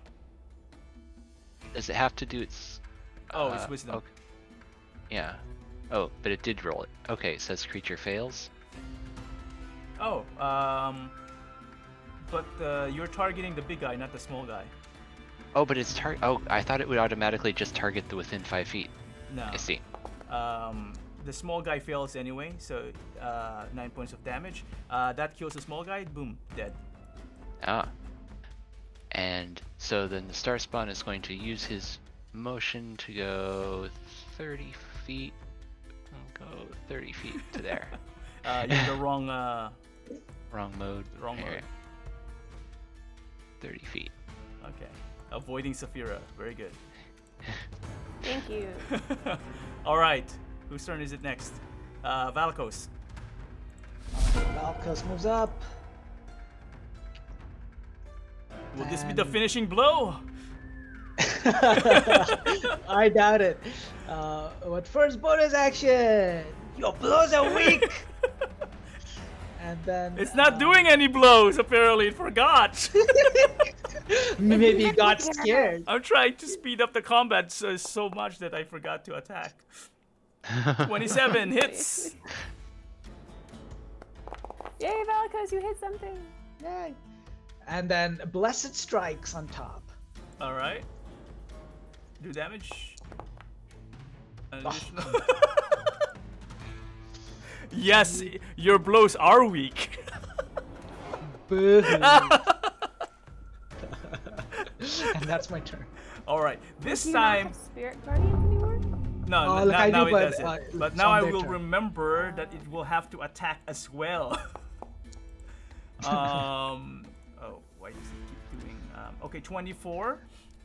Yeah, it passes. Okay, so this. But it takes half. It takes half. Oh, it takes half. Okay, so what's the damage? I'm trying to distract you. So 3 points of damage, right? Is Yeah. half. Okay. Minus 3. Like end of turn. Okay, end of turn. I hate you. I'm gonna target Ares because she's been hitting this poor creature for so much. Crush. It's all one action, right? So, which one is better, that or this?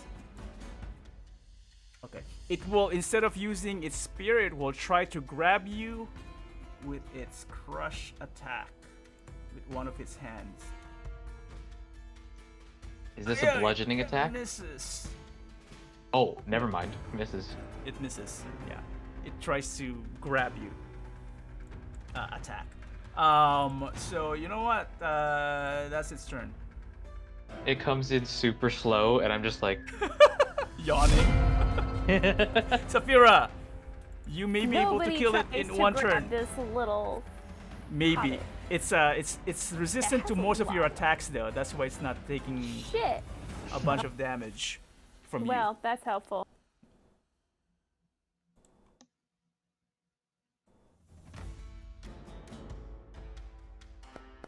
First attack. Hits.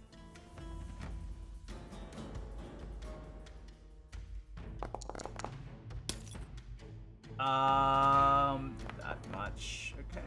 Oops. That hits. Damage. God, I do so little. Yeah, very little. It's immune to a few elements, that's why. Oh. I should have kept shooting it. Perhaps.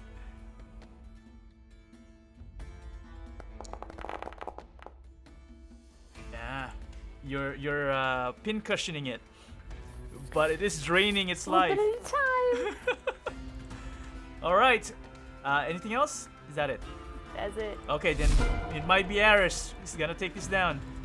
Do it, Eris. try and turn on these features to see if it does it automatically. So Reckless is turned on, right? And now Great Weapon Master is turned on. So let's see if it actually does the things. Hold on, before you do anything, let me just double check. Sure. Rage, Reckless is on. I don't see Great Weapon as on. Actually, no. Your Great Weapon is on the target, not on you, right? Oh, I see it. I see it. Yeah. Okay, you then I just want to see. You applied Does- Great Weapon on the creature. Yes, you have. Got it. So the only thing that we haven't figured out automatically is bolstering magic. Okay. But here, we'll just do that anyway, and then. So 20 hits. Oh no, it already did it Yeah, then, you already right? did it, I think. Oh, okay. So it should add 10 to this. I don't think it added 10. Let's check. 2 is slashing, 6 is fire. So you rolled an 8. The 5 is from strength, maybe. The 1 Yeah. is from the luck blade. The 3, yeah, I don't see a 10. So I don't think it did a 10. It didn't do it. Okay. Okay, so So I don't add think it 10. did the -5 actually either then. Okay, so minus 520 would still hit anyway. Yeah. So I add 10 point. Oh.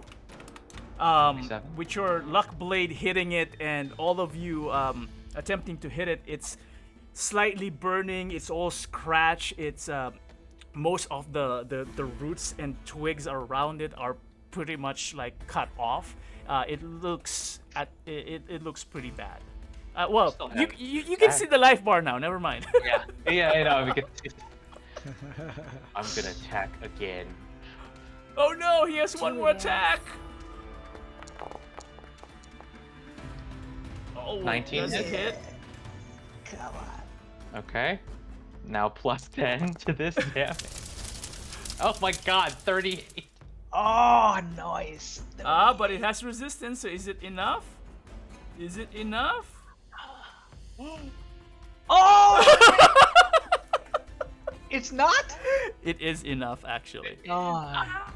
Boom. As, Oh my god. Obviously there were some reveals and whatnot, but we didn't have enough time, so we just focused on the combat. But at the end of the day, what happens would be, as Aris described how you wanted to do it, for tradition. Sure. I'm gonna rush up its body because I'm incredibly nimble now with all my muscles, and then I'll just drive the sword through its head and then have it cleave fire. As you down to do its so, Aris, as you cleave it, as you the split second that you pass your blade through it, what would be its neck, Suddenly the room changes, and you see um, you see an elf lying on a field. You see the elf writing on a book, looking wistfully at the sky.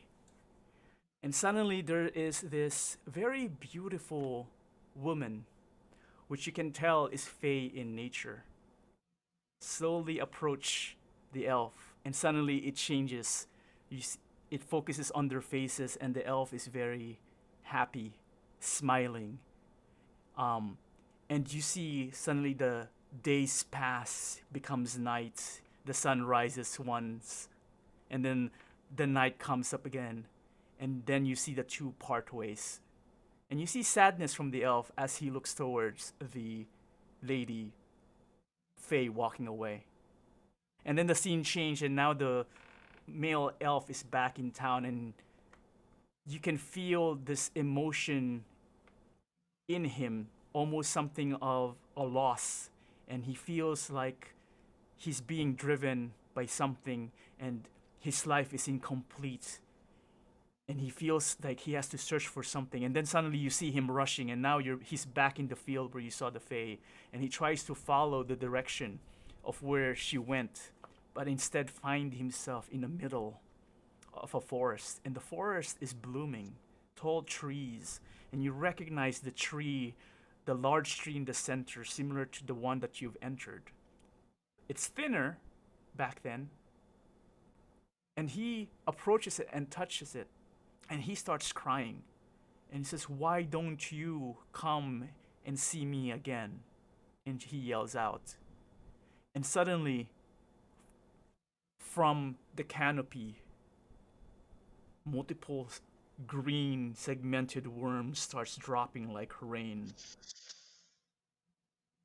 And he says, "Is this you? Is this my gift?" And he picks one up and eats it.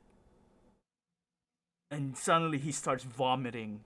And suddenly you hear a voice, "No, that was not for you," as the roots start enveloping the elf.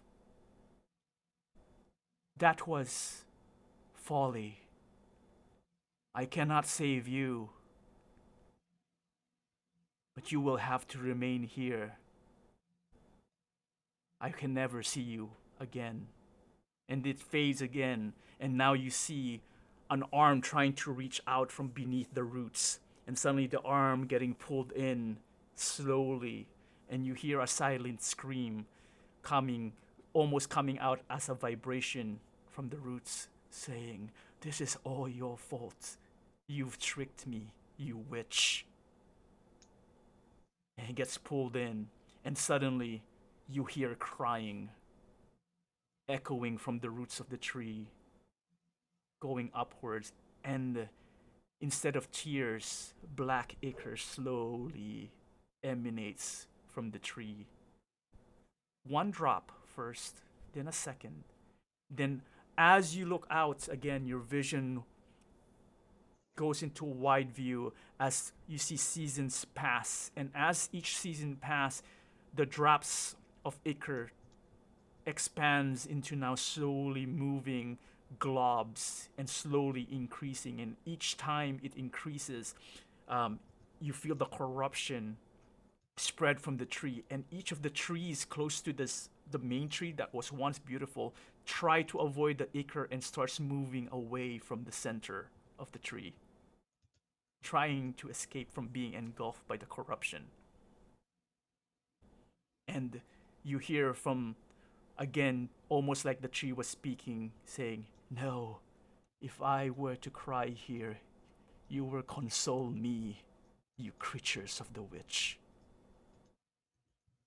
And then as that happens, your vision fades back as you're slicing the creature's head, and suddenly it falls to the ground. The mask falls, and you see for but a glimpse an elven feature behind the mask, looking at you, and said, "Why did it do this to me?" and suddenly it turned into ash, and the roots take over the body and pulls it back down.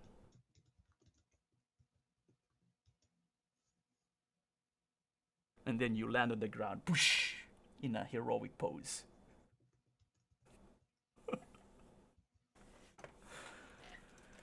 All right. Well, again, I was a little bit too ambitious, thinking that we can get through everything that I planned, but apparently it was probably a 2-session thing and not a 1-session thing. So we just kind of like went through that from beginning and then suddenly the ending. But again, I think I saw where the kinks are as far as some of the formulas. So I think I'm gonna fix some of the things. But for the most part, I think it's working. Any thoughts, comments, questions?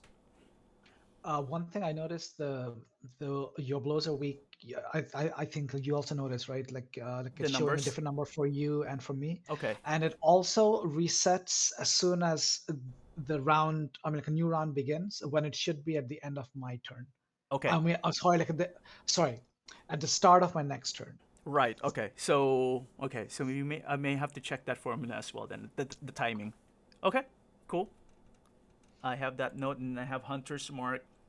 I'm missing one more. I think there was one more. Is it worth it to try and put the things that I talked about? Initiative, advantage on initiative. Yeah, that Reckless attack. might be a little bit more difficult because I'm looking for a flag for advantage, and I couldn't find one that would trigger it. So we may have to just do that separately. I can add specific pluses buttons on, when we do the to hit, or I think the damage or whatever. So maybe we can just do that to the shortcuts. I'll see if that would work. But okay. You have a note on the critical hit damage calculation.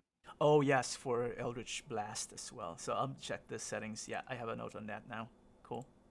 I think that was the third one I was thinking I was missing. All right, that was cool. We're Cool. Yeah. learning how we work together, which is be really careful if Valakos falls. That was I very surprising to me. Again, it was a lucky hit. Yeah, no, it was a lucky hit, but yeah, I think Death Ward and myself is compulsory now, not just Saphira. I think Kathumyl's play is going to be very different every time it plays out because she has 3 spell slots at a time, but has like 11 spells that use those spell slots. So what I would suggest is that you create either a flowchart or a checklist. Like, if it's this condition, this is what spell I'm gonna use. I used to do that with my characters. So. Eris is super simple. Fucking hit things, and I love it. Well, yeah, the thing that I didn't may have given you a false sense of security is that I wasn't hitting you back. So you don't know how often you might get hit with doing all those reckless attacks. Yes. Yeah, and I also wanted to see what it would be like to have half damage, especially all of her resistances, because she has bludgeoning, piercing, and slashing resistance too. Mm-hmm. Yeah. So I guess we'll see what happens next. Okay. Yeah, I think I'm gonna play Kathumyl as still like I'm looking for reasons for her to discover her magic. I haven't figured out exactly how to do that. That would come out. Now, I may by Wednesday when we're trying to figure out what's next again, give me an idea maybe where the party will be going, or something, so that I can prepare it. Because you said if you don't recall like what the options Valakos mentioned last time, post it Valakos, and then we can have the party discuss it now. Yeah, Valakos, use the internet, a thing you totally know how to use as Valakos. No, this is sending. Post it in the sending message board. I noticed that the other members of the party all liked being in melee range of the enemies. Well, they have to be. They're melee fighters now. I'm the only one who has any flexibility in that. Kathumyl has a number of area of effect things that do friendly fire. Holy shit. Also situational. You didn't have to use the star for spawn, but multiple enemies. yeah. Well, the star spawn's gonna work well, but like the star spawn, there are other versions that don't do auras, so depending on the situation. But I'm speaking kind of fast as well because I have kept Sarah for more than an hour now, so I want to be respectable of their time. I know they're 2 hours ahead, so. All right, we're good. So kind of again, sorry the pacing was a little bit off, but I think I got what I wanted though.